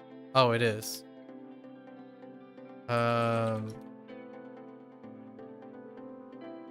All right, we're fine. My gut feeling told me it was on, but I have no upper level. I have no conscious thought about it. That happens every once in a while. I kind of like how it's happening though. It's one of the nice things. And now I'm gone. Like this is gone. I want to say, okay. We're using our gut feelings. Go gut feelings. What? Oh. What? Oops.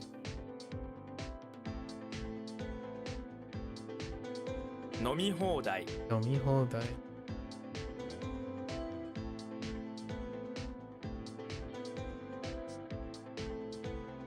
Nope, that's Chinese.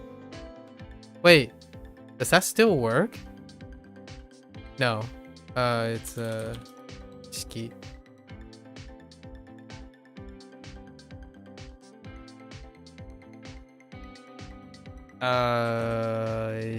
Yes. 殺人者。殺人者。僕 僕。That's Chinese. What do you have?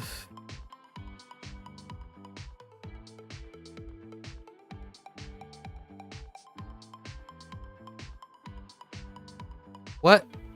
What? 輪ゴム。 Oh, typo. Wagomu.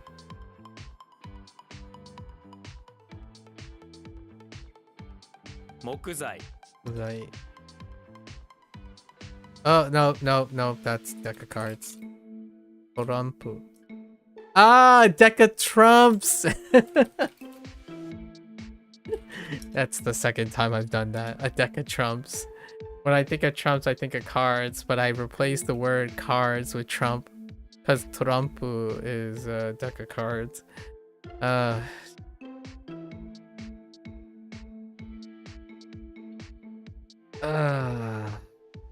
Shin. Shin.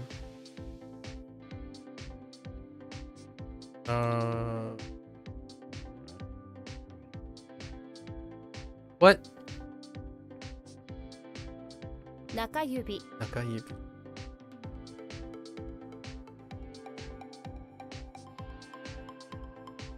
共有する。 Goyu Suru is what? Okay.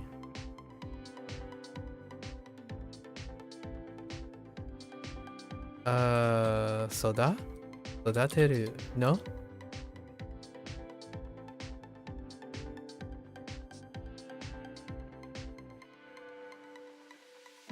Alright, we're pushing this. I hope there's not too many pushes. I think I pushed like 3, right? Oops. That was Chinese.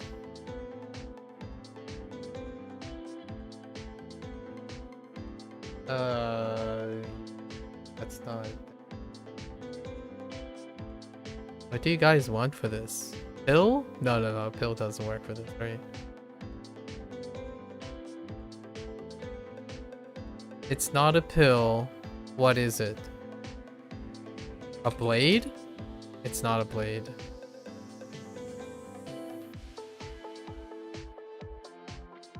Like a slide with 9 things, slide it down.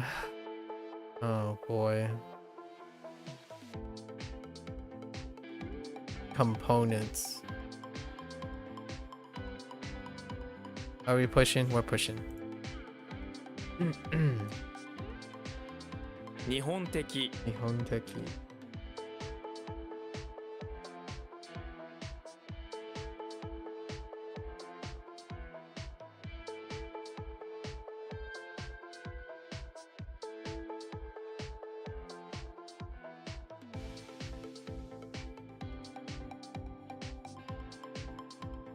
Oh no.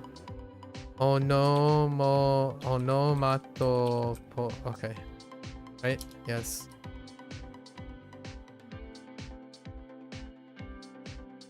降りる Oriru. 信用 Chinyo.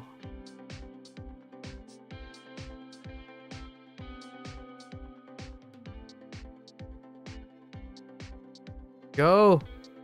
Oh no. Oh wait. This is special. Right? Is this the special one?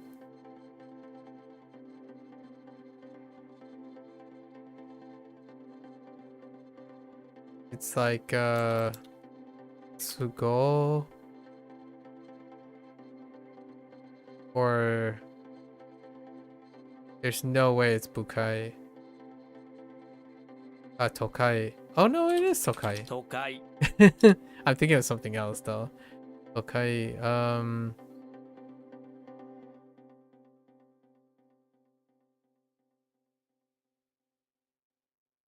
At one's convenience. Is this the at one's convenience?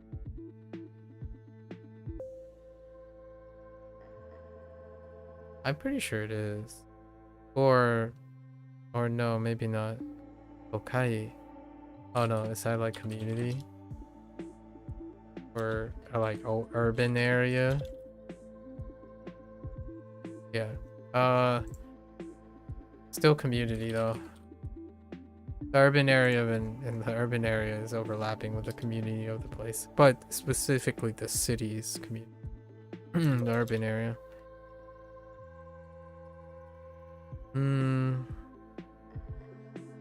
見返す Nikaisu.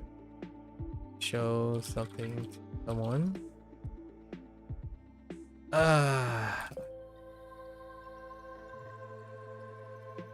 How do you say it? To show someone what one can do. I'm still relying on my crutch right now. 信号 Oh.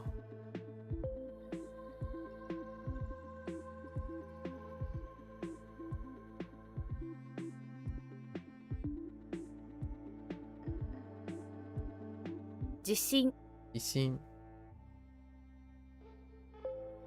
We just learned these today, so oh no! Send help.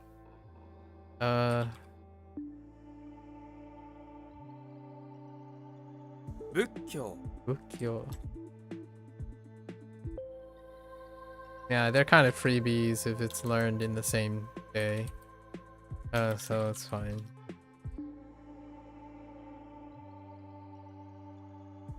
予約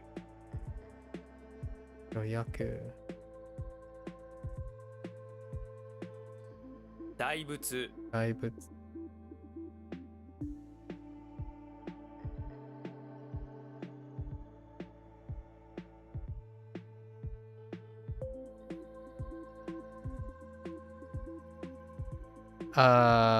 Yep.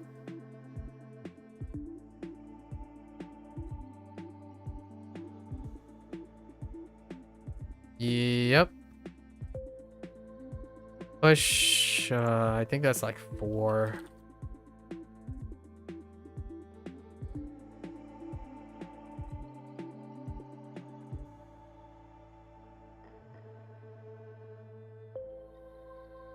What? Wait, what?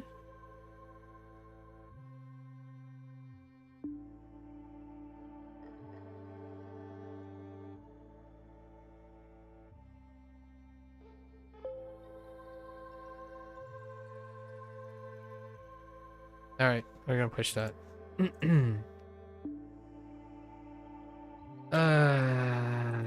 Okay. Temple. Sorry, excuse me.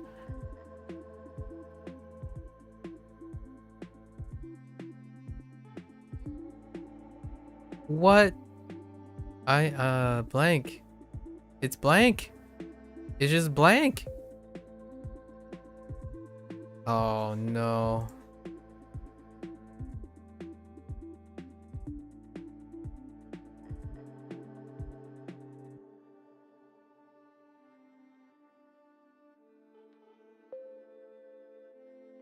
Nokoru. Oh, I typed the wrong thing. Okay. I see.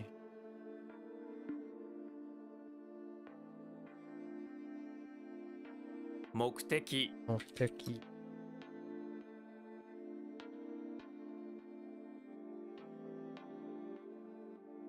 What?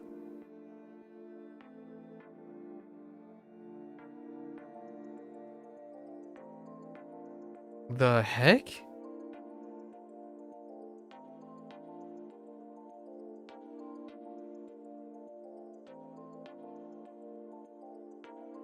Excuse me? Is that not what this is? Wait.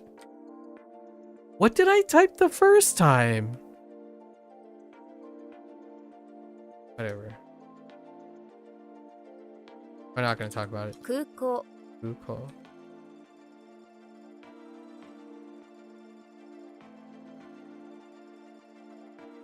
Tanki Anki.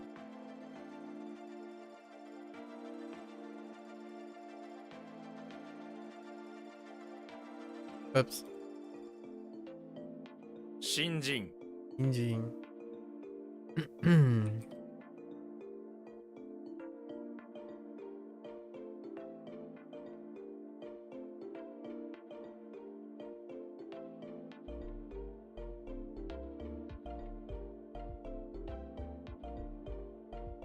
That's not how that works. Wait, is it? Oh, no, no, no. 悪人 Akunin.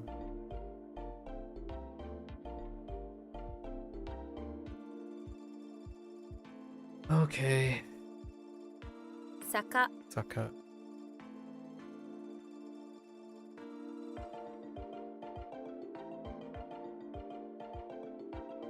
And help.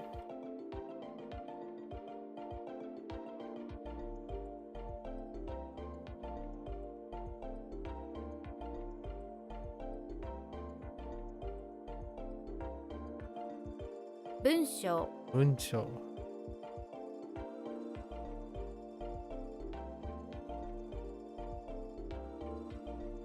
Kareshi. Areshi.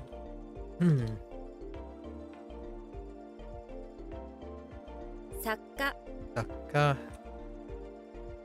And help. 右利き Mikikiki. Oh no. We talked about okay.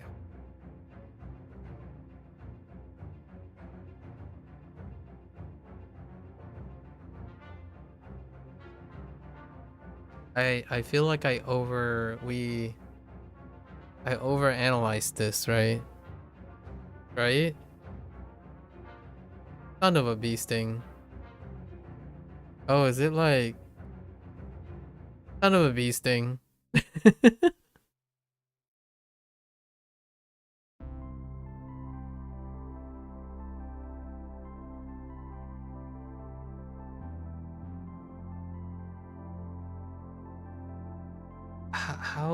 How was this? It was like oh, I remember now. I went through the same problem again. 相手。 I did. Yeah, we did go over that. Okay. 食べ放題。 Abehodai. It came back to me.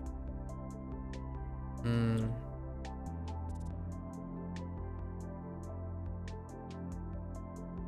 意図的。 Itoteki.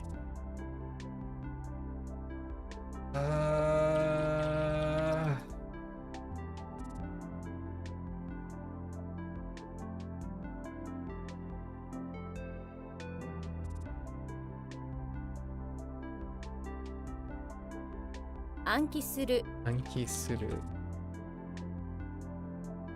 待つ待つ。Ah! Sorry. I'm like really loud right now. 最悪。最悪 The worst.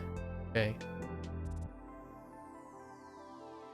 同期中、同期中。ね? Sinking. That's not how you spell sinking.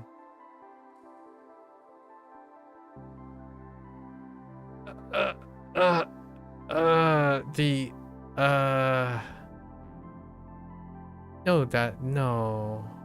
no, is it? No, I was about to say. All right, we're pushing this. We still got a few more, so.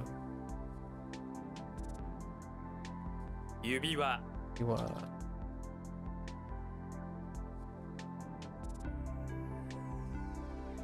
Excuse me?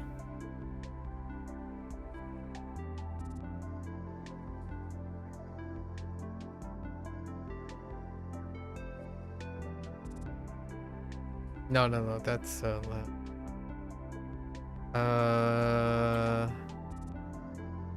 捨て、 Stay. Yeah, stay.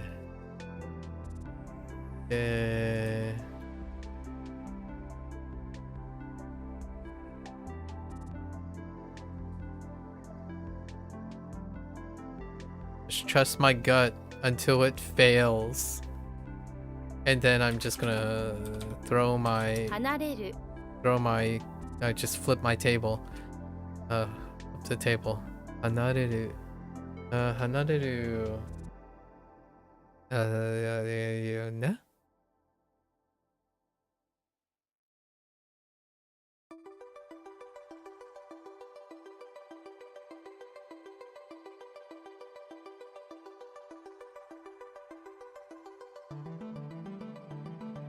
Ooh.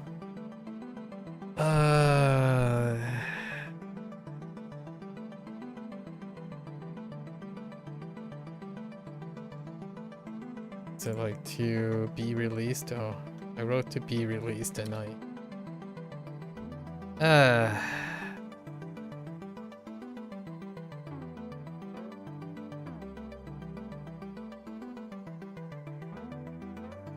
Wait. What's happening here?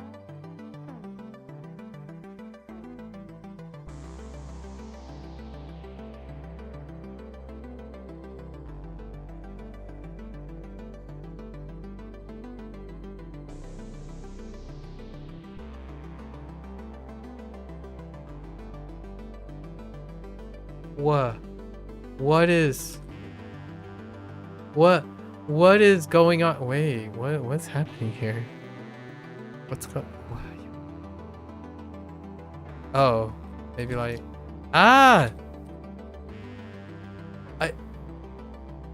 oh 約束、 I kept typing saku instead of soku. Yakusoku.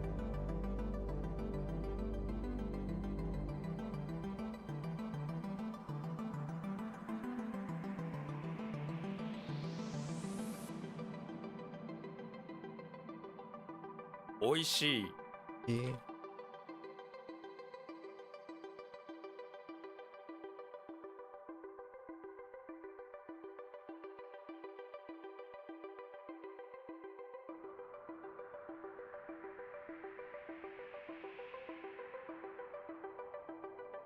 What? Wait, what? Oh, that's a typo.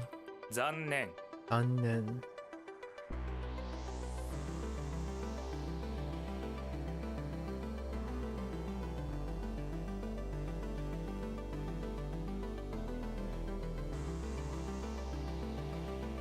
Unfortunate. Alright, there.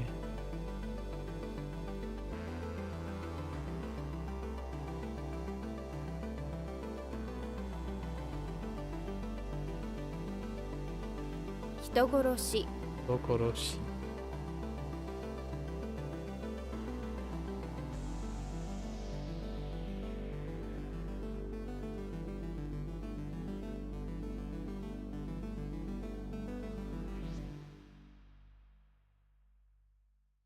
What am I looking at?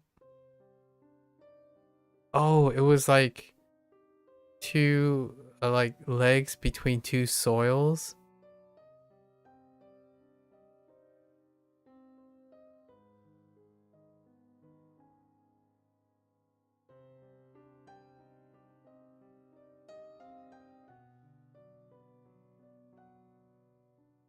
I think I have like 6. Oops, sorry. 6. That's gonna be a problem.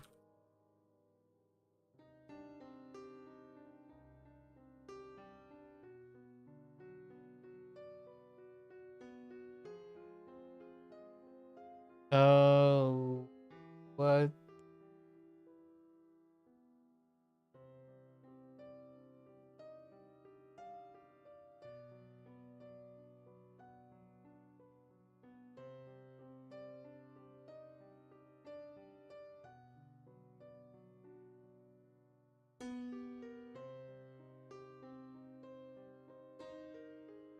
I don't know what this is anymore. Oh no. Okay. I don't want to think about it right now.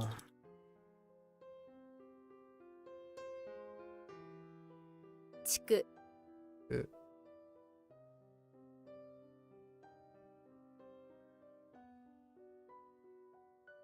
閉店 Ethan. All right, I think we're back around. So we have 10, we have 11 missing things. Oh no, I didn't want to do this. Okay. Okay.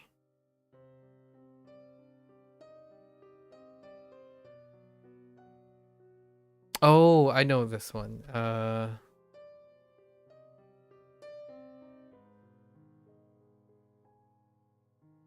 手伝う It's the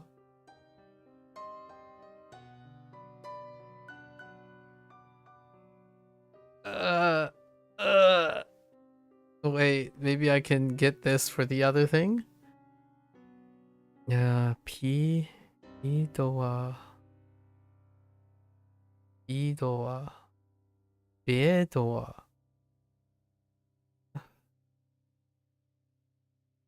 이도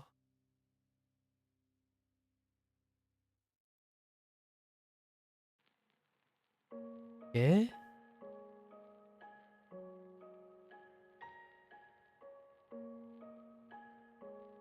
Okay. Uh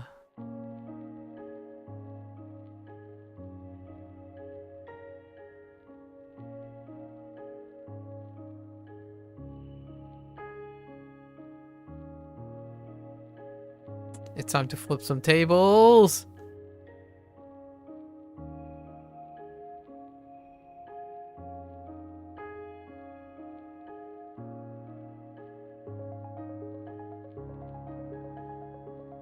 Um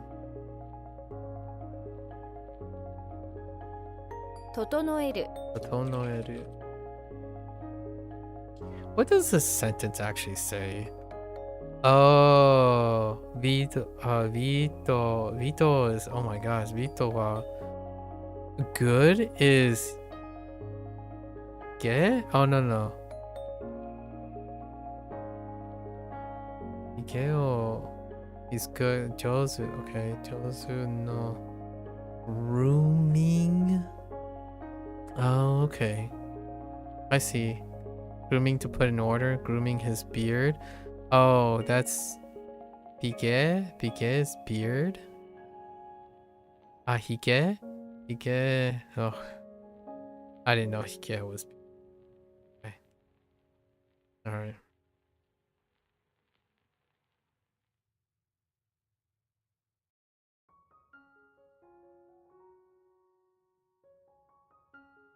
What is?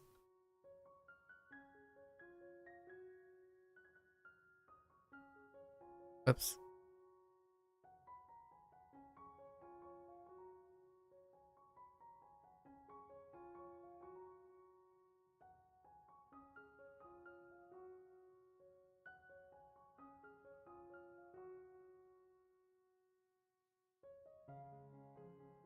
I being a butthead? I feel like I'm being a butthead here.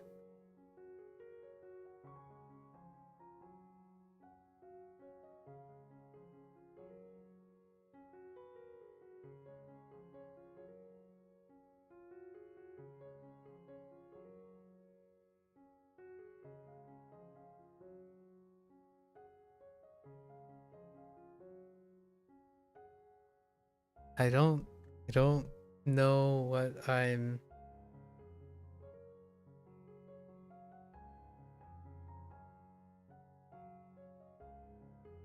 Is it not? What?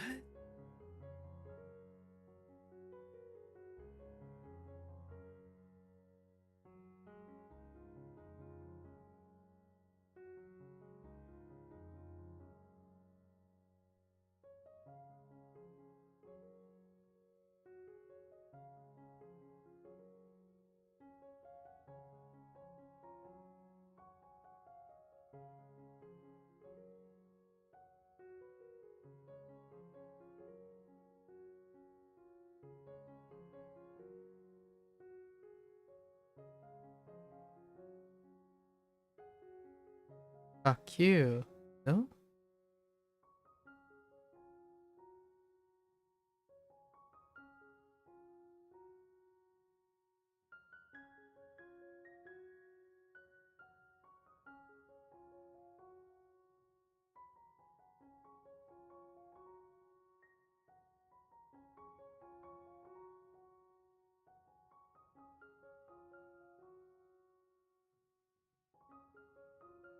Uh, next one.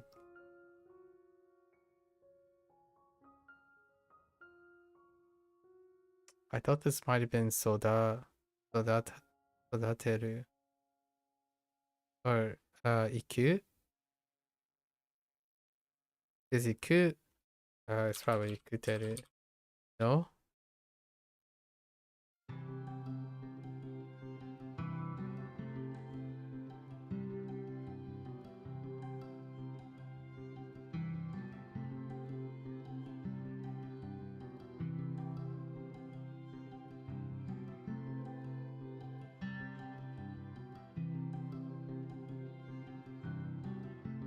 You have so much to do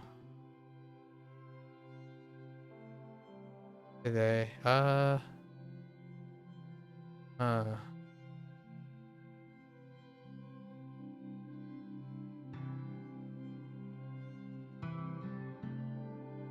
Ooh, right.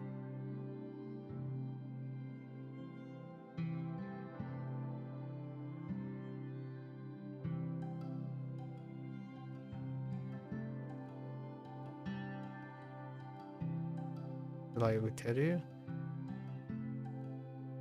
That's weird.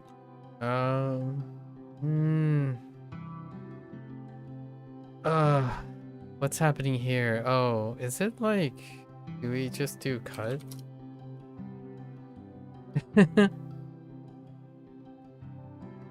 I don't know what this is. It's not every day that it's the component that's the problem. Is it just 9? Oh no, it's circle. Retroactive. Right? Surround.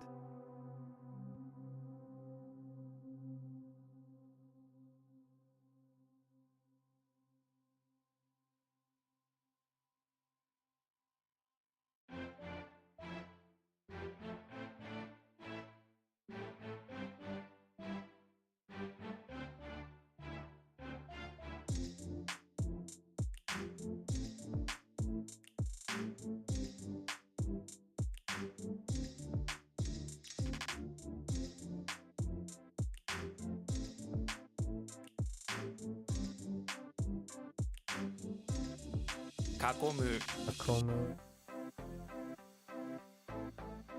And we had the other one. 残り Nokori.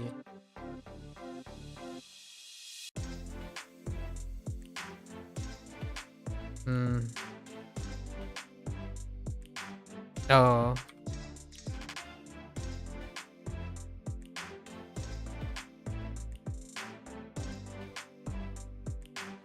Uh.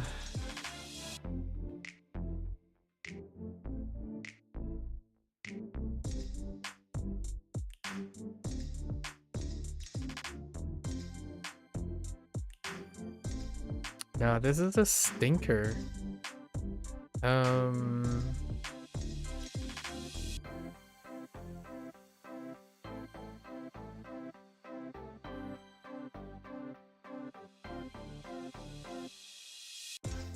I don't know.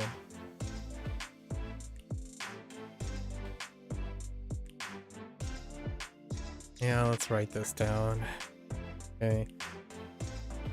So other, I guess, other plus an area.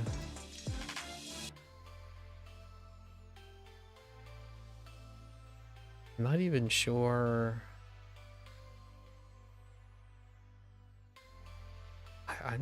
I'm not even sure what the that's not helpful. I'm not even sure what that is. Other rare?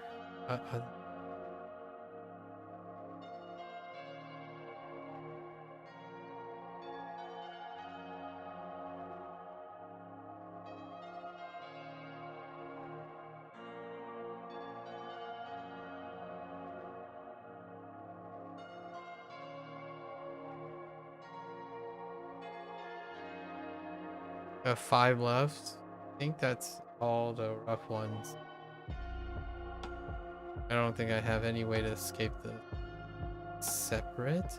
Oh, not other.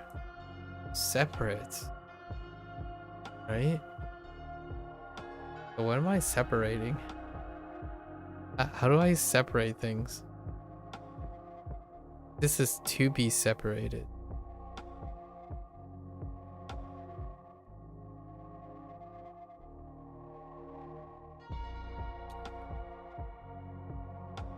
It's not betsu. Betsureru. That's not it. This is special, right?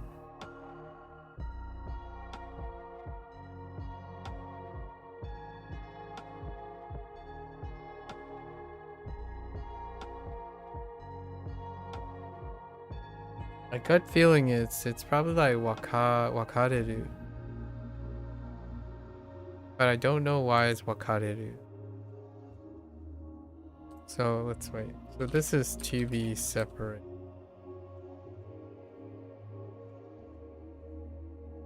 To be separate.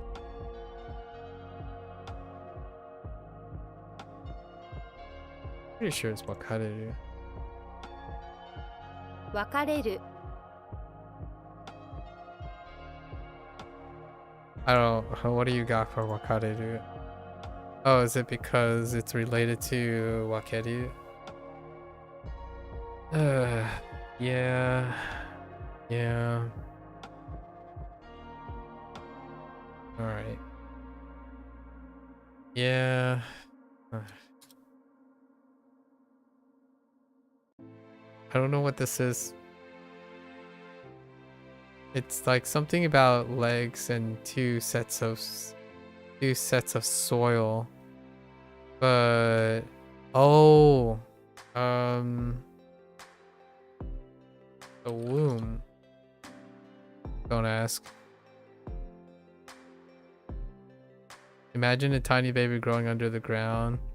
Legs appear between two lungs. This is the version, Earth version of the womb. Yeah, for like sprouts, sprouts. I think that's okay. Oh, we already got this one. It was arrange, right? Arrange. From the vocabulary.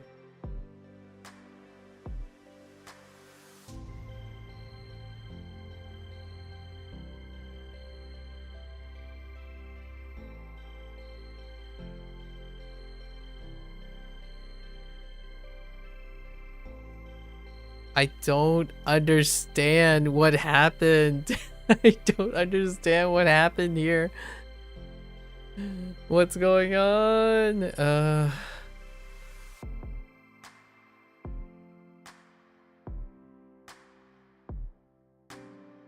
What is the left side? Before reason?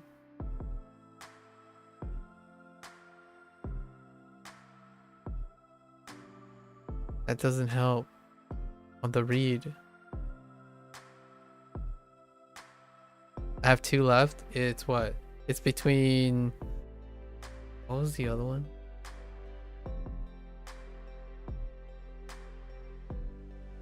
Ah.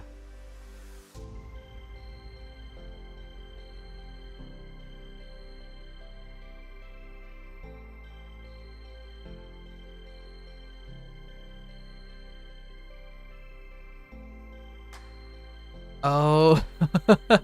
Yeah. I think I typed taku too much. It's yaku. 野球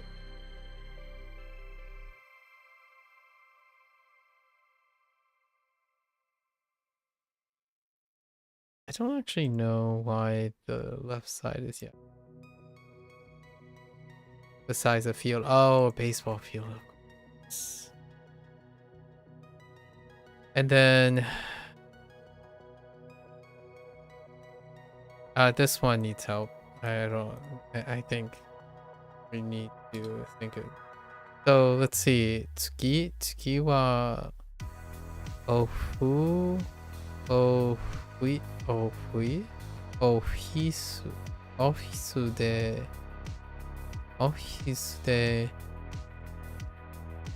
sa wasado ne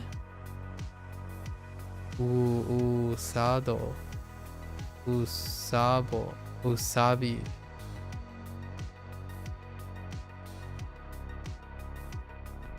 I don't know what that means. Oh, no, that doesn't help. Nope. I think that's to raise. That's raise plus it plus do, and I think that's to be raised.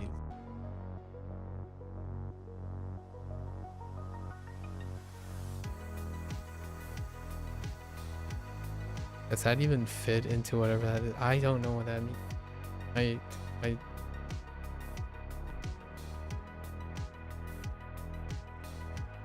raise, I had iku. I don't know anything else. What was foster? No, that's not foster. This is like to nurture, to raise something.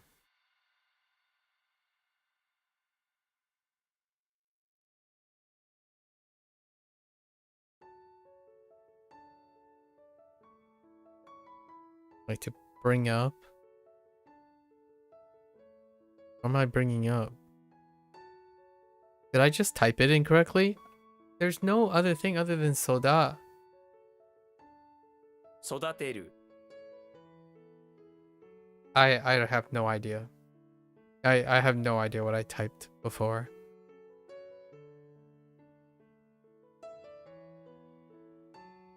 Or to bring up, yeah, to raise. Yeah, I don't know. I don't know what I typed originally. I think that's one's okay. If I maybe typed it correctly the first time. Oh no. Alright. And I guess we're doing these 7 as well. Oh. I gotta get up early tomorrow. Toku, this is the rest of the Toku what? 特技 Tokugi.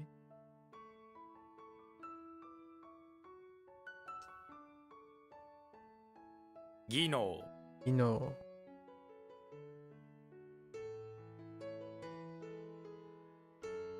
晴れる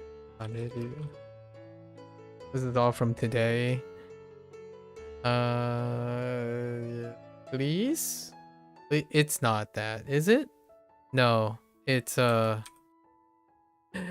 it's not. Wait.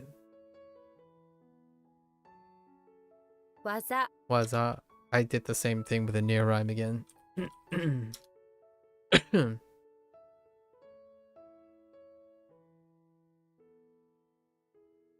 中毒、中毒。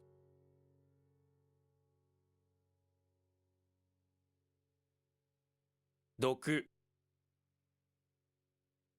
昼、 All right. How many lessons do I have? Oh boy. All right. Strap in, boys. Simply be tani. Please be tani.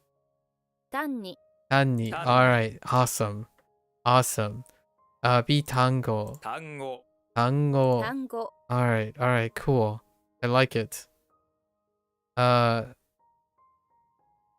Courage. You. A man needs courage to stand up to all the youths. All right, we're fine. Let's go. A boss? Okay. Jo. Joshi? 上司、 Joshi. 上司 Joshi. 上司、 Joshi. Joshi. That's fine. Fine. Husband?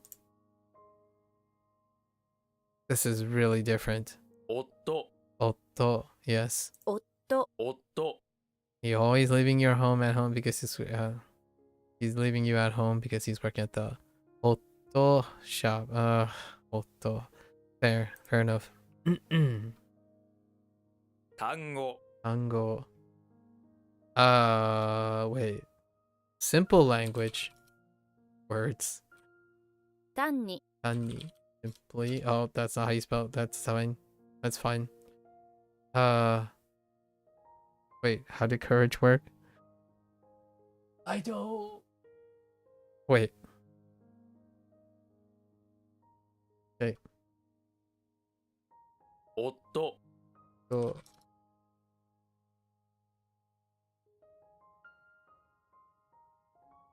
上司、 Joshi. Boulder? Iwa. Let's go. 岩 岩、 Alright. Kaeru. 帰る、 Alright. 帰る We're good. Change. Which one? Again, winter. Oh no. Again and again, winter changes you each year. Oh, with every winter that comes, another year passes and you change. Why? Why did you go from again? Did you? Okay. Alright, change. Okay. Hen? Oh, is it like... Oh, this is hen, as in Thai hen stuff. You know what else changes each winter? Hens. Okay. Right? No, it's not that. Oh, this is hentai. The hen in hentai. I think. Henka. And I don't know, but that's fine. Henji. Henjin. Alright. I think. No, maybe not. Why is this? Why? What? How'd you go from? Okay.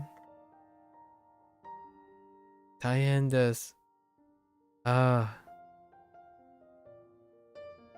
Ceremony. Okay, ritual to ceremony. Back to ceremony to. Wait. We went from ritual to ceremony, or ceremony to ritual. Oh, okay, that's fine. 式、 Shiki. Alright. 式 式、 Shiki. Wait, I thought shiki was onyomi. Interesting. No other things? Okay. That's 式、 fine. Shiki is fine. Spring? Haru is haru. Alright, we're good. What else changes? Okay. Alright. 岩、 You want... We're good? 帰る、 I do.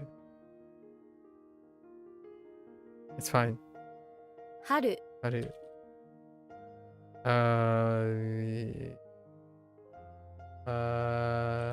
式、 Alright. Spring break? Alright. Haru yasumi. Alright, we're good. These days, oh, interesting.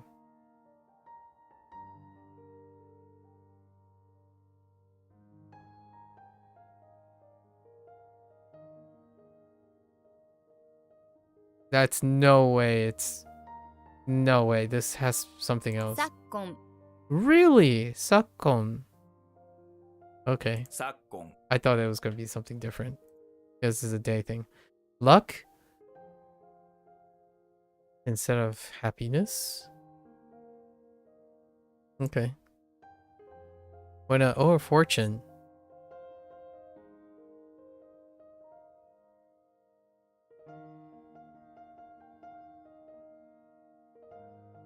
Okay.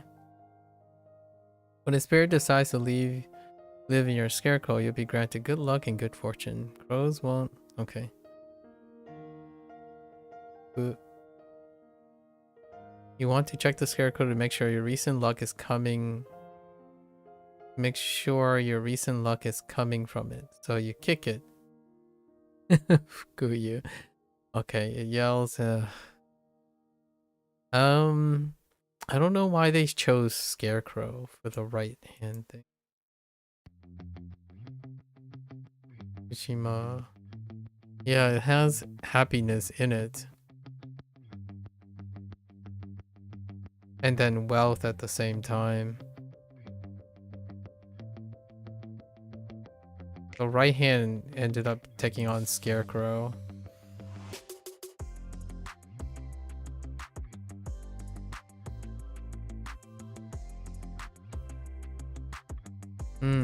Okay.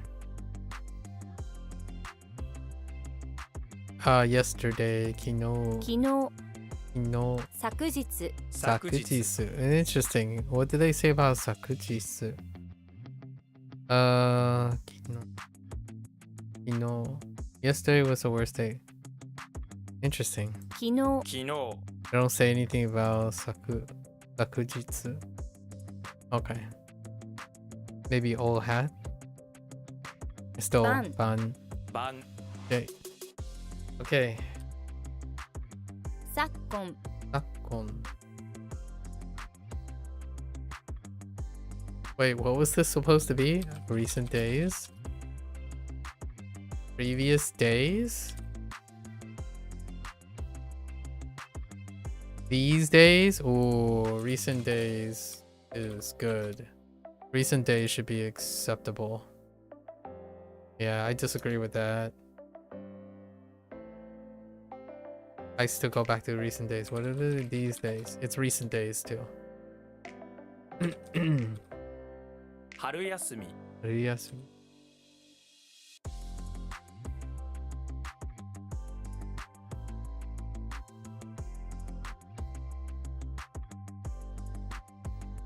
晩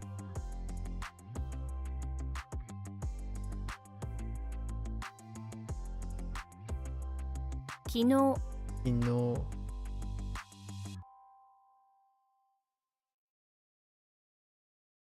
Good evening.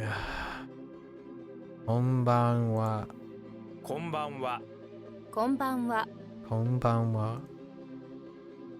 Maiban. 毎晩毎晩 Okay. Method. Ooh, method. Oh, can it be? Oh, be ba? Ba? Da? Ah? Oh. Oh. Oh. Okay, fine. Tsunamis in the past changed the method and laws of today. Okay.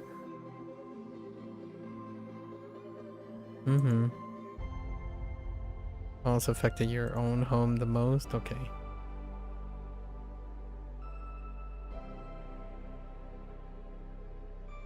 Ho ho. Okay. Unho. Umbo.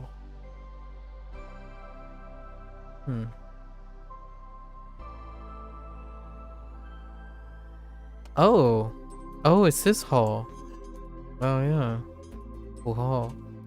Okay. Okay. Shallow makes sense. Asai. 浅い Asai. 浅い Okay, asai. And then, okay. Alright. Let's go. こんばんは Konbanwa. Let's go.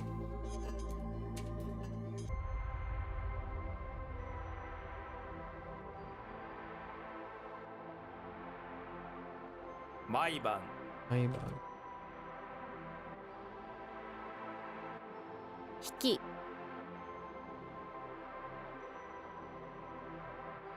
浅い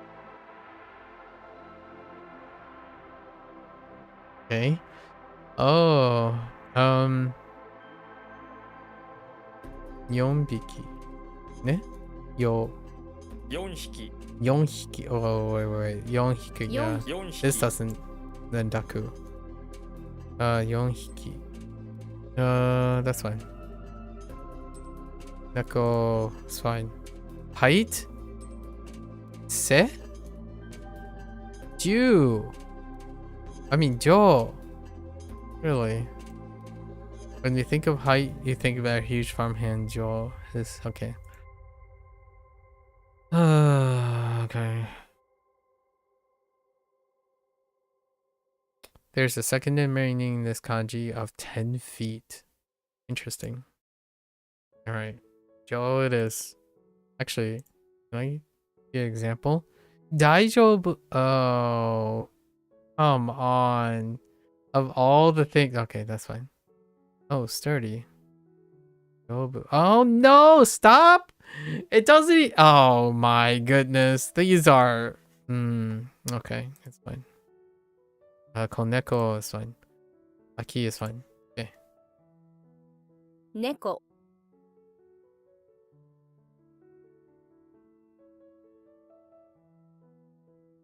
4匹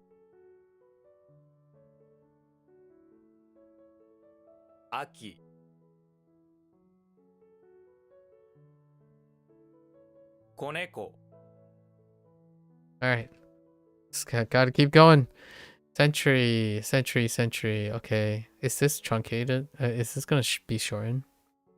So like seki.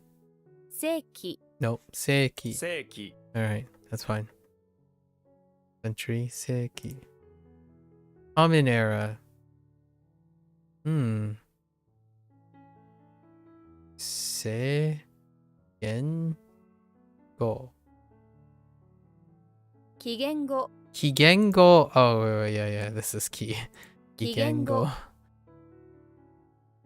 What does the narrative origin have coming after it? The common era or CE and or AD. Oh, that makes sense. Oh, that makes sense. Okay. 紀元後 Kigengo. 紀元後 All right. Ego. 英語 Ego. All right. Eikaigo. Oh, Eikai wa. Ne? 英会話 Eikai wa. 英会英会話 English conversation. Eikai wa. Ebun. 英文 Ebun. 英文 All right, English writing. All right. We're good. We're good. 紀元後 Gengo.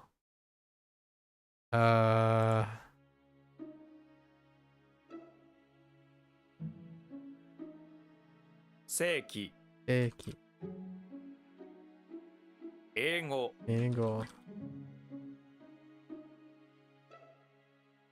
英会話 Eikai wa.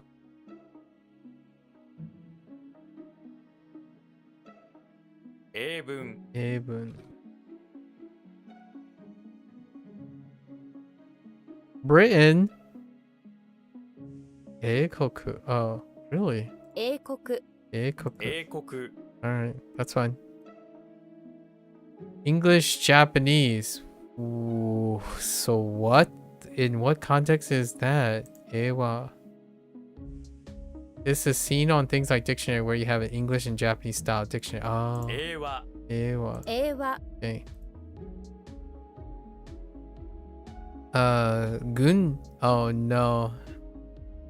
I really should introduce this vocabulary to Sun. Let's it's a 50-50. We'll say Gunjin. 軍人 Okay. 軍人 Alright, Gunjin. Alright. Soldier, that makes sense. Arts is okay. 芸術芸術芸術 Alright, that's fine. Navy, yeah. Ooh. No.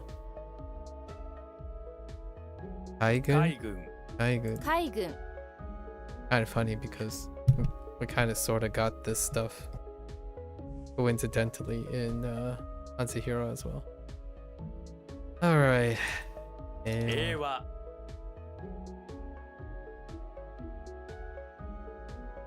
英国 Oops.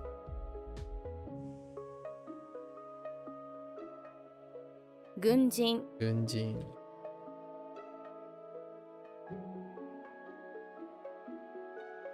海軍 海軍 Oh, Nancy. Nasi. So, Navy. Oops. What?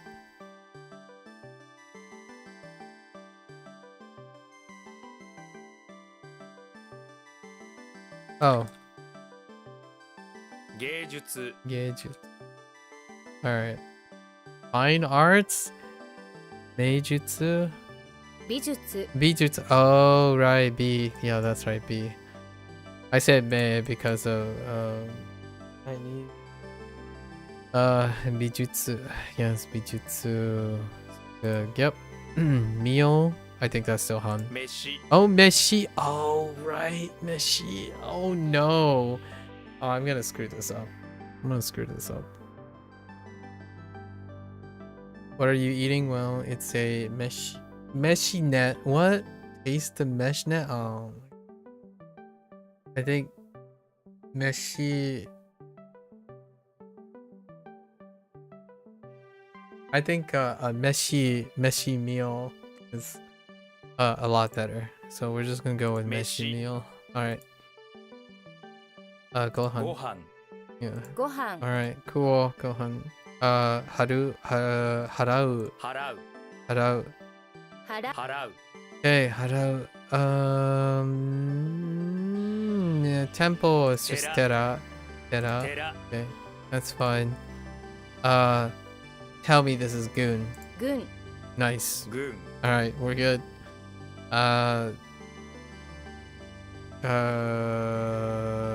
Ooh. Kyonen. Ne? 昨年 No, sakunen. Oh no, kyonen is. Wait. Yeah, kyonen is this year. Sakunen, yeah. 昨年昨年 And is that fine? Oh, that's normal. That's actually great. ご飯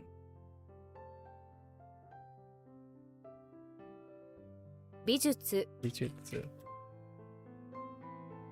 飯 Meshi. Okay. 払う Hello. We're just blitzing now. 寺 It up. A lot of these are good. A lot of these are Good. freebies, though. So we're pretty good. 昨年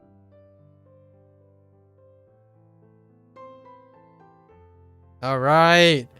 Look at this spread. Oh, man. All right.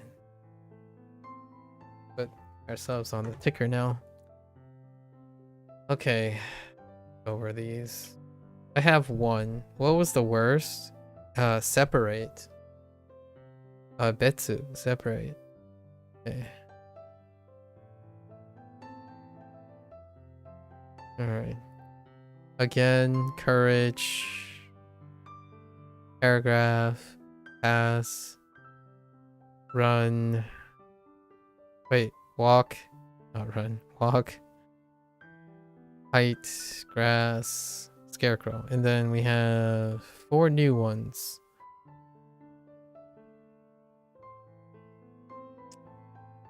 Youth.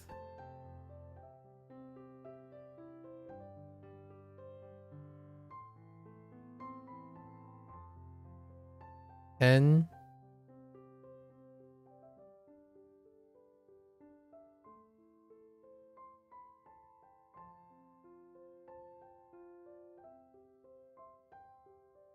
No. Oh. The F word?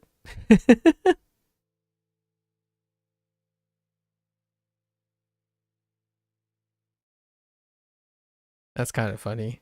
We talked about this. And home.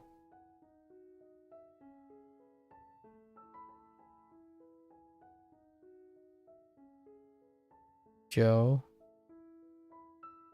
All right, let's do our reads. So, Era, Iwa, Kae, Haru, Iru, Ha, Aki,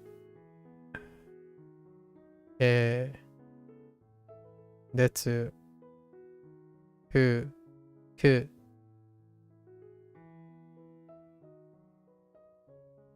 Saka, Saka.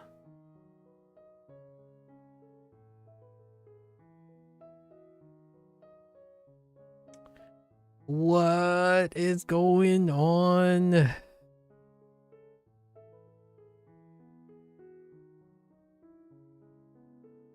I'm drawing a blank. I'm drawing a blank. In you, I, an, she, and fu, fu, ku, ku. Wait, actually, it's fuku. Onyomi. Ku, soku, soku, ho, gi,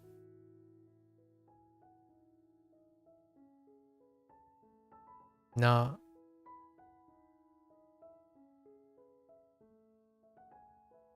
asa, jutsu, i, gun, an,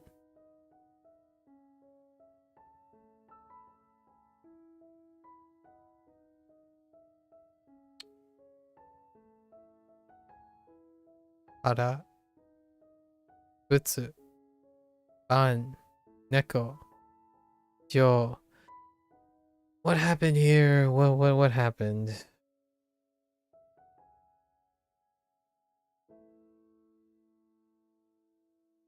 Ritual, ceremony.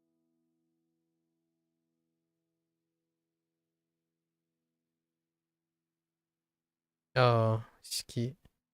Shiki is on, right?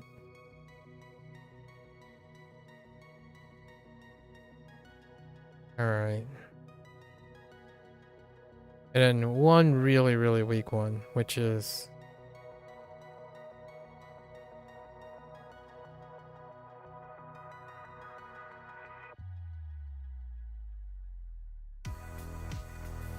that's a little off-centered.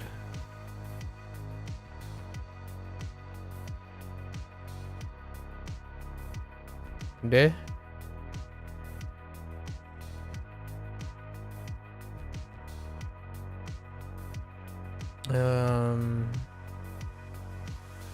Wakareru, right?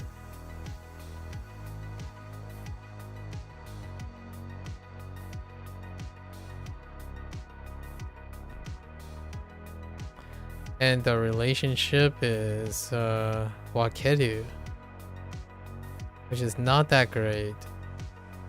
Although it kind of looks like it, honestly, the bottom part is. So wakeru.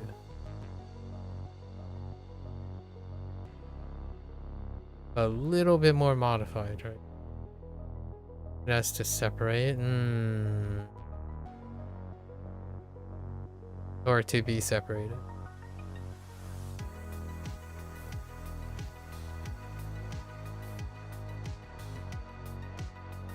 And this is to separate. I guess we can pair them up. Alright, that's it for WaniKani today. Ugh. Okay. We had lots of discussions. We had to catch up with Peeps. I was beginning to wonder when I was gonna catch up with Gecko, right? And then everyone else was... We had a lot of discussions. Lots of deep discussions. AI talk, that's kind of very buzzworthy. AI talk, climate change, meat, language, lots and lots of language stuff, writing, logic, we use logic, all sorts of stuff. There's gotta be something in there that's a bit of a hot take, right? I think I am more comfortable with most of it. Okay, so that's a wrap. If you're gonna watch this later, arigatou gozaimasu, right? Until next time, be safe, stay healthy, right? Oh, yeah, we still gotta do HanziHero though. Wow, we're only 2 away. You're more than welcome to stop on by, you know, exchange some anecdotes, exchange some experiences. I think finding incredibly creative ways to relate it back to language learning is all part of the experience. Cultural exchange is the name of the game. Well, I kind of like that. Cultural exchange is the name of the game. Yeah, I like it quite a bit. Right? Don't just endure. Please explore. Right?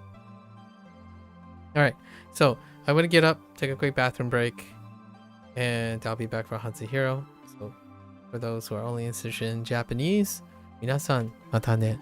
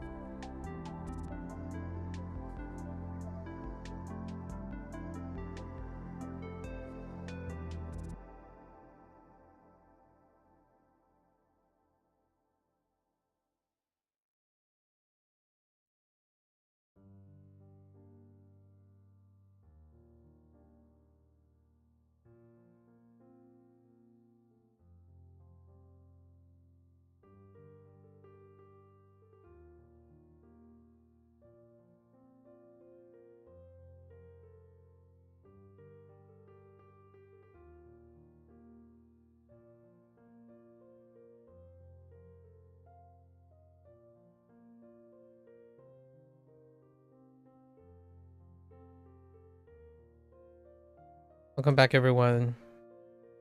欢迎大家回来。今天是第148天。It is day 148. I'm a little bit late.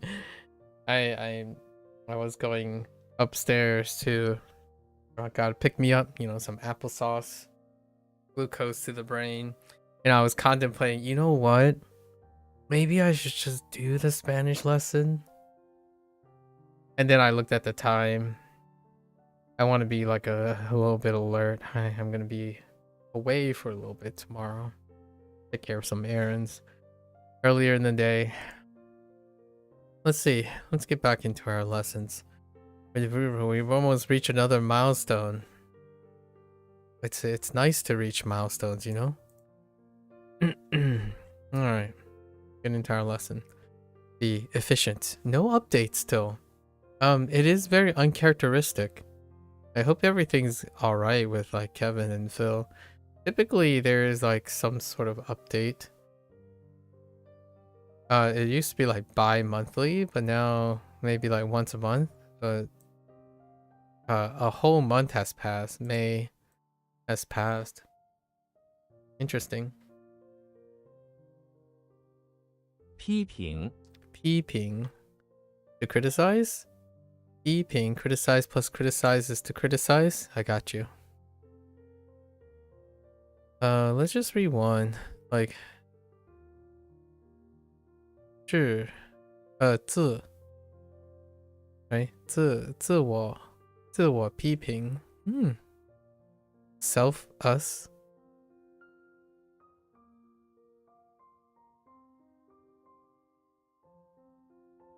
批评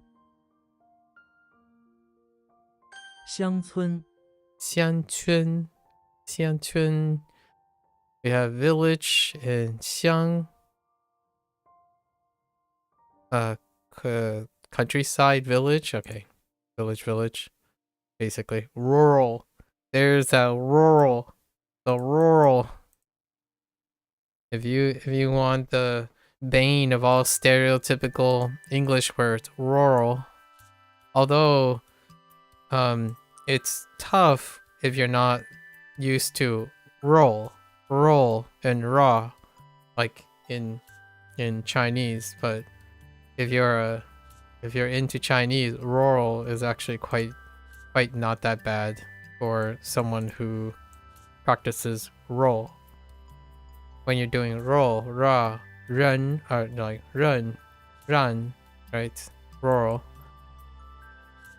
Funny enough, even though this has very little to do, it's kind of funny because it's the particular R combination that you would get from the la, like ramen, right? Ramen versus ramen, right? But rural is really funny. I thought it was pretty humorous when I was younger, that when, because we live at the intersection of rural areas, and then there really isn't an urban area around here, so I've often found it very suspicious that rural is the English word.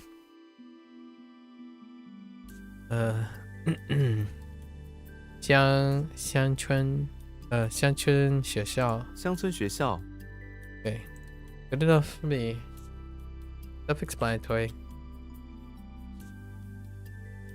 乡村乡村丰富丰富 plenty of wealth. That's being rich. 西元 is that supposed to be like what tone is this on? Like 西元 maybe 西元丰富资源丰富 oh whoops not 西资源 to 资源丰富 Okay, let's read now. 我们的文化很丰富。丰富。Oh, and that's not happiness, that's wealth. Right. Gotta be careful. Wealthy. 戏剧 Chi. Drama plus equal drama. Double drama. Drama equals drama. 参加戏剧社。参加戏剧社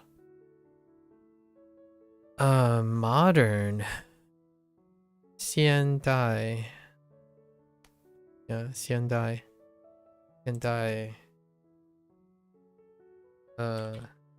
戏剧 I gotta be careful. These things, they can be 疼痛 where 疼痛 alright, hurt and ache and pain 疼痛 we're getting all the double overlaps courtesy of Chinese. I think this is easily one of the more feely parts of Chinese that become very apparent when you have like pain equals pain, and then you can lop one pain and connect it to something else, and you can lop the other pain and connect it to something else. Like bowl, utensil, like chopsticks utensil, or brush is like brush toothbrush put together or something. Like lots of these things. Double your usage, I suppose. 疼痛跟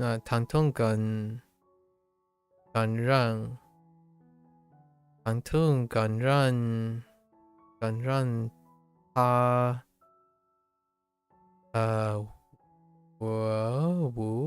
喂 How does this work? It was something else. Something 入睡无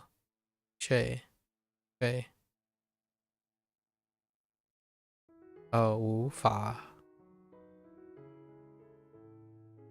让感染 How does 感染 work? Feeling, okay. 疼痛感 the feeling of pain. 感染它 prevents. 让它无法 Oh no 无法入睡背部 or back 背部疼痛疼痛疼痛 Sorry,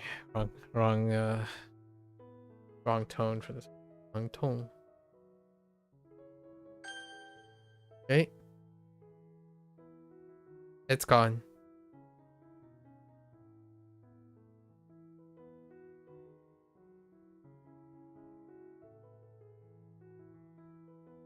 It's completely gone. What was the left thing?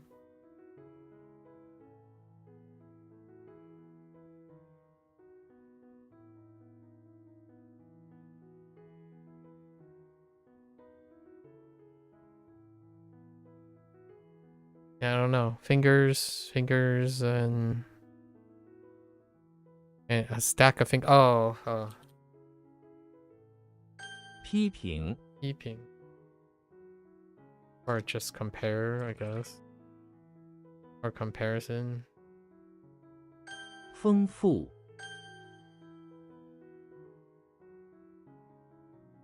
Oh, no, that's criticize. What am I doing?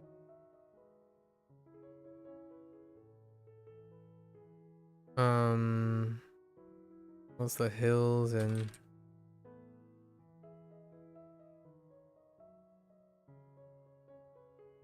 乡村 Yangchun?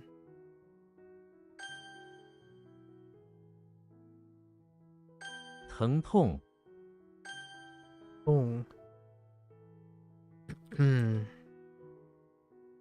Oh boy.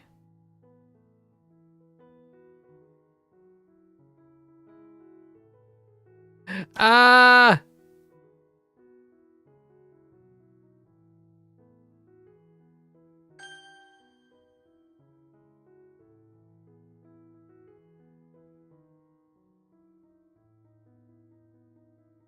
Xiju. GG. I'll show you some drama. Suddenly, oh, Turang. And then what was the other one? Turang and Urang.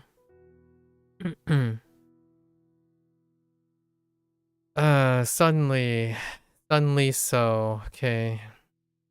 他突然出现在我面前. They're always actually not even before me. It's like he suddenly appeared. Oh no, that's fine actually. 突然 From 工厂 Gongchang. Factory working where a lot of work occurs. 我们去参观工厂时. Oh, yeah, that's fine. Not a complete sentence, but 工厂 Gongchang. 马戏 Maxi. Alright. We got circus is a sort of drama that includes horses. Maxi. Maxi Huan. Oh, troop, a group. Okay. Fine. Let's keep 马 going. 戏 Maxi. 评论 评论. Criticize theory. A review. Yeah. Or commentary. 评论. 电影评论. Yeah. Alright. We're good. This is probably the fastest I'm 评论 gonna be able to go. 家乡 家乡. Home countryside. Hometown. Native place. 我对家乡很有感情 feelings or love. Forwards. Hometown. 家乡 Hey.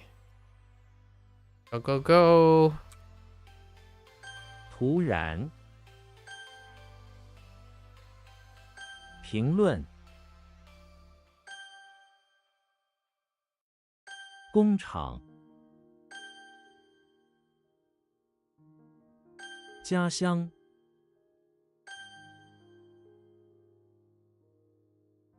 马戏 Alright. 出厂 出厂. To leave the factory makes sense. Exit the factory.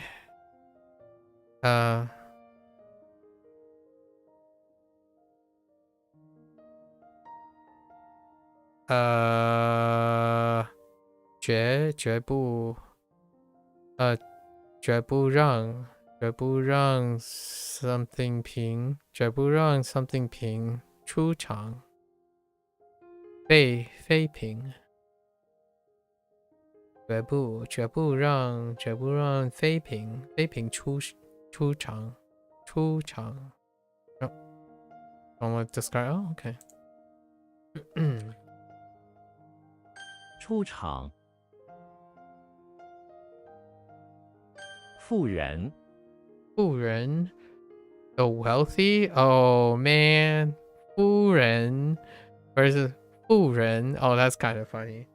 You can get to the point where, and the wealthy and the wife can be in the same position. It's like, oh hey, the wife is beautiful. You could say the wealthy is beautiful by accident. 富人 instead of 夫人. That's kind of a funny one. Neat. Okay, the wealthy, yeah, wealthy people. 这座城市有很多富人.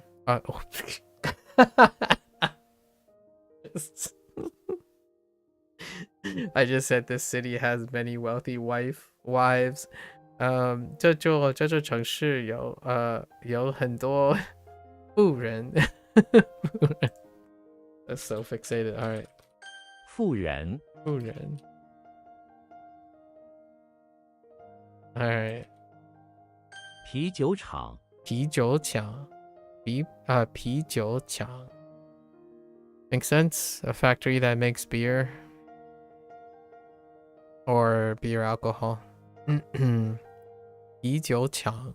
啤酒厂. 驴? What the? 游朗. Do I have a 游? I don't think I have this 游. Do I? Oh yeah, I do have this 游. Or no, I don't have this 游. 游朗.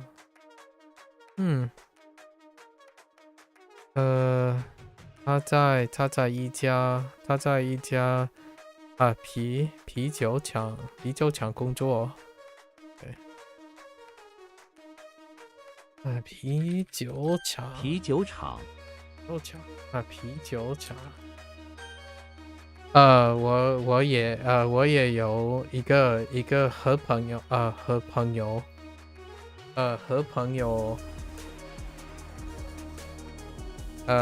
在啤酒厂工作。这是真的。有 let's see. A post. Alright.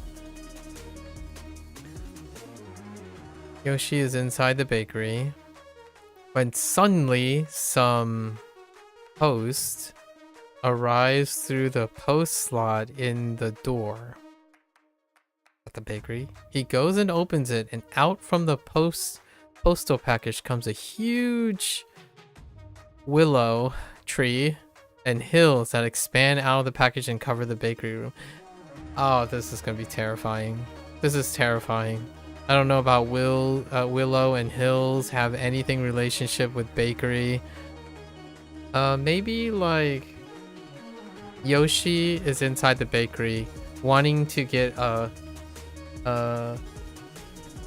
becoming nostalgia for his the greenery, right? The hills, the willows and hills of his yesteryears, right? His yesteryears. So he ordered some decorations, some willow and hills decorations, and it came through the post, right? And excitedly he opens it, and then a huge willow and hills decorations spill out of the postal package, right? In order for him to decorate the bakery to make it seem a little bit more welcoming. I'm thinking about like Super Mario Brothers environments and stuff. Anyways, that's probably what we're gonna do. 邮局. Oh, you know what? This does remind me of how Japanese talk about postage too. Post box, 邮箱. 邮件. Makes sense. And postage, 邮票. Yep. Okay. 有储 Foundation.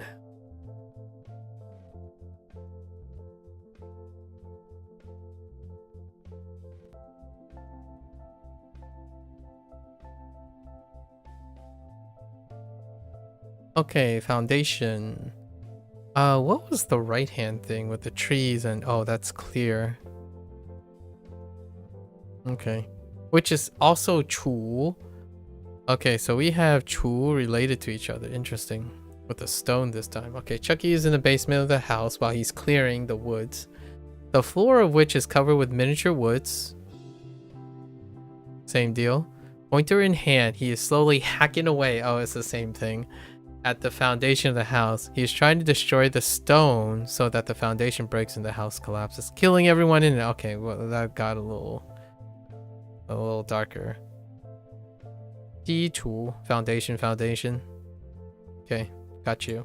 It's foundation. Okay. 储 Kinda sounds like House. Oh, 房主. Okay.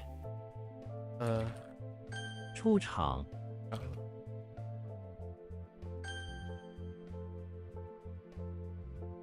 Yep. 有 Yep. 处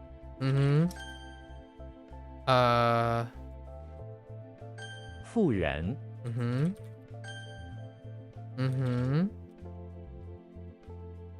Ah! Whoops. I typed the wrong thing there. Oh, okay.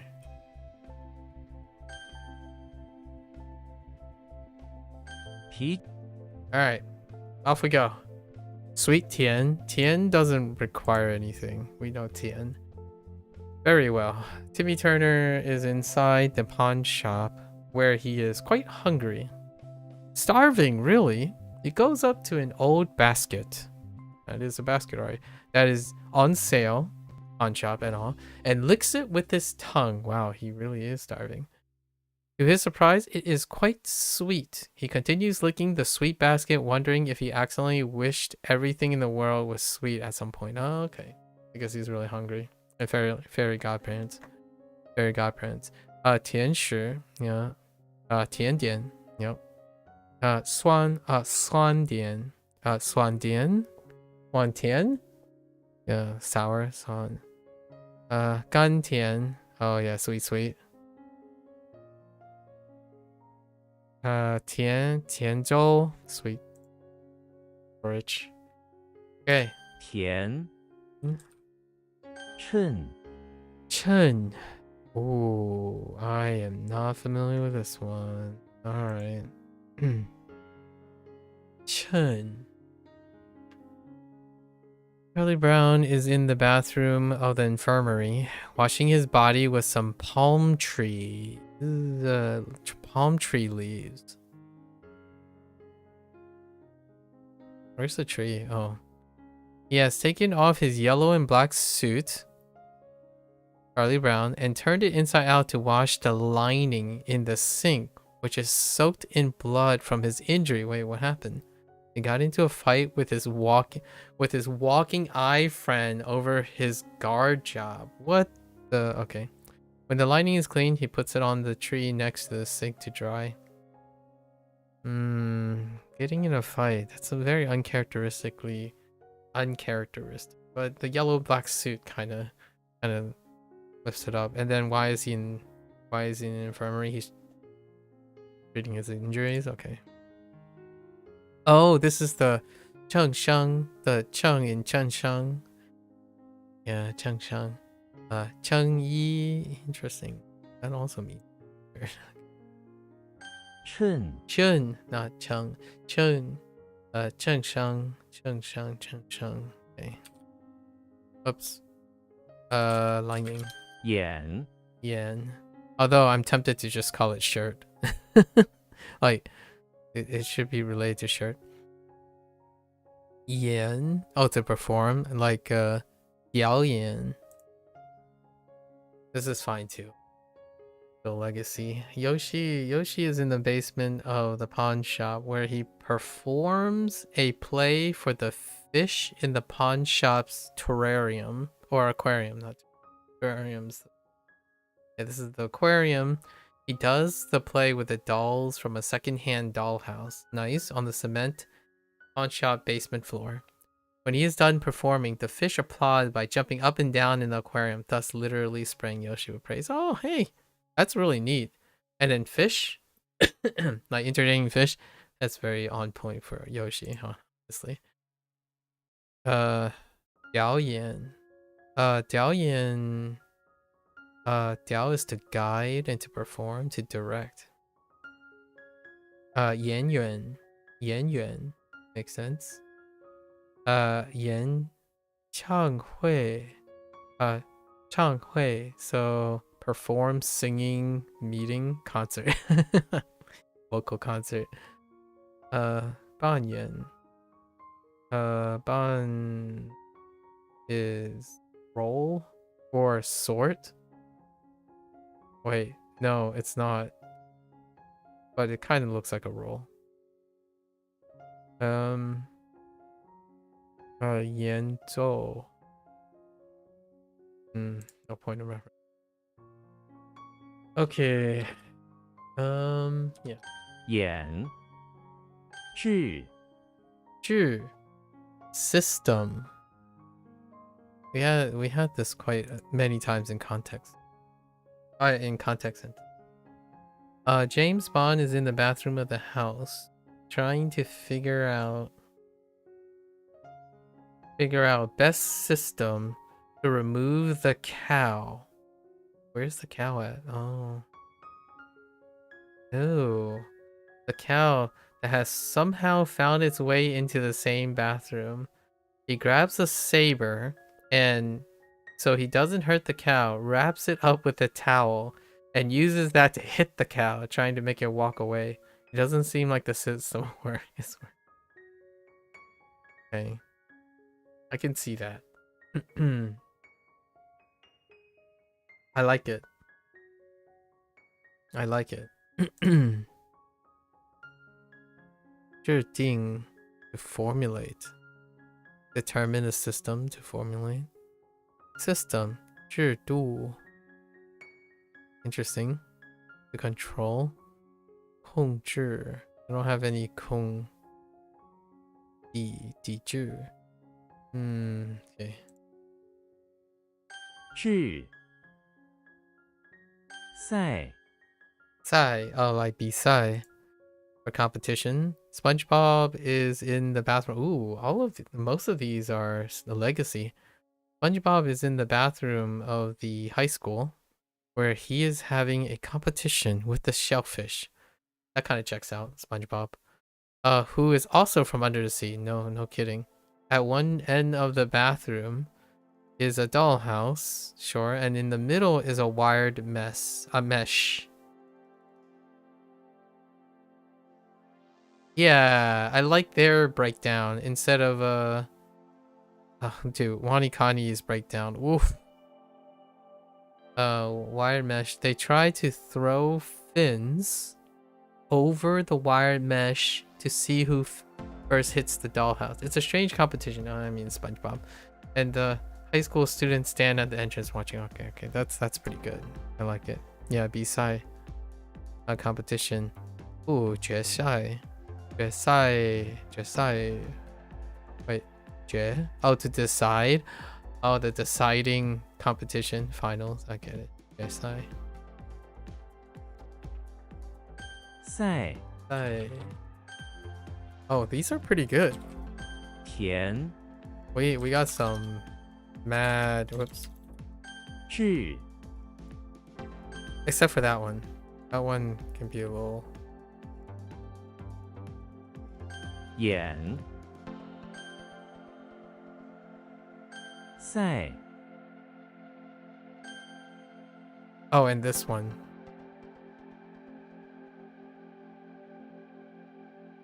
趁 Chun. Chun. Sort of. It's part of a word that I'm. Alright, let's try to lock in. Okay. Time to lock in. Okay. It's gone.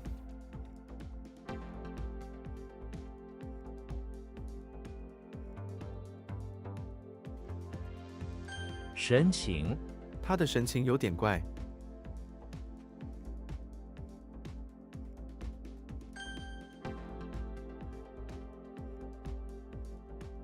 虚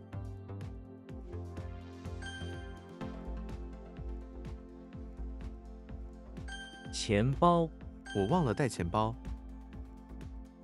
飞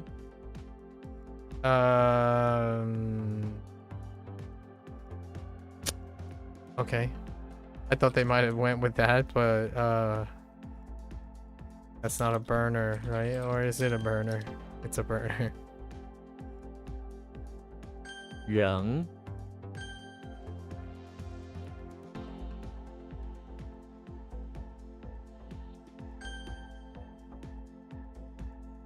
票 Oh, what?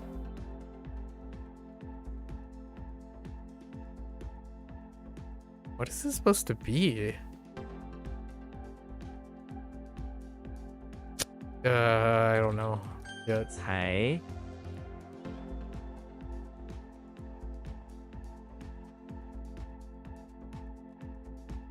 oh no, wait. That's the wrong thing. 生活 你知道怎么生活吗？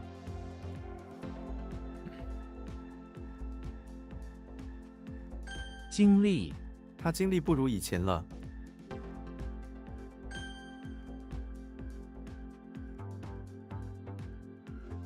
多元 这座城市很多元。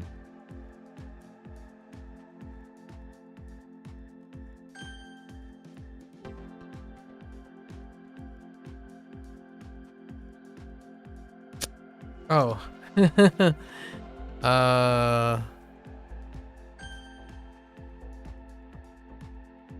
Ah! Wait, what's happening? Oh, I missed that. I missed the G. What is this supposed to be? How do we do the east thing? I mean, we're probably gonna block this out because it's east regardless, but...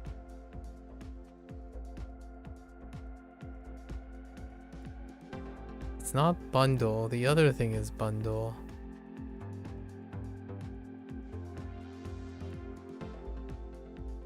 Across? Okay, it's a tree with stuff in the middle. A sun. Sun and tree. I can't think about it. A pouch? Okay, that's fine. We're gonna add east to this.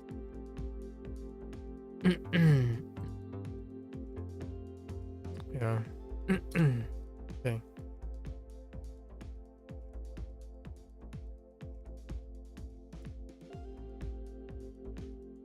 幸福 幸福是每个人都追求的目标。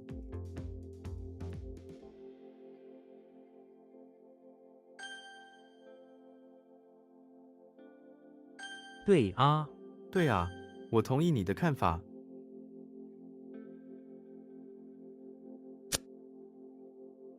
Oh. What did they, maybe they, maybe like often or something? Probably often. I'll add very, probably.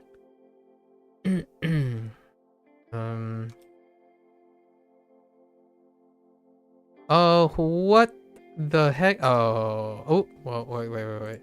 No. Oh, or are they looking for extreme? Or oh, none. Oh, really? Oh, wait. Am I being a pep? Oh, this is the other. Oh, okay. Yeah, so they want none. We're gonna say like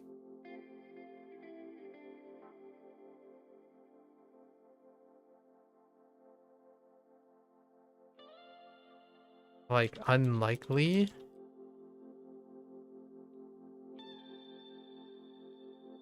Rare. You know what? I get what they are going for the like infrequently, and okay. I'm okay with that. We'll just think of it that way. As opposed to associating it with the words.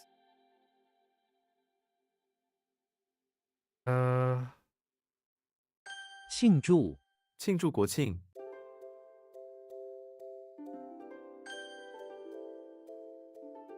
Whoops. That's the wrong tone. Ah! I bundle again. Ah, man.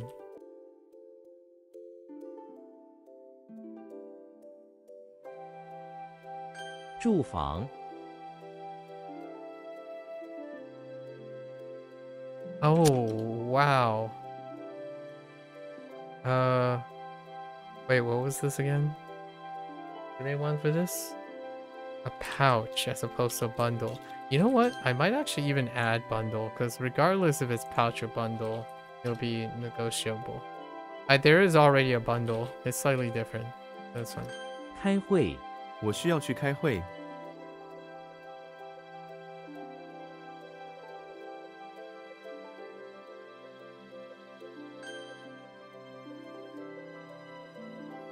一定，我们的目标一定能达到。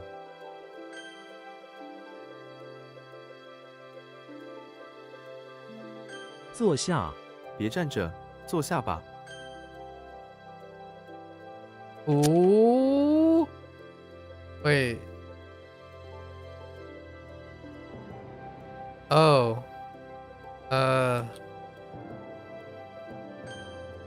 Or a chair. 椅， There's so many characters. Okay. 补 what? 补救。补救，这种药物可以补救一些常见的健康问题。补救。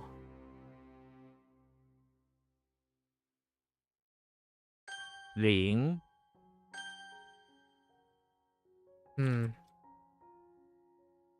遍地，遍地都是死人。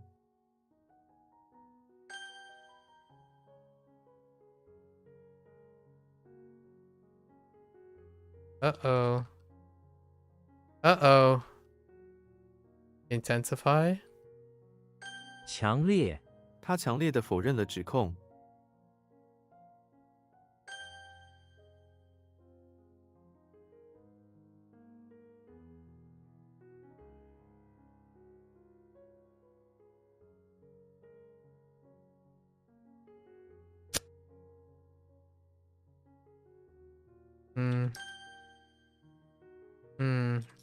Whoops.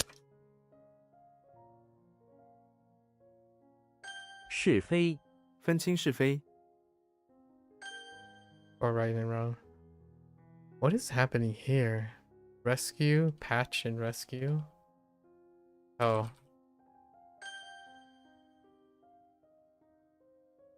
不然，幸亏你提醒我，不然我就忘了。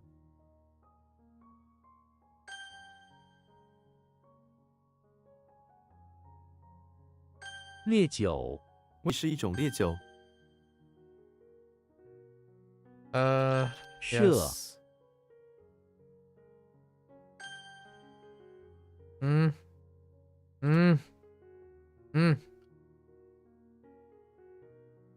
Ah, typo.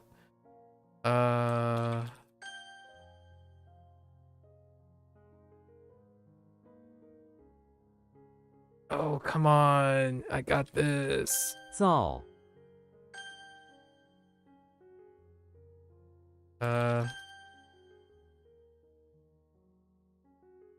I typed the. Oh my god. I did it twice. I did it twice in a row.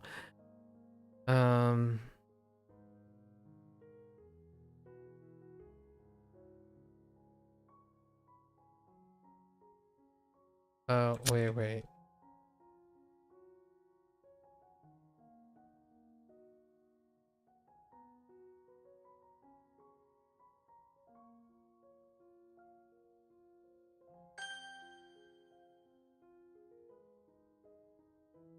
教育，他受过大学教育。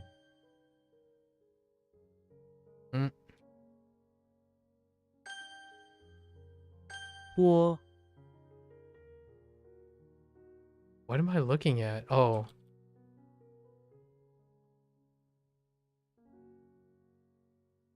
What? 棚，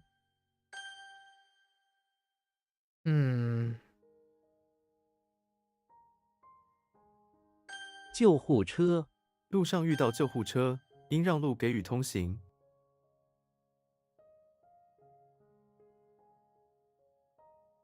不够， 10块美金根本不够。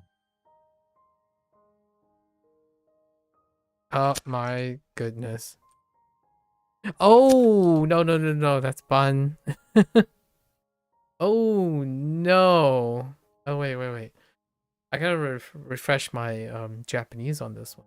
This was arrange. They used arrange. And then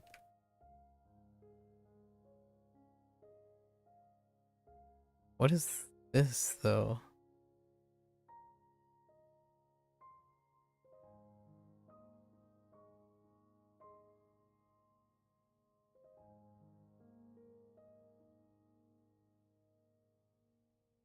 What?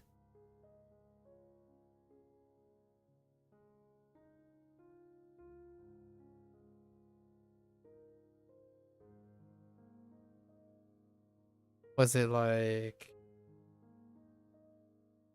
I don't know. I think thinking about the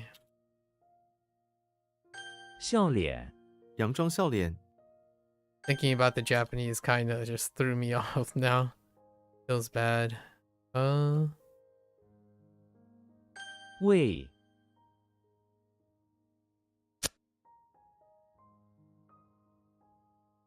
What?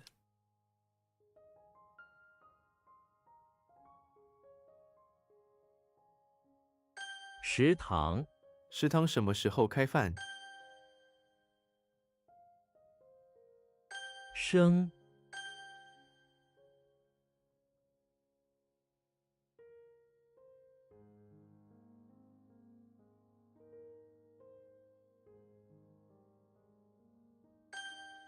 Okay.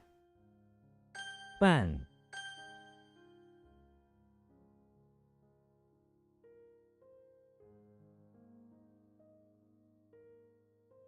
What's going on? Oh no.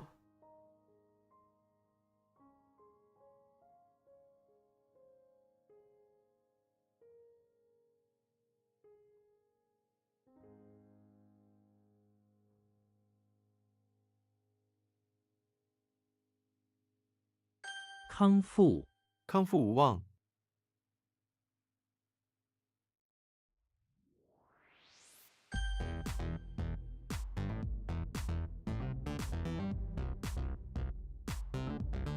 清楚 你说话我听不太清楚。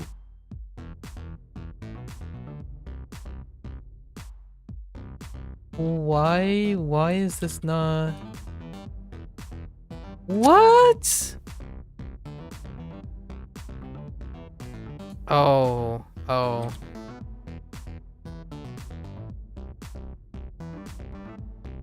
停车场 哪里有停车场？ Oh wait. Hold.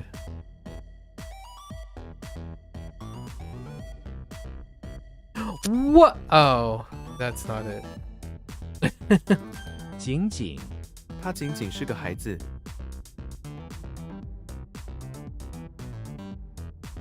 What? "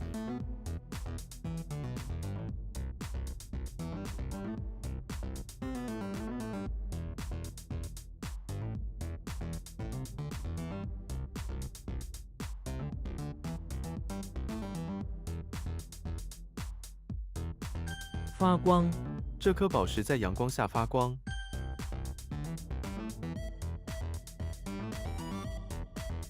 省钱 在这里生活很省钱。 使力 他使力抬起沉重的箱子，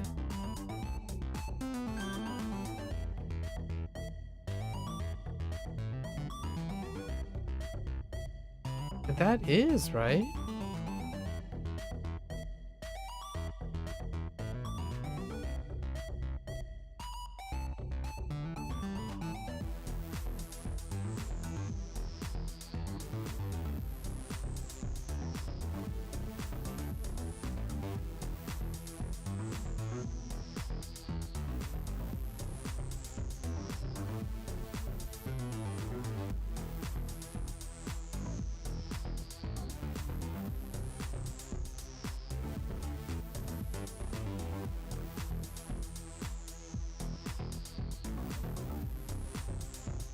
What is going on?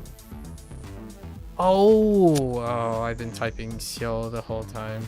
Xia, xia. That's fine. Oh no, what was this again?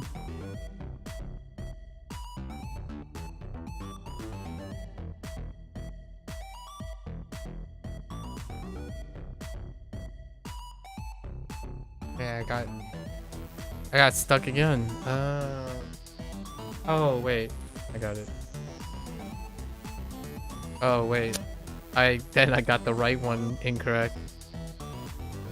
Oh my.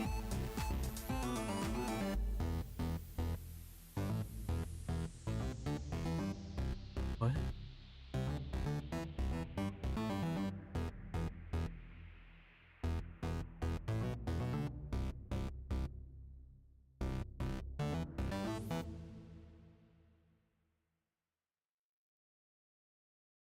新娘，新娘笑得非常甜美。 Whoops, that's girl. I mean that's bride. 不仅，这不仅是我一个人的看法。 What the heck is... Wait, I'm doing something.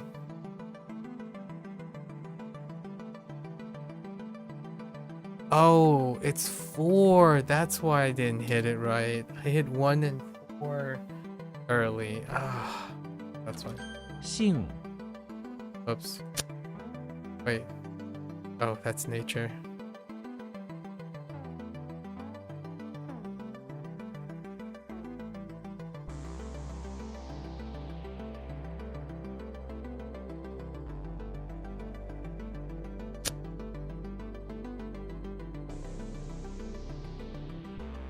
Oh, Piao.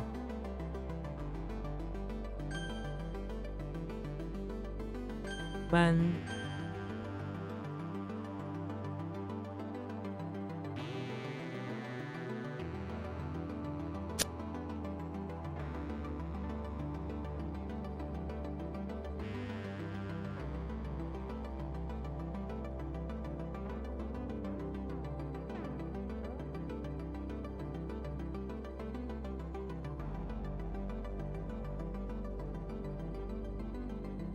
I don't actually know what's up with that one, actually. 暖，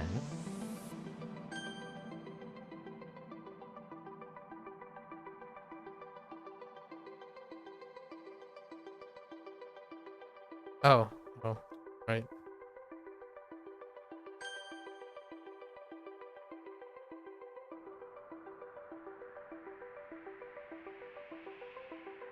What?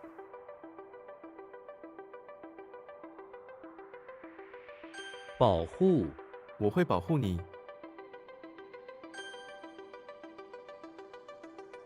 胖，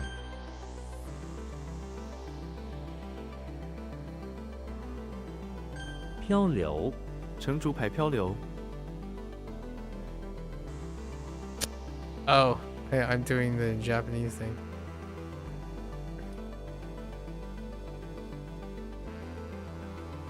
坚决， 他很坚决。 Injured, determined? And then what happened here? I'm pretty sure it's she and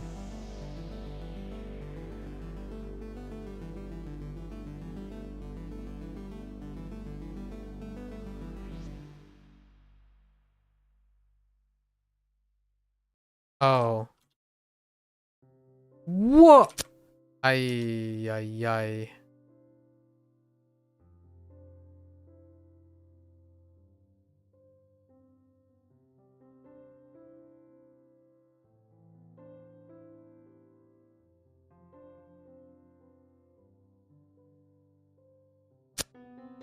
Ay.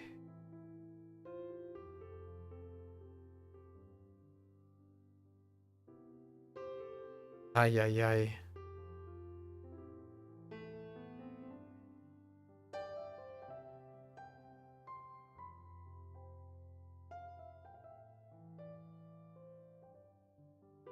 I typed that again, didn't I?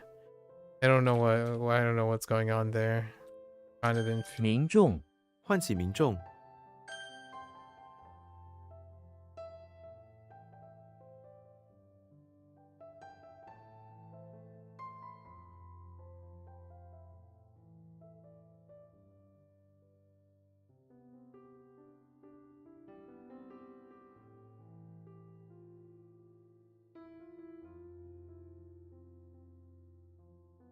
I lost it. I lost it.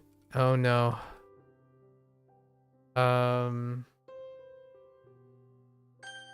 Resolute. Okay.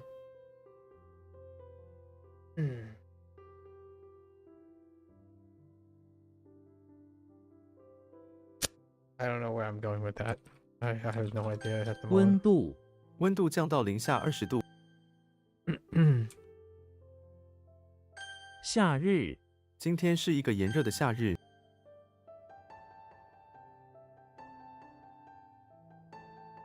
共存、动物和人类应该共存。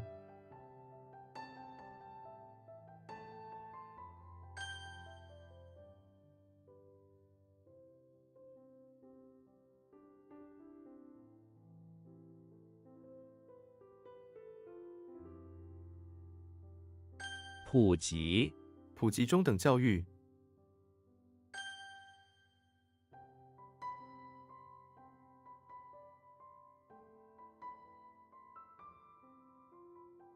内脏、他因为内脏受伤而死。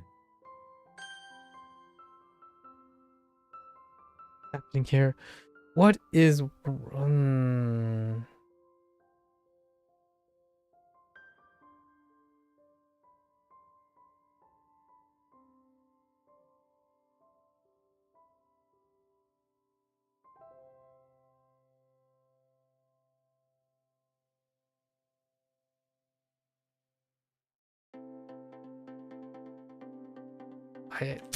I don't know where he is right now. I thought it was Shu.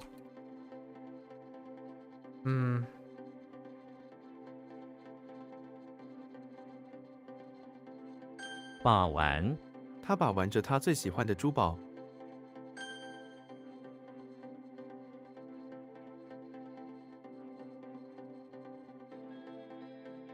相识、他们是老相识了。 This one was a problem before. 才、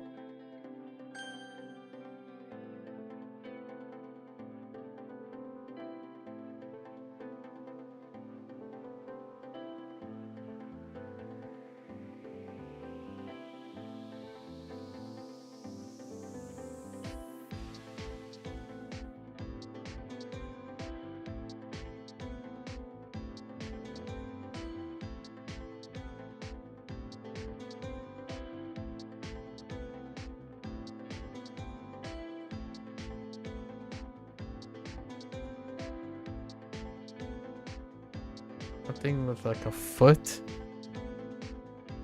Foot, bundle, and foreman. ,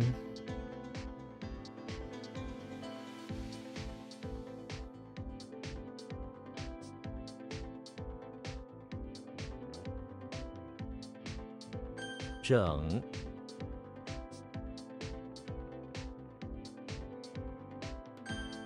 Okay. That's rough. Jung is very rough. I relied on so many things there. 支票、支票必须在银行兑现。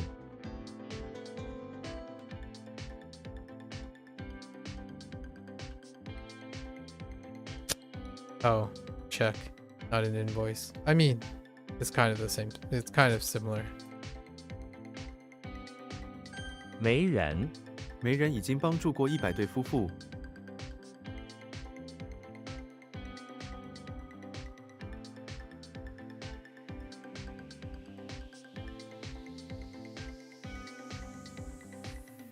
分散、活动结束后，人群分散了。 Or to disperse, I guess. Or distribute.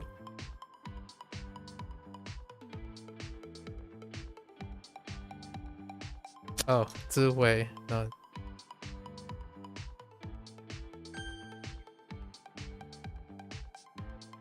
Ah, dang it. I meant to hit 3.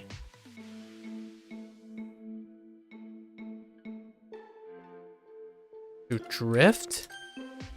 Wandering is still to drift about. But that's okay.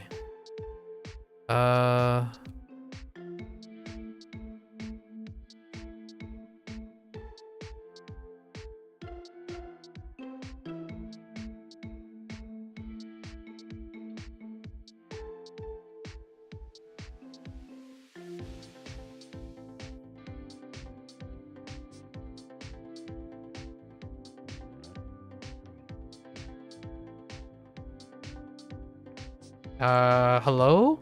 Shun, oh, that's where I messed up. I typed in A every time. Oh, that's fine. 3月3月很适合旅。 Oops. 指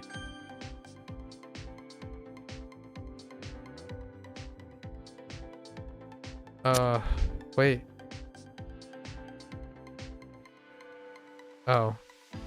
Hit 2 instead of 3.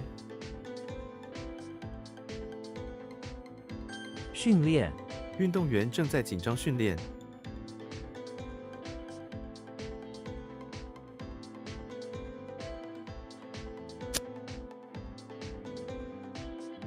I think, 土 I think I need to add something to that. 乐器 这件乐器来自中国。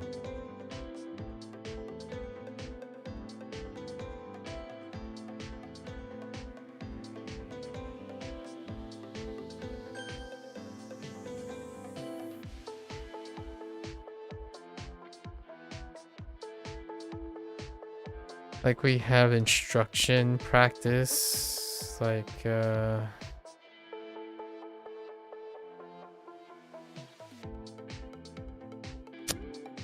it's still like training, but that's also the same as to practice.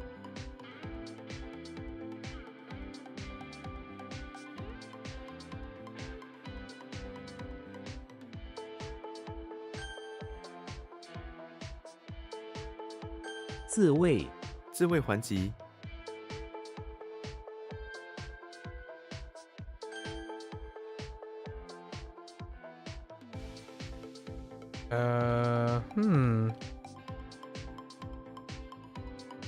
Oh, wait. No. It's not this one. ”鸡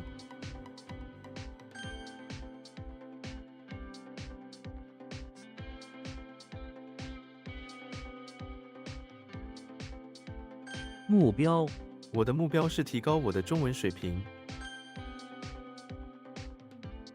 训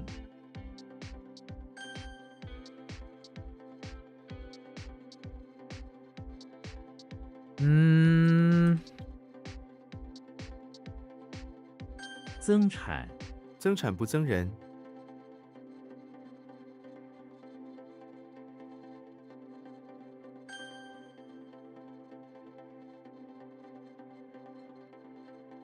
离开我们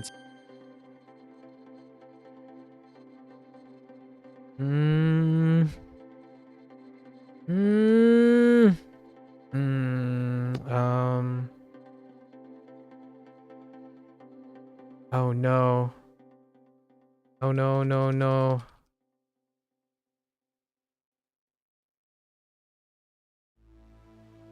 Oh no.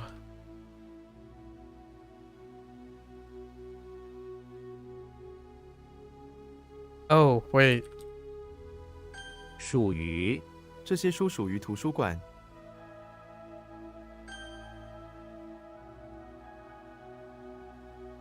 年纪他看起来不像他的年纪。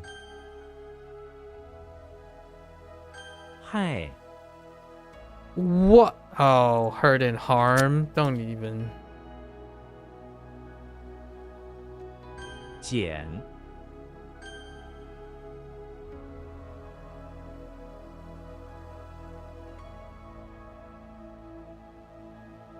背景，这幅画的背景是一片湖。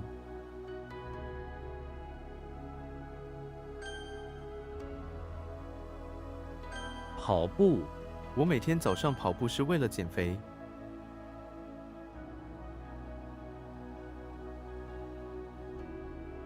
初步，这只是初步的想法。 It is basic, or the first step, or the initial.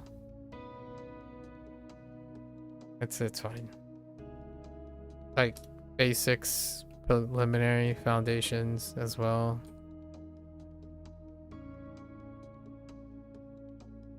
张，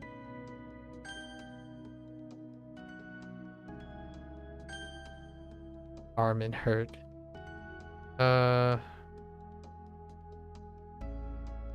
散步，散步是一种很好的运动方式。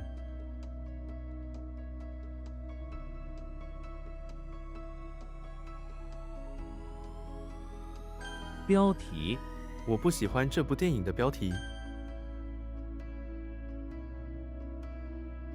Whoops. That was on me right there. 导入，这个国家最近导入了一种新的环保技术。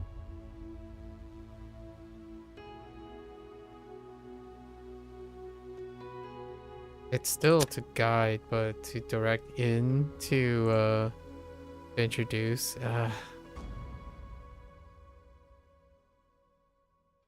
That one needs a block. We need a block on it. Alu.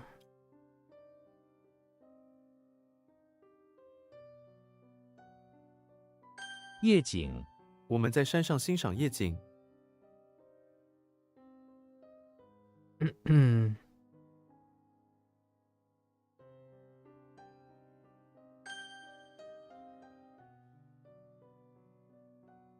记，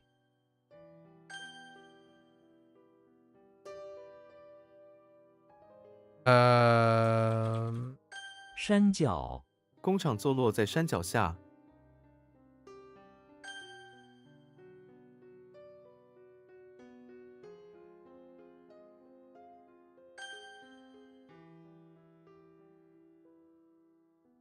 铁路，地下铁路。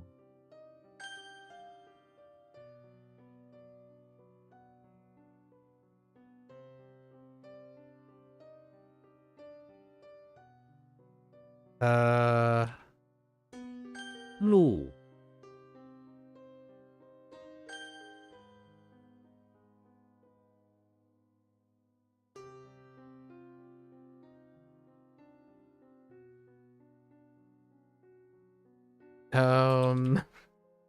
基地，军事基地。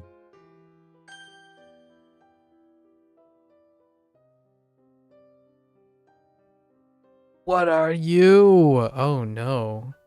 I have no idea.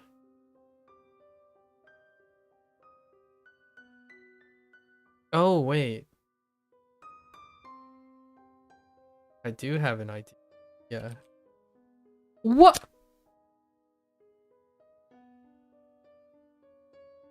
Oh no, that's Patrick.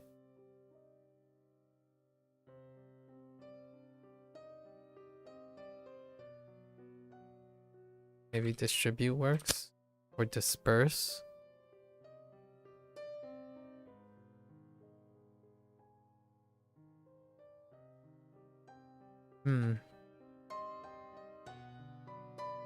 Oops. That's 1-4. 进步，只要努力就能进步。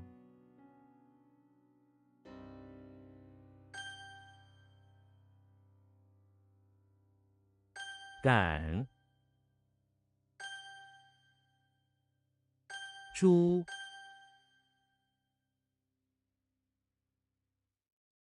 ，let's see. 这个国家最近导入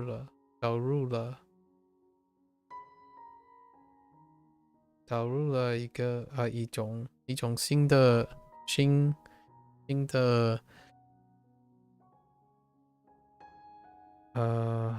的什么环保 something 树，环保技术。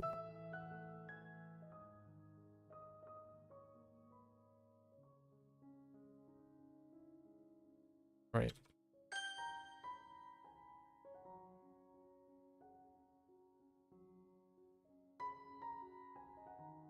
Send help.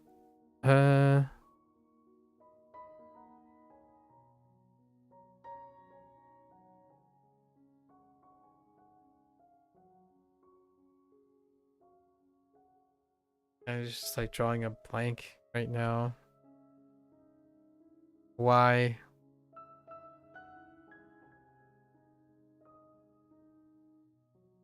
It's not that. I know it's not that, but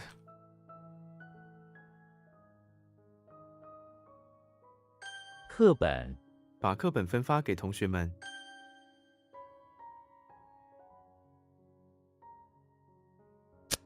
what? Oh, hi. Hi. Oh, this Whoa. is okay.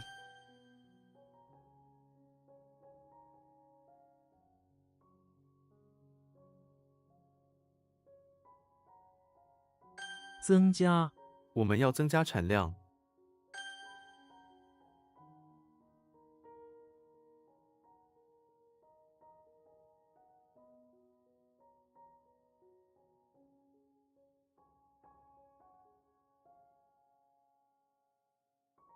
宣 I have no. Oh no.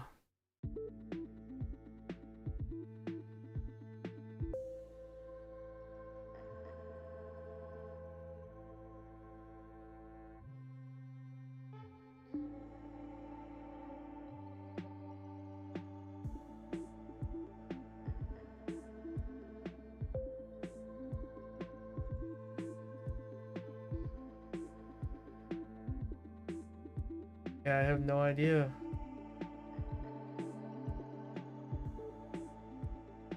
I have no idea. I have to come back. 去路 前方有一块巨石挡住了我们的去路。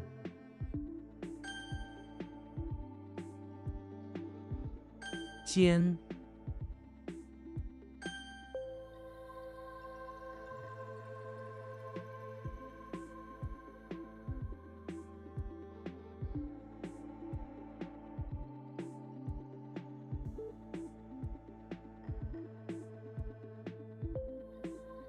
Oh.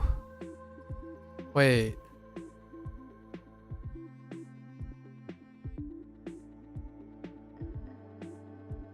Yeah.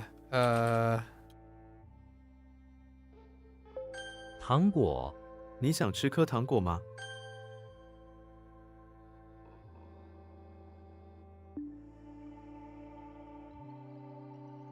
认识 他们没有认识很多人。 按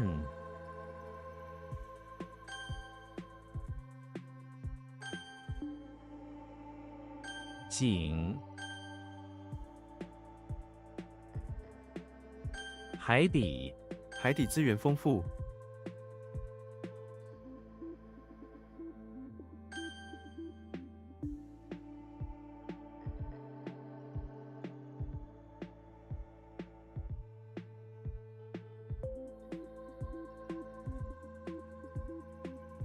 怪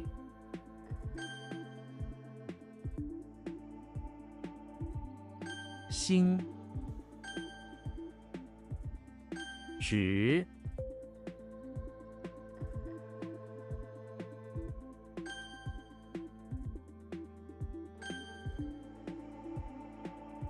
负 Oh, right, to carry on back. I need to remember that. Carry on back is gonna be important.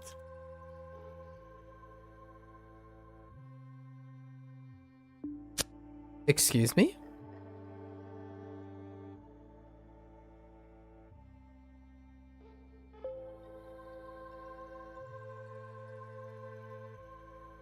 Oh.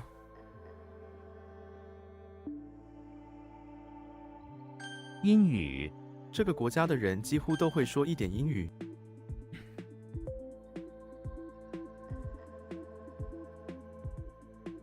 缺少 这个计划缺少资金支持。 Lacking, but lacking in what way? 沙发山区 这位老人一生都住在这个山区。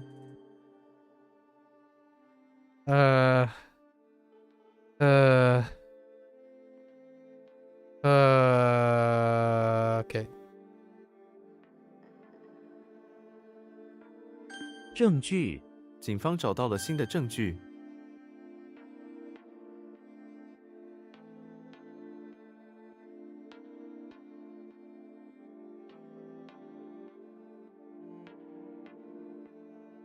You're just selling a bunch of doll houses, but what are you selling on Daybreak in the ground?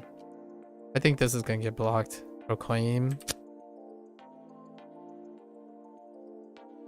Until a vocabulary word. There's no vocabulary word for that. That was from yesterday.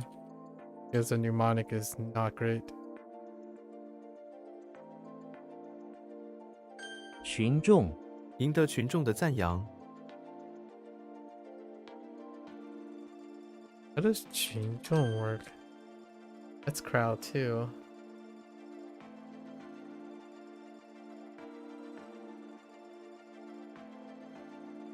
Oh, right. 据说据说他是一个优秀的歌手。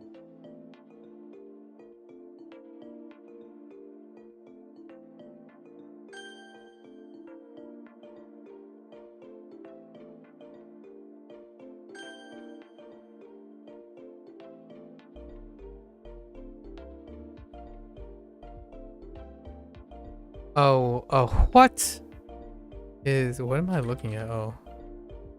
数据 我们需要更多数据。 Mo rate? My bad. Oh no. Not again. Oh no, I got it. 炒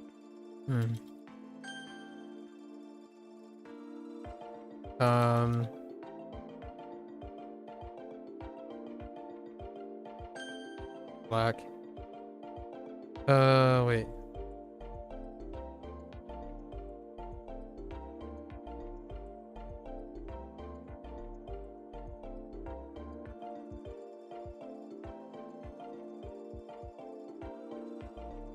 支付 我可以用现金支付。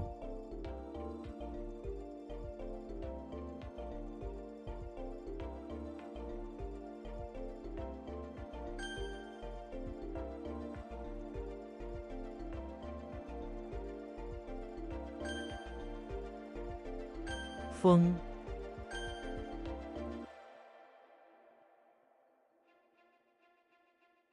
What? Wait. Oh. That's more. Whoops.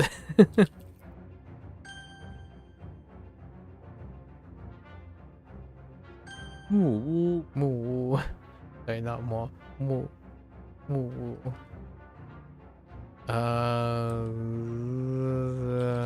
Wu. Or air. 会谈 会谈还没有结果。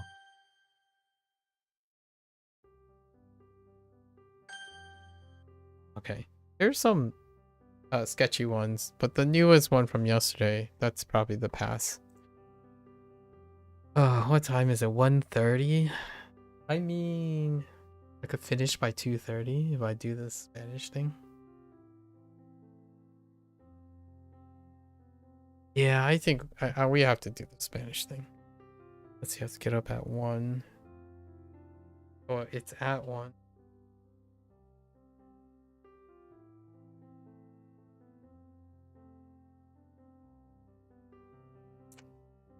I think we're gonna do the Spanish thing. We gotta do this. Been too long. Okay, so let's do quickly here. How okay is this one's pretty okay. Yen. After I changed it. Yen.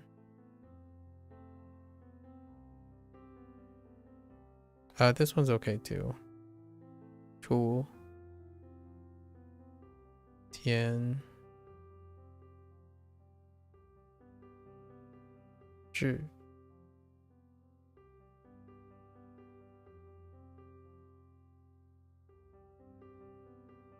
Yen. That one's okay too. All of these are pretty good.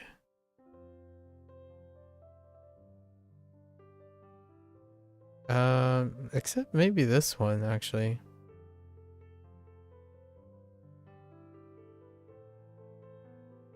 Sai. No, it's okay. This one, these two are probably the weaker ones.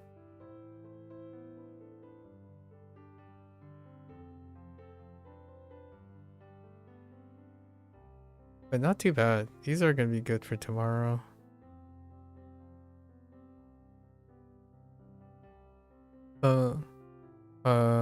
Feng Fu.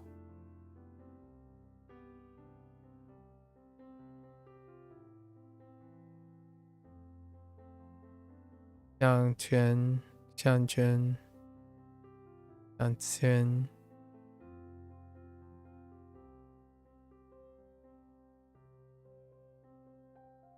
Tang Tong.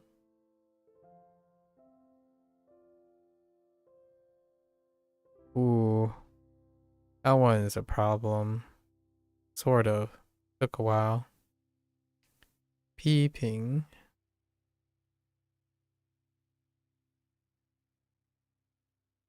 What does peeping or criticize?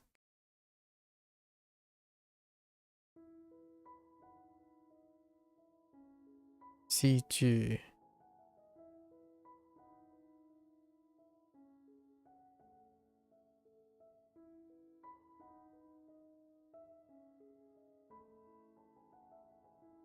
Urang.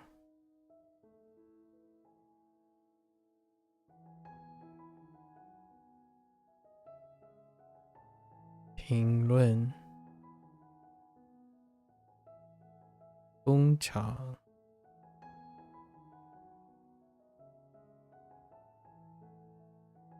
Jia. Oh. Jia. Jiaxiang.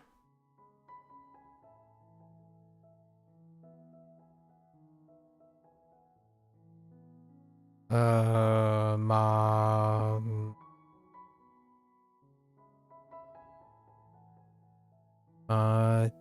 No. Ma Xing. Yeah, Ma Xing. Ma Xi. Ma Xi. Circus. Chu. Chang.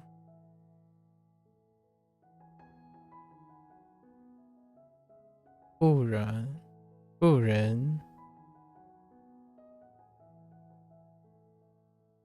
Pi Jiu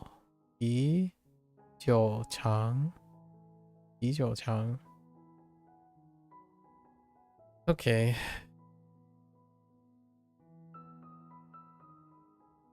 Yeah, Yoshi. Yoshi in the bakery. Oops.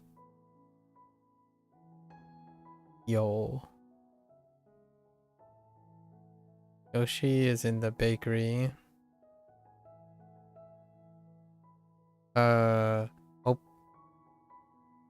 Hoping to get some decor. He ordered a bit of a willow, right?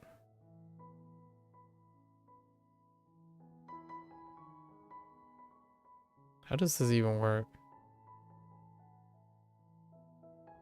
I doubt it. Willow and some hill decorations remind him of his old stuff, so it came in a postage. He opens it, unpack it, do the decorations. Done.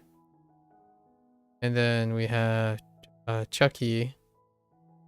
Chucky sneaking into the basement of the victim's house.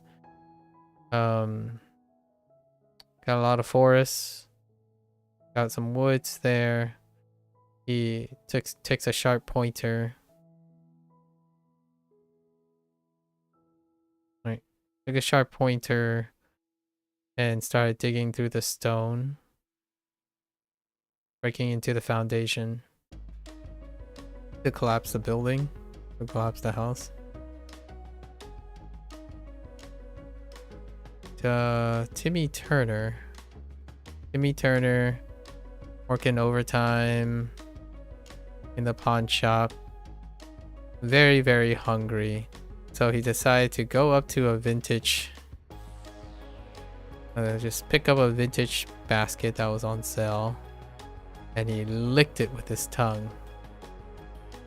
And turned out it was quite sweet. Which was nice. Alright. And began to consume it. Okay. We have James Bond in the bathroom.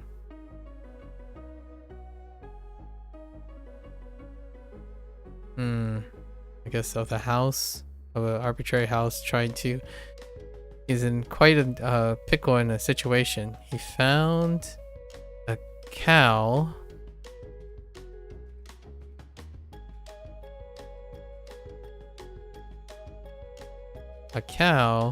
In the bathroom, and he's trying to come up with a system to get the cow out. So he took a saber and wrapped it around in a towel to hit the cow and guide the cow out of the bathroom.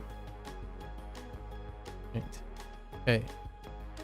Okay. Yoshi is making his way to the basement of the pawn shop where he works, and he's there.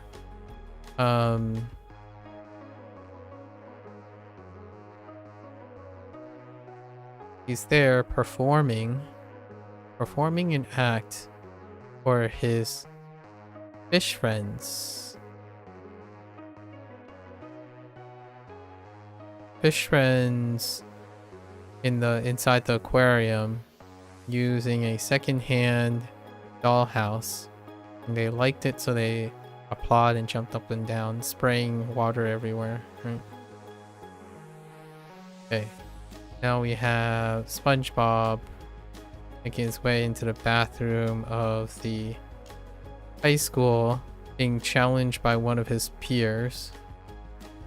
One of his peers, who happens to be a shellfish, to a competition involving hitting a dollhouse by throwing objects across a wire mesh. Fins, actually. Fins across the wire mesh. Okay. Then we have Charlie Brown. It was kind of dark. Charlie Brown in the bathroom of the infirmary.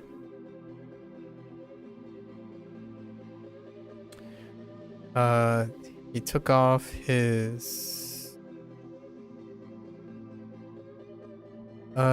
his black and white suit. I guess near a tree, or using tree leaves. Nearby tree, I suppose. Nearby tree to clean the lining of his suit after a fight with a walking eye while he was on guard duty. Oh, he was standing guard. That's good enough. Alright, so let me think about this. It's 1:47. I gotta do the Spanish review, right? Alright folks, that's a wrap for HanziHero today. Gonna watch this later? Yes, yeah. Always feel welcome to drop on by, derail the study session, catch up, talk about things. Lots of in-depth discussions that happened earlier today, right? More than welcome. Exchange some anecdotes, right? Anecdotes, share some stories. Culture exchange. Anyways, if you're only interested in Chinese. 大家下次见, right? See you next time. I am gonna get up and stretch momentarily, just for a little bit, and I'll be quick. I'll be back for Spanish. Thank you, thank you.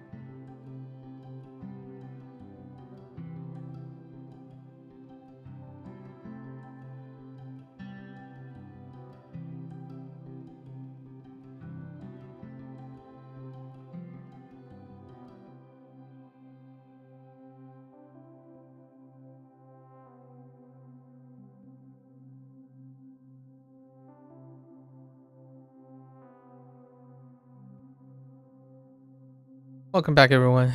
Bienvenidos a todos. Hoy es el día número 62. It's been some time, very, very busy, right? Lots of yap and stuff, but it is now June. Let's try to stay on the board.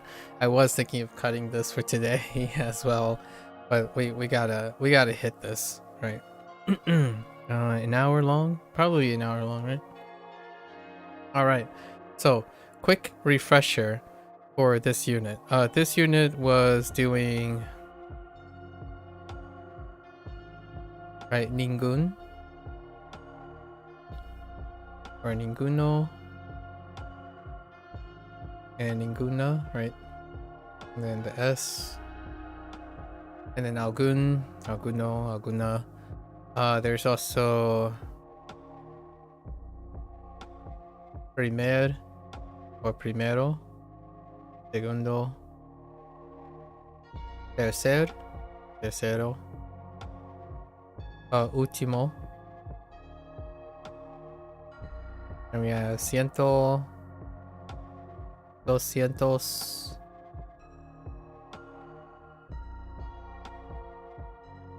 gran, pobre, buen, right, mal.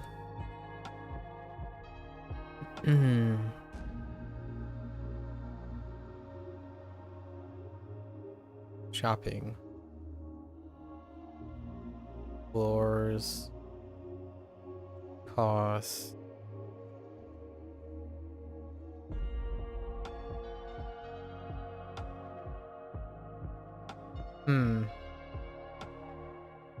I'm missing something. Oh, got nada, nadie.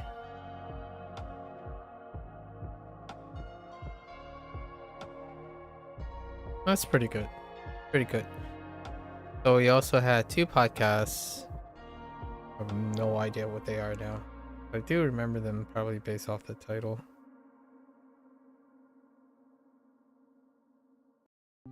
Podcast 1 was shopping excitement.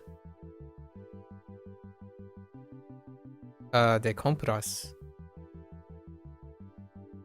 Emocionado? Emocionadamente? I don't know. Okay. I think this was Falstaff. And dos personas. They were talking to each other and they were buying. One person, I think, needed a abrigo roja or something. Rojo. Abrigo rojo. They were buying stuff. And they were talking about prices. Buen precios. Precio. And Falstaff made a quip. Humans are very excited about talking about price, but everything's free to a bear as long as you're willing to catch it, right? If you can catch it.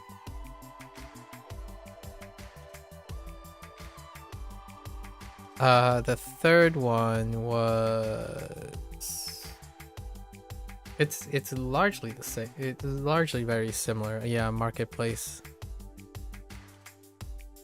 Marketplace bargain. This was Lucy. And they were talking about price, so precios. Different tienda, like tercer, right? Tercera tienda. Or tercera tienda. Places to buy, bargains, good prices. And of course, Lucy being Lucy, it's probably a good price for some secret transaction. In terms of the adventure, I think the adventure was Lily's computer. To get like a new computer. So Lily starts in the computer shop. And we had a table down here. Yeah, like a laptop.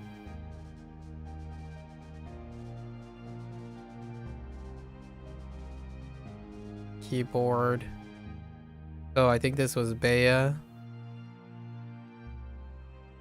Yeah, another display.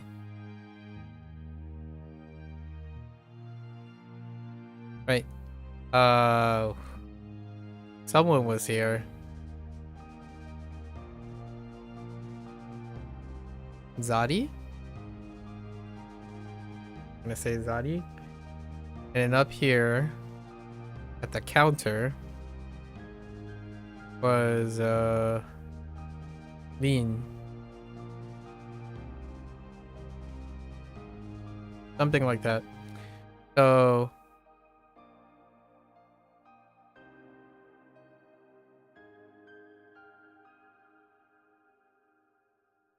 right. So you went to Zadi.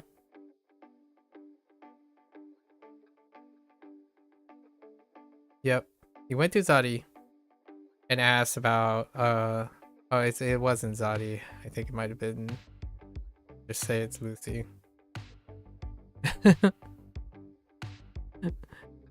So you went, Lily asked, it's like, oh, I tengo necesito, right? Necesito una computadora nueva. And it's like, oh, okay. What do you use your computer for? Like para qué? Para qué? And hago música, right? And they're like, oh, okay. Well, Lin will be able to help you. So go to Lin, and Lin asks the same question, and basically use it to make music. Lily uses it to make music every day. So you gotta go to Bea because Bea's in front of a laptop that's like connected to a keyboard. And once you get the laptop, go back to Lin because Lin has got to check you out, and it's like cinco cientos or cientos. I don't actually know.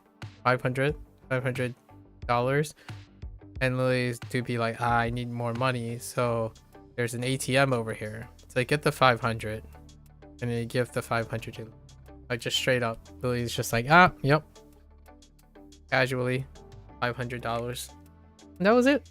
I don't think there was any vocabulary. It was pretty standard within the realm of most of the vocabulary that we have.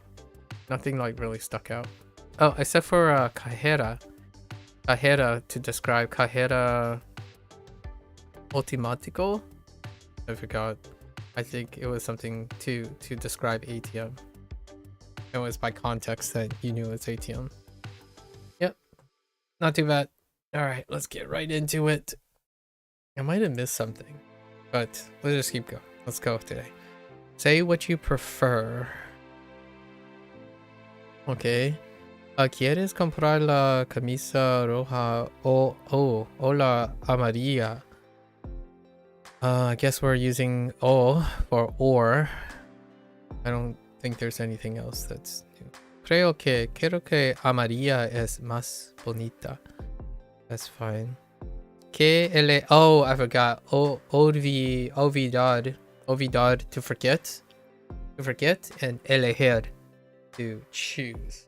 It's also the two vocabulary words from the last unit. ¿Qué elegimos hoy? So they're conjugating elegir into other things. Quiero una falda bonita como la tuya. Como being used like you, like. And then la tuya. Interesting. La. Oh, because they're using la is the indirect, or is the pronoun. The pronoun for falda. Yo elijo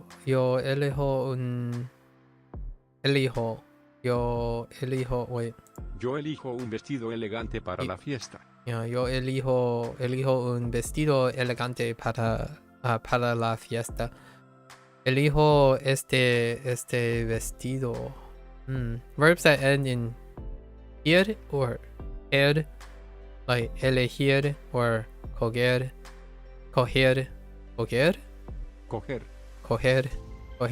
have yo forms that use that ending in yo in the present tense. Yeah, ho in the present tense. Notice that elegir is also stem changing. It is. I should keep a note of that. It's also stem changing. Stem changing and ir and her.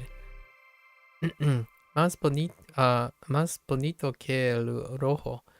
In English, we use one to avoid repeating the same word twice, but they use like pronouns. Like the blue dress is more beautiful than the red one, but in Spanish you use el and la. Yeah, in Spanish you can do the same thing. You can put el or la before an adjective to avoid repetition. Make sure the gender matches, right? ¿Te gusta el vestido azul o el rojo? The blue dress or the red one, right? Oh, I forgot to mention that up here. Okay. Esta camisa verde es más caro que la amarillo. Amarilla. Right. The camisa. Es femenina. Okay. All right. Let's get into it. Whoa. Hold up. Yeah. We're going. Right? Yes. Let's go. Creo que sí. Creo que sí. I think so. That's just a phrase. Creo que sí. Sí, yo creo que sí. Tienes que usar ese vestido en tu fiesta. Usar. Miguel piensa que sí. Yo no lo encontré. Yo no lo encontré.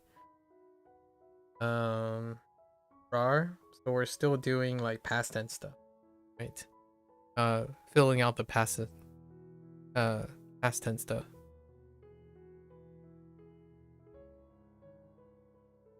Encontré algo para ti. Encontré Para. algo a ti. Wait. Para. Encontró para ti. Encontré algo para ti. Algo para ti. Encontré una carta vieja en mi escritorio. ¿Te gusta el rojo? ¿Te gusta el rojo? Do you like the red one? El azul, por El favor. azul. Por favor, the blue one, please. Okay. El azul. El el azul. pantalón rojo o el azul. El ¿Cuál pantalón. te gusta más? Okay. Yo quiero el azul. El rojo. El rojo. El rojo. Rojo es el del año pasado. Okay. Last year. La Trendy. amarilla, por favor. ¿Te pones la falda blanca o la amarilla? Te pones. Te pones. ¿Te pones la falda blanca o la amarilla? La Falda blanca Blanco. o La la amarilla. amarilla. ¿Te pones la falda blanca o la amarilla? Yo cojo todo el dinero. Yo cojo todo el dinero. Cojo. Take.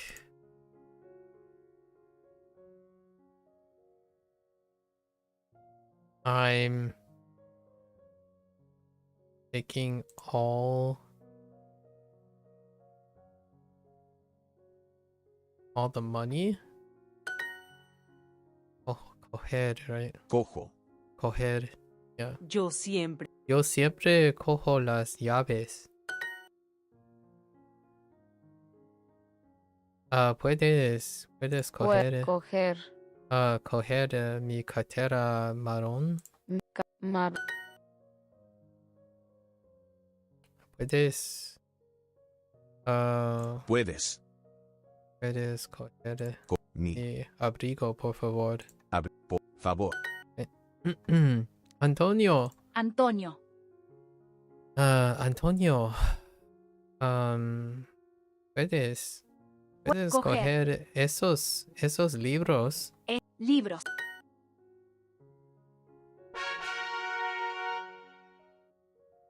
Alright. We're past midnight. Aquí o ahí. O allí. Allí. Aquí o allí. You're there? Kind of like the same as aquí o allá. ¿Ne? Or allá.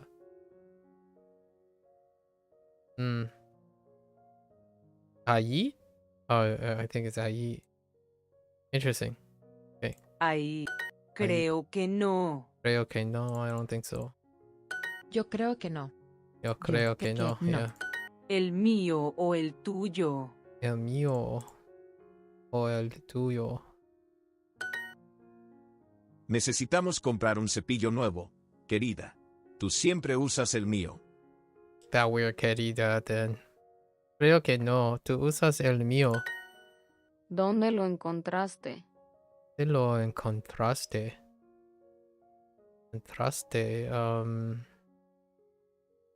Where did you meet? Find? When did you, where did you, oh, find it. Oh yeah, that's right, lo. Wow, esos zapatos son muy altos. Altos. Altos. ¿Puedes caminar bien? ¿Dónde los encontraste? ¿Dónde? ¿Encontraste las pelotas de tenis? Creo que no hay. Sí, ahí están.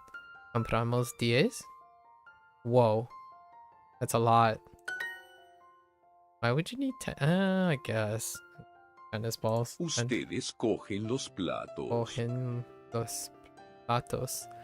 Platos are taking the plates. Oh no. The whole lo thing makes me think the pronoun thing kind of makes me think of something else. Oh no. Hoy empiezo una nueva vida. Vida, life. I think that's the only vocabulary word so far. I start a new life. Nueva vida. Mi mamá es más joven que la tuya. Okay.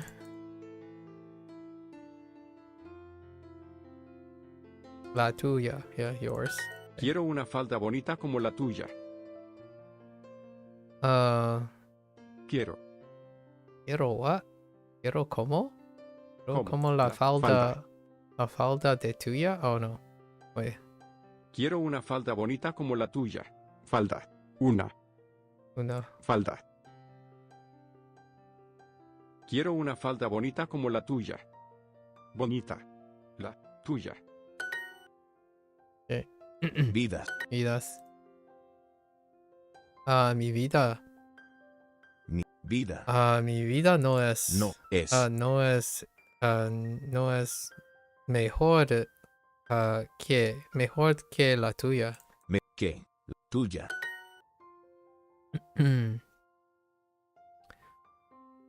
De que nosotros Nos cogemos la comida. La comida y you're taking the drink.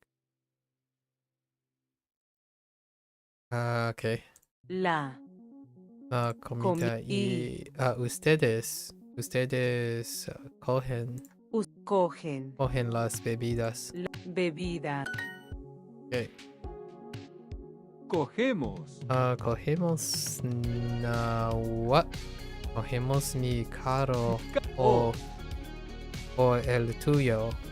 El tuyo. El tuyo. Interesting.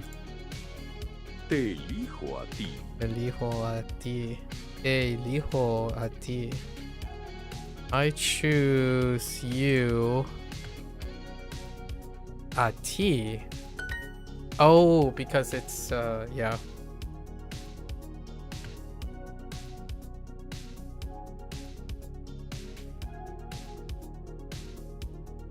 It's one of those verbs. Elijo el rojo. Elijo el rojo porque es más bonito. Which one?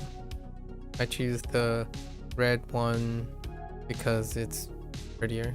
¿Cuánto pagaste? ¿Cuánto pagaste? ¿Cuánto pagaste? Okay. ¿Ya lo pagaste? ¿Ya lo pagaste? Lo pagaste. You are ¿Qué they. elegimos hoy? ¿Qué elegimos hoy? Elegimos. What are we picking today or choosing? Choosing today. Okay. Nosotros Nosotros elegimos unas flores bonitas. Unas flores bonitas.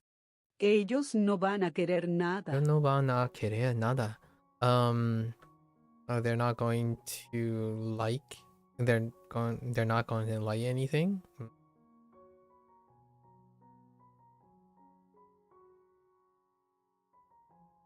Oh. Querer. Querer? Want anything. Yeah, want anything. Right. Querer. Este anuncio es muy divertido. Este anuncio es muy divertido. Announcement. Or, no, anuncio. Anuncio is so an ad? Ooh, an ad as opposed to... Anuncio. Oh, it's also an announcement. I'm like... este anuncio es muy divertido. Okay. Yo ¿qué? Yo what? Yo encontré estas bicicletas es un anuncio. Okay. Encontré works, right? Encontré son eléctricas y muy buenas. Tus hijas son como las nuestras. Tus hijas son como las nuestras. Your daughters are like mine or like ours. Mine as in plural. Ours. Los padres no eligen a sus hijos. Los padres no eligen a sus hijos. Okay. Parents don't choose their children. That's kind of a proverb-ish thing. Vida. Duro. Duro. I didn't get duro yet. But durable. Vaca. Anuncio. Querer. ¿Cuánto pagaste por esa blusa blanca? Va a estar sucia siempre. ¿Por qué? ¿Por qué no eliges tú mi ropa? Yo no sé comprar.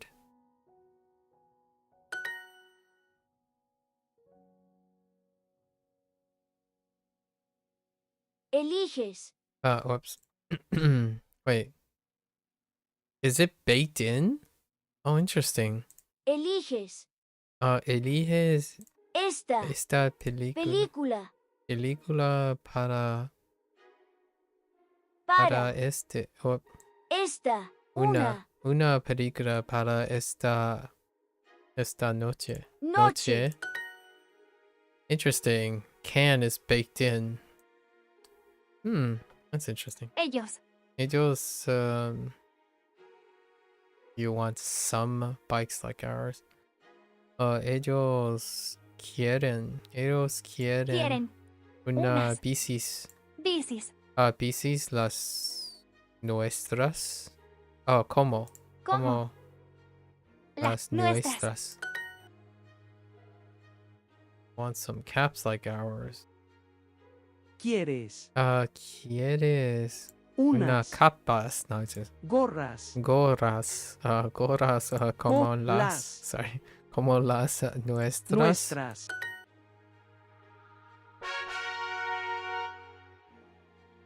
Okay. ¡Qué emocionante! Emocionante. Oh yeah, that's probably how I would do the other thing too. That was emocionante. This Emocionante. is exciting, yeah. Qué emocionante. Este partido de fútbol es emocionante. ¿Lo estás usando? ¿Los estás usando? Oh, but we're also doing, progressive as well. Gerunds. Are you using that? Or using it? ¿Estás usando esta silla? Lo compramos ayer. Past tense.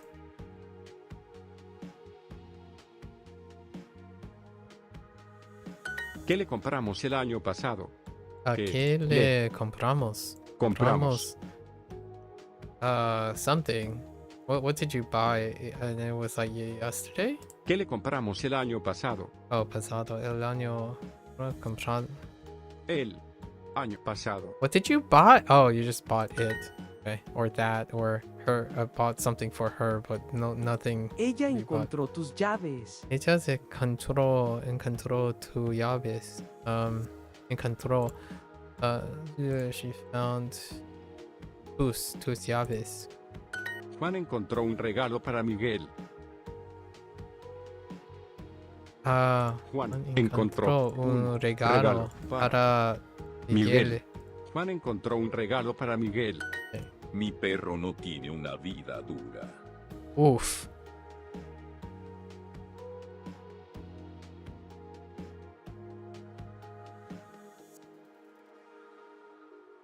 Oh, doesn't have. Oh, that's fine.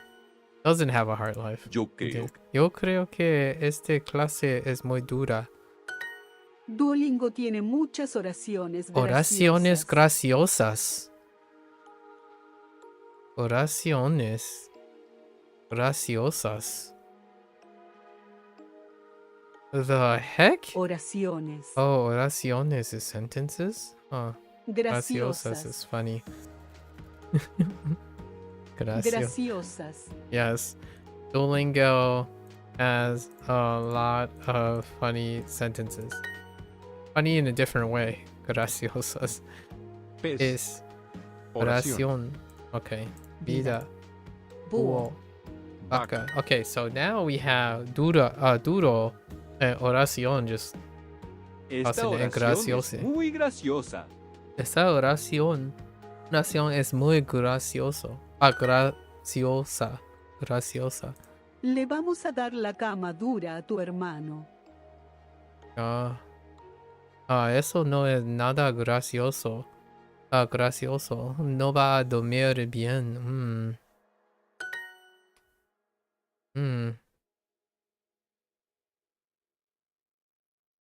Estamos usando mi computadora.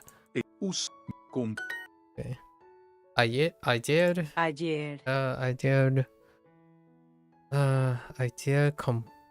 compré, ¿no? Compramos, o le compramos una muñeca. Muñeca. A doll. Yeah, muñeca. Yeah. Juan. Juan encontró un regalo para Miguel. Okay. I think we're good with our vocabulary. I think there were 4 vocabulary words and then some grammar sprinkled in. ¿Quieres comprar la camisa roja o la amarilla? ¿Quieres comprar la camisa roja o amarilla? Amarilla. Want buy the red shirts. Encontré el vestido perfecto para la fiesta de mañana. Es el rojo. Es muy bonito. Yeah. Okay. ¿Te pones la falda blanca o la amarilla? ¿Te pones la falda blanca o la amarilla?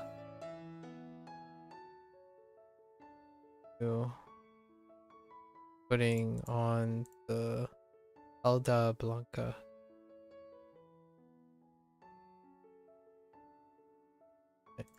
Ella no va a querer esos pantalones. Ella no va a esos. Ups. Elige esos pantalones. Ella no va a querer esos pantalones. Oh, querer. Elige. Querer. Ella no va a querer esos pantalones. Okay. ¿Necesitas la camiseta verde o la amarilla? Okay. You need the green shirt or the. ¿Pagaste tu café y el mío también? Pagaste. Pagaste mío. Mío. ¿Pagaste tu café y el mío también? Tu café. ¿Pagaste tu café? What? ¿Pagaste tu café y el mío también? El mío. También. Y ¿Pagaste tu café y el mío también? ¿Pagaste tu café y el mío también? Wait, also, do you pay for your coffee and mine too? For your coffee and mine too. Oh, okay. I see. La niña lee unas oraciones en español.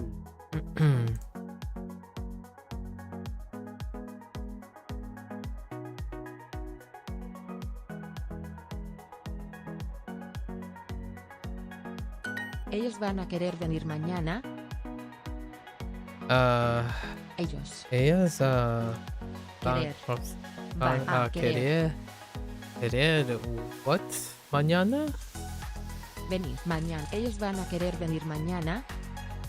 Wow, that's a string right there. ¿Por qué no quieres? ¿Por qué no quieres coger la blusa azul? Él va a querer hablar con nosotros. Él hablar. Va a hablar con nosotros. What? Él va a querer hablar con nosotros. Oh, querer hablar con nosotros. Voy a comprar este carro. ¿Cuál te gusta más? ¿El rojo? ¿Rojo o azul? Es el mismo carro. Oh, the same car. ¿El pantalón rojo o el azul? ¿Cuál te gusta más? Oh, yo quiero el azul. El rojo es... yeah. Alright. We gotta hit it. Let's go. Voy a coger el vestido rojo. Coger. Falstaff. Stop sitting there and being a butthead. Encontré. Buenas. Duolingo tiene muchas oraciones graciosas. Duolingo. ¿Por qué no eliges tú las tazas nuevas? Esas son elegantes, ¿no? Sí, pero no son como las nuestras. Pueden halagar. Ella no va a querer esos pantalones. Querer. ¿Encontraste las pelotas de tenis? Creo que no hay. ¿Ustedes cogen los platos? ¿Ustedes cogen los platos? Okay. Obi está en una tienda con su amigo y le dice, Malik, ¿tú quieres un teléfono como el mío? Entonces, necesitas mucho dinero. El teléfono de Obi es muy caro. Yeah. ¿Cuánto pagaste por ese vestido negro? ¿Cuánto pagaste? ¿Cuánto pagaste por ese vestido negro? Por el vestido negro. Vestido negro. Por ese vestido negro. Ayer Ubi y yo fuimos a la tienda y compramos ropa nueva. Tenemos una fiesta elegante el fin de semana que viene y queremos estar listos. Oh, that's cute. Compraron ropa porque ayer fue la fiesta elegante. Tiene una fiesta bien. Tiene una fiesta elegante. Te elijo a ti. Elijo. Yes. Yo siempre cojo las llaves. Please take the keys. Hay muchas what the opciones. Oh, that's actually kind of good. But maletas. Y tú siempre eliges el mismo tipo de zapatos. Oh, wait. Oh, it is opciones. Well, I mean, there could be a lot of... It could be all of these. Oh, but I guess it's referring to the options that there are available. That's fine.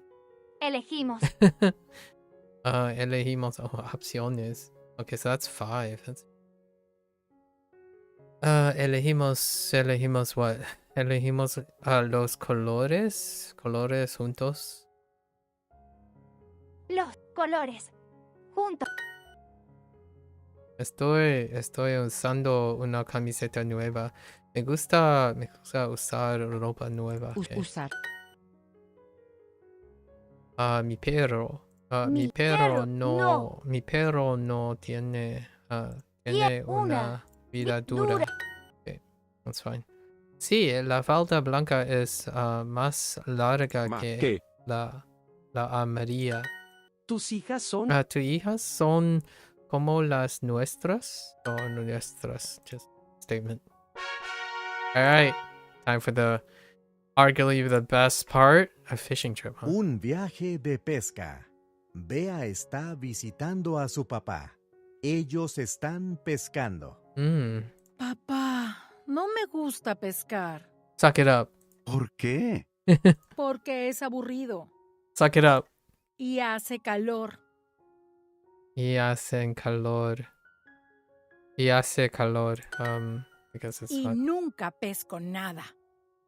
¿Sabes? Yo iba a pescar con tu abuelo todos los veranos. Oh, bringing the grandpapa. ¿De verdad? Él era muy diferente cuando pescaba. Era. Okay. I haven't done past tense with ser yet for a while. Yes.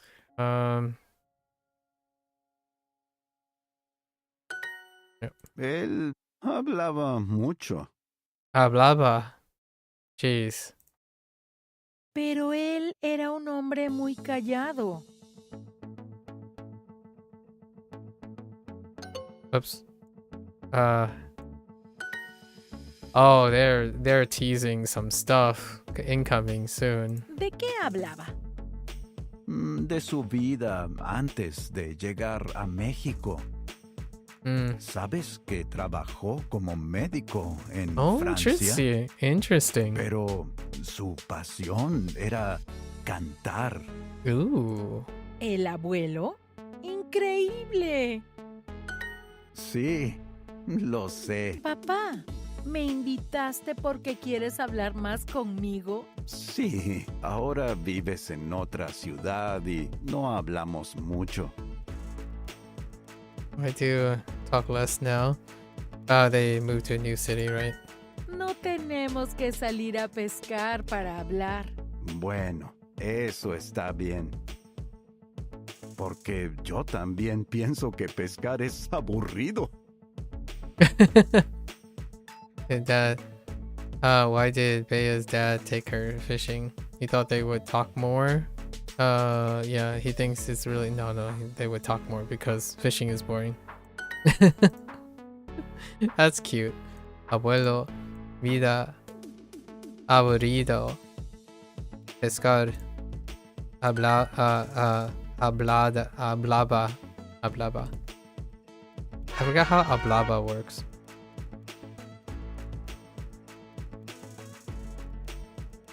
Un viaje de pesca.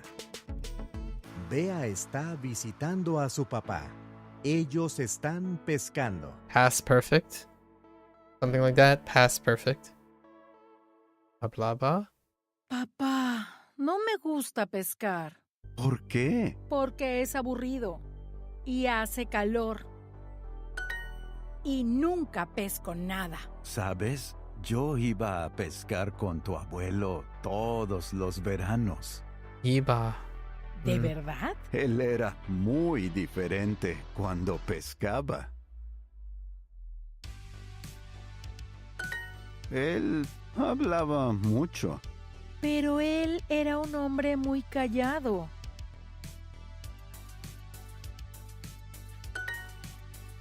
Callado.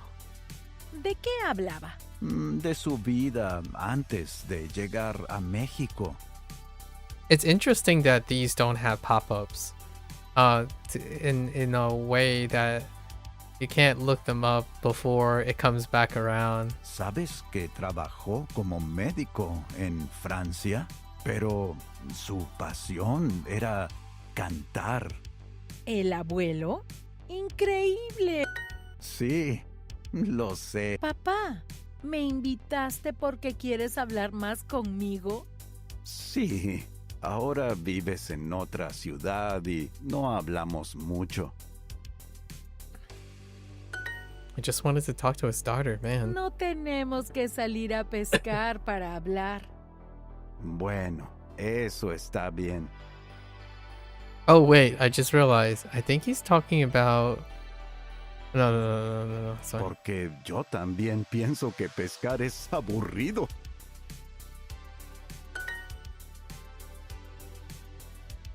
Callado. Oh, no. Wait. Callado. Oh, pescar. Oh, that's what callado means. Hace calor, of course. Pasión. That's fine. Sabes. Okay. Interesting. Alright, we need to type quick. Let's get this. Querido. Querido. Querido? Oh. Cerdo. Cerdo. Barco. Barco. Coger. Coger. ¿Te gusta el ¿Te gusta el rojo? Creo que sí. El vestido azul es... El vestido azul es más bonito que el rojo. Yo siempre cojo las llaves. Este pantalón verde con azul me gusta, pero es demasiado caro. Ah, esta camisa es perfecta y me encanta el rojo. Rojo. El reloj negro es más del. El. Li es Ravi. Estoy de compras y encontré la chaqueta perfecta para el concierto. Es hermosa y muy barata. ¿Dónde está Ravi? En una tienda de ropa. Mi sombrero verde es más pequeño que el azul. Del. El. Antonio. Antonio, ¿puedes coger esos libros?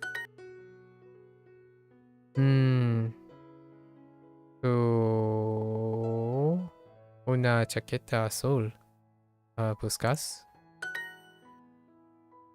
Sí, la falda blanca es más larga que la amarilla. ¿Cuál? ¿Cuál? ¿Color? Color. ¿Te pones la falda blanca o la amarilla?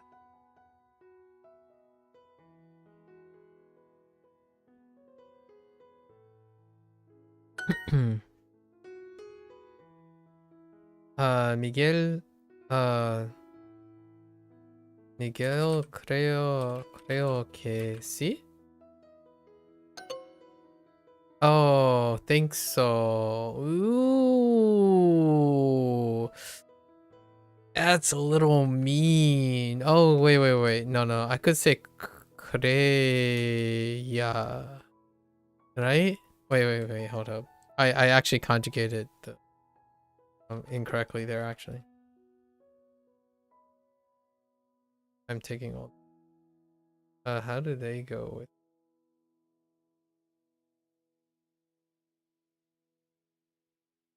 Oh. How about we do this? No. I think they want us to do coho. Coho. Todo el dinero.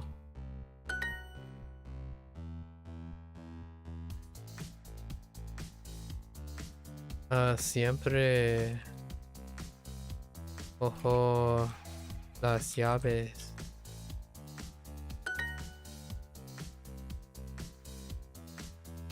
Wait. What is it? Creer?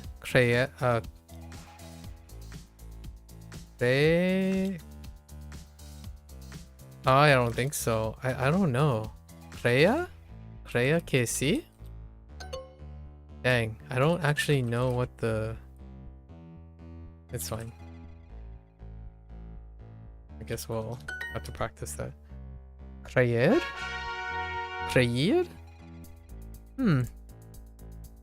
Vida. Querido. Ahí. Eso. Yo creo que no. Yo creo que no. Querido. ¿Ne? Ups. Querido. Coger. Vida. There. Ahí. Yo pienso que no. Cogemos la ropa.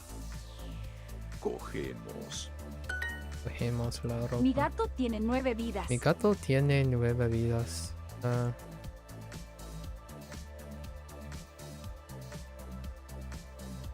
¿Qué encontraste ahí? Ahí. Mi gato tiene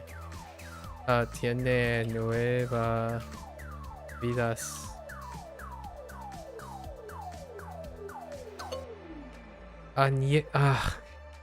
Goodbye. ¿Cogemos mi carro o el tuyo?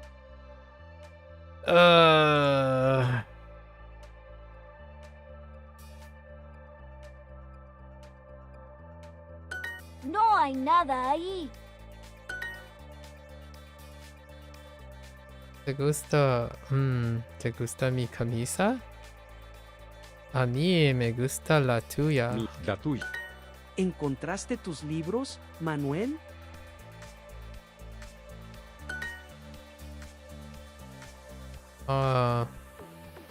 Tu celular es nuevo. El mío es muy viejo. Ok. Mi cartera está aquí. Y la tuya está ahí.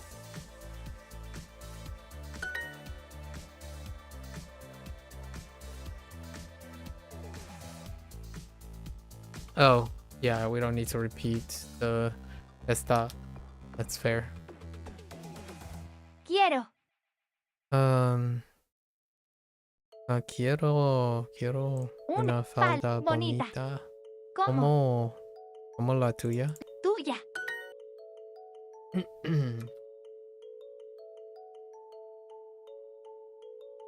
Cogemos mi carro y el tuyo. Oh, whoops, not E. My bad. Su abuelo. Su abuelo es alto más que el mío. Ah! Oh, más alto, whoops. Mi gato tiene 9 vidas.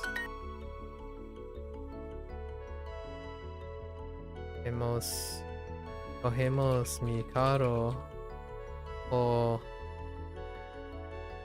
el tuyo.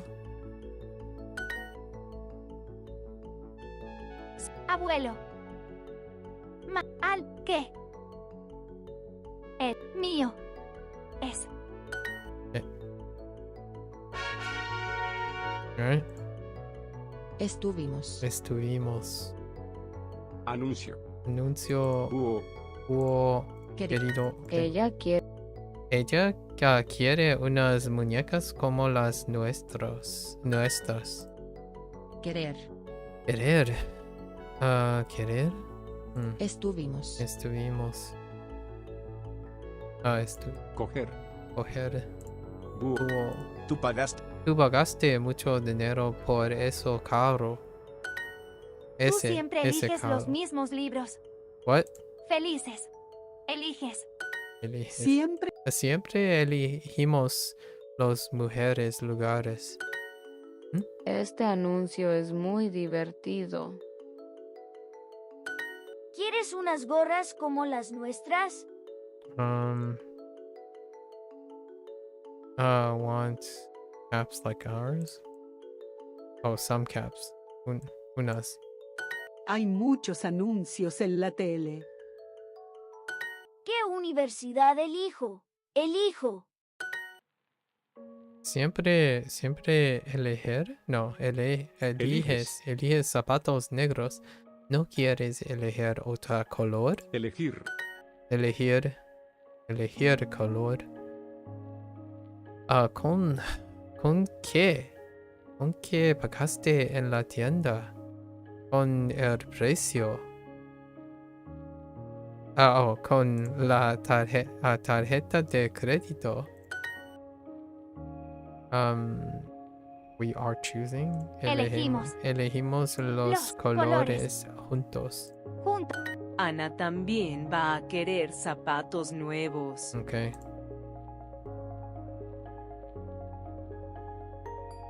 New shoes.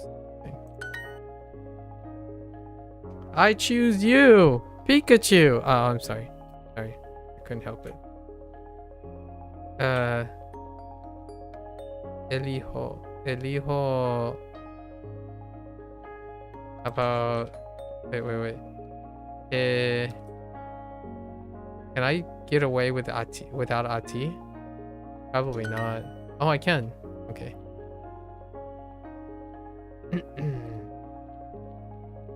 Nosotros siempre elegimos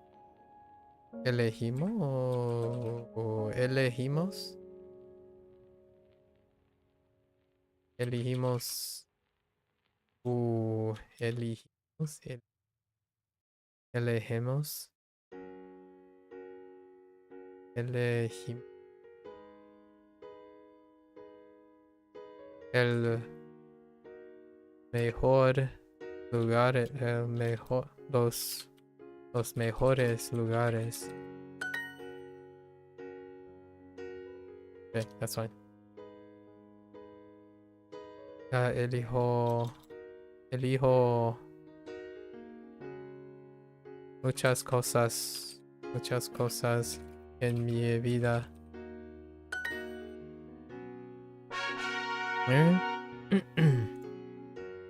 Búho. Duro. Anuncio. O sea, emocionante. Emocionante. El trabajo es duro, pero digo, Nieve. Querido. Pez. Duro. Duolingo tiene muchas oraciones graciosas. Okay. Ella encontró tus llaves. Estoy usando el bolígrafo azul. ¿Estás usando eso? ¿Por qué no eliges una película graciosa? Why don't you choose? Okay. Ayer Ubi y yo fuimos a la tienda y compramos ropa nueva. Tenemos una fiesta elegante el fin de semana que viene. Escribí muchas oraciones en español. Okay.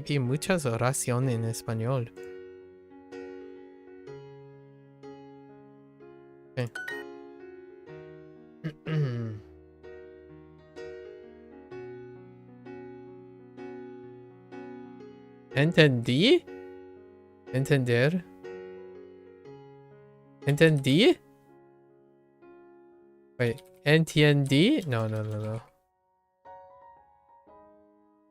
Oh no, wait, we can do estudié. Estudié? Oh no.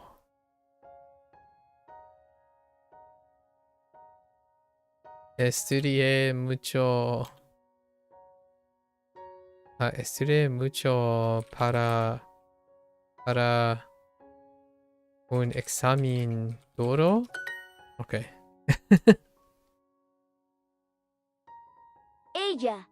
Ella encontró muchas flores bonitas.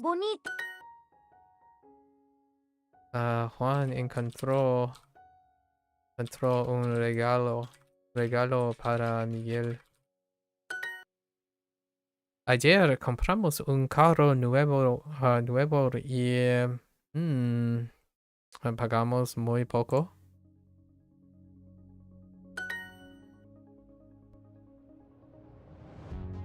Este fútbol, este partido de fútbol es emocionante.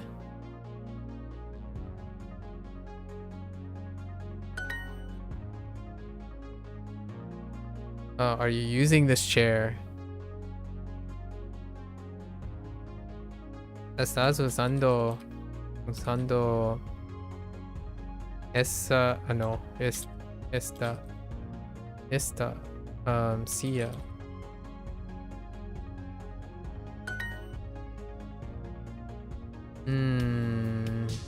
Esta oración, esta oración es muy divertida. Oh, right. Oh, graciosa. That's right. That's right. That's the vocabulary I was supposed to be using. Su abuelo es más alto que el mío. Mi gato tiene nueve vidas. Miguel piensa que sí.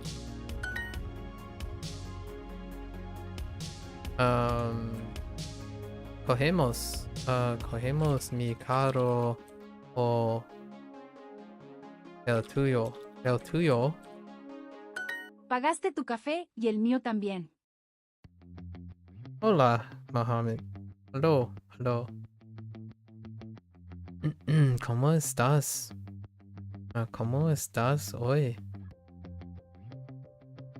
Pagaste tu café y el mío también. Pagaste.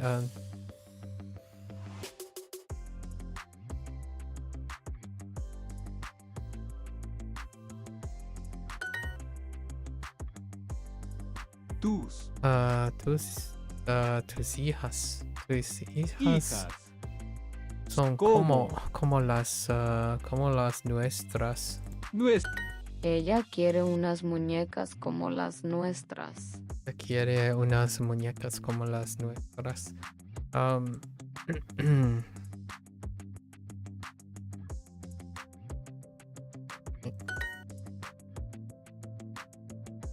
Mi casa es roja y la es verde. La tuya es verde.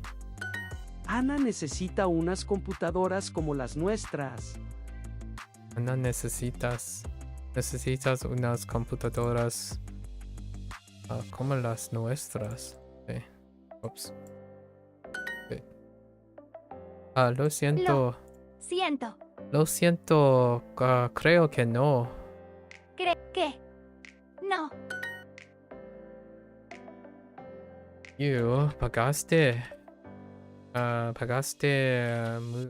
mucho dinero para that.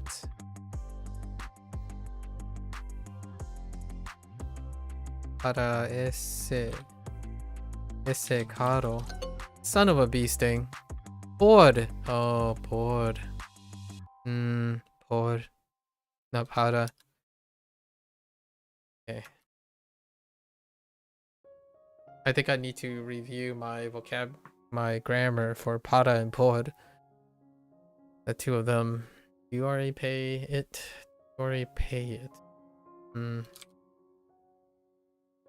Ya pagaste. Ya lo pagaste. Okay.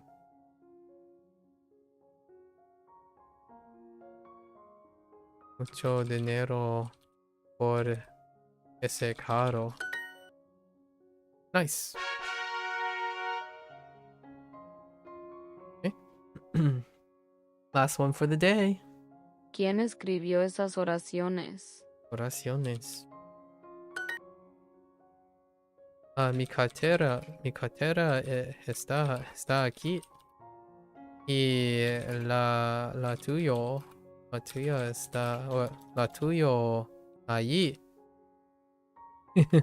That's a little aggressive. What did I do? Mi cartera está aquí Nosotros Ratatouille. cogemos la comida y ustedes cogen las bebidas. No puedes usar Usando. Eliges una película para esta noche. I heard eliges. Oh, eliges. Whoops. Typed the wrong word. Typed the wrong letter. Para mí, el cereal negro es menos moderno que el azul. ¿Qué? Well, aren't you an edgy person? Creo que sí. Creo que sí. Pero I'm not sure. No creo que sí. Is that what we're going with? No estoy seguro. Okay. That's fine. No estoy seguro. I was just being a butt.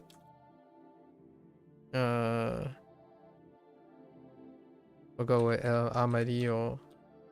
As long as they agree, it's fine. La Amarilla works Este too. anuncio es muy gracioso. Gracioso. Ella encontró tus llaves. Este pantalón verde con azul me gusta, pero es demasiado caro. Ah, esta camisa es perfecta y me encanta el rojo. Es emocionante. Es emocionante. Emocionante. Wait. ¿Es emocionante abrir muchos regalos? Muchos regalos. I had no idea you could do that. Okay. Yo cojo todo dinero. Todo el dinero. Okay. Qué gracioso. Qué gracioso. Yeah. Oh, I forgot the accent mark.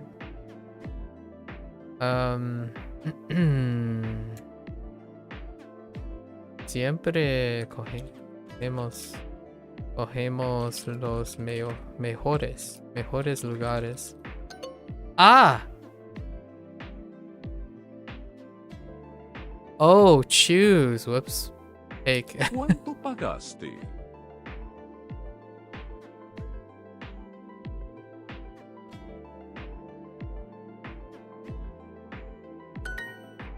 Okay. ¿Lo estás usando? ¿Lo estás usando? Vas a querer jugar mañana.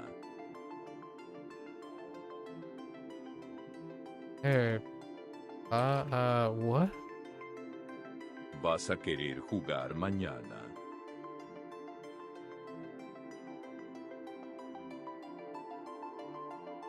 What? Vas a Querer jugar mañana. Jugar mañana. Question. Este anuncio es muy gracioso. Muy gracioso. Mi gato tiene 9 vidas. Alright. Not bad. We managed to clench the day. Tomorrow I have something errands to run, so I might be a little late, but we still got our Spanish in. Spanish is pretty lax. It's I mean, Duolingo really does lower the strain, right? I kind of look forward to also bouncing dual Japanese. I will try to see if I can do dual Japanese tomorrow. Then we can just go back and forth. Spanish and Japanese. Japanese is going to be even lower in terms of effort, right? In terms of effort, because WaniKani is probably going to provide overlap so much now with it. So we'll just be like chilling and focusing more on like sentences. Yeah. Anyways, oh yeah, let's do our review, right? We do our end review. So stuff today. We have oración.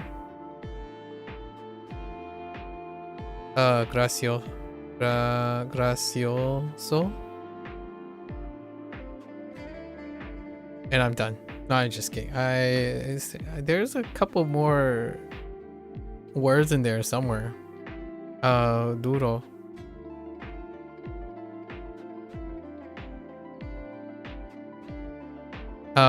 The phrase creo que sí. It's more like sí for soul, but creo que sí. I guess there's also a combination of, let's just say pienso que sí. Yeah, pienso que sí.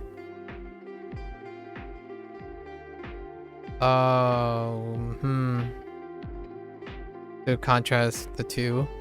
And then there is a por and para a little bit too. They did comparison. Lots of things going on. I think the main focus is in the guidebook actually. So we have using coger and elegir. And then this would be like cojo and elijo. Right. And then the rest follows.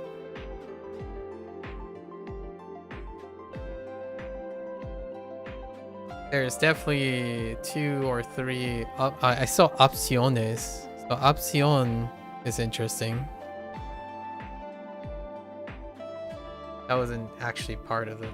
I think it was just stuck in there somehow.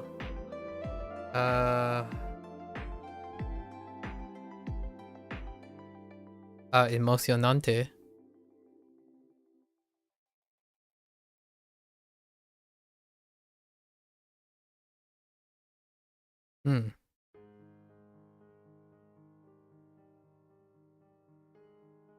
I'm definitely missing. Oh, and then we have the using one by using el and la to reduce redundancy. Those are the 2 main grammar points.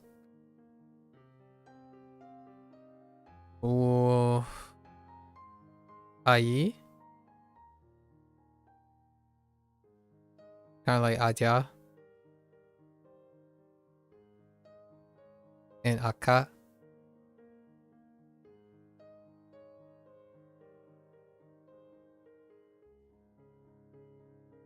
It is cojo. I think that's pretty good. And then we have probably one podcast for tomorrow evening. School life chat. School life chat.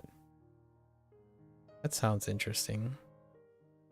That could be anyone. It could be Falstaff because people don't chat at school. It could be Lily because it's boring. Let's put Lily. Lily is probably kind of bored.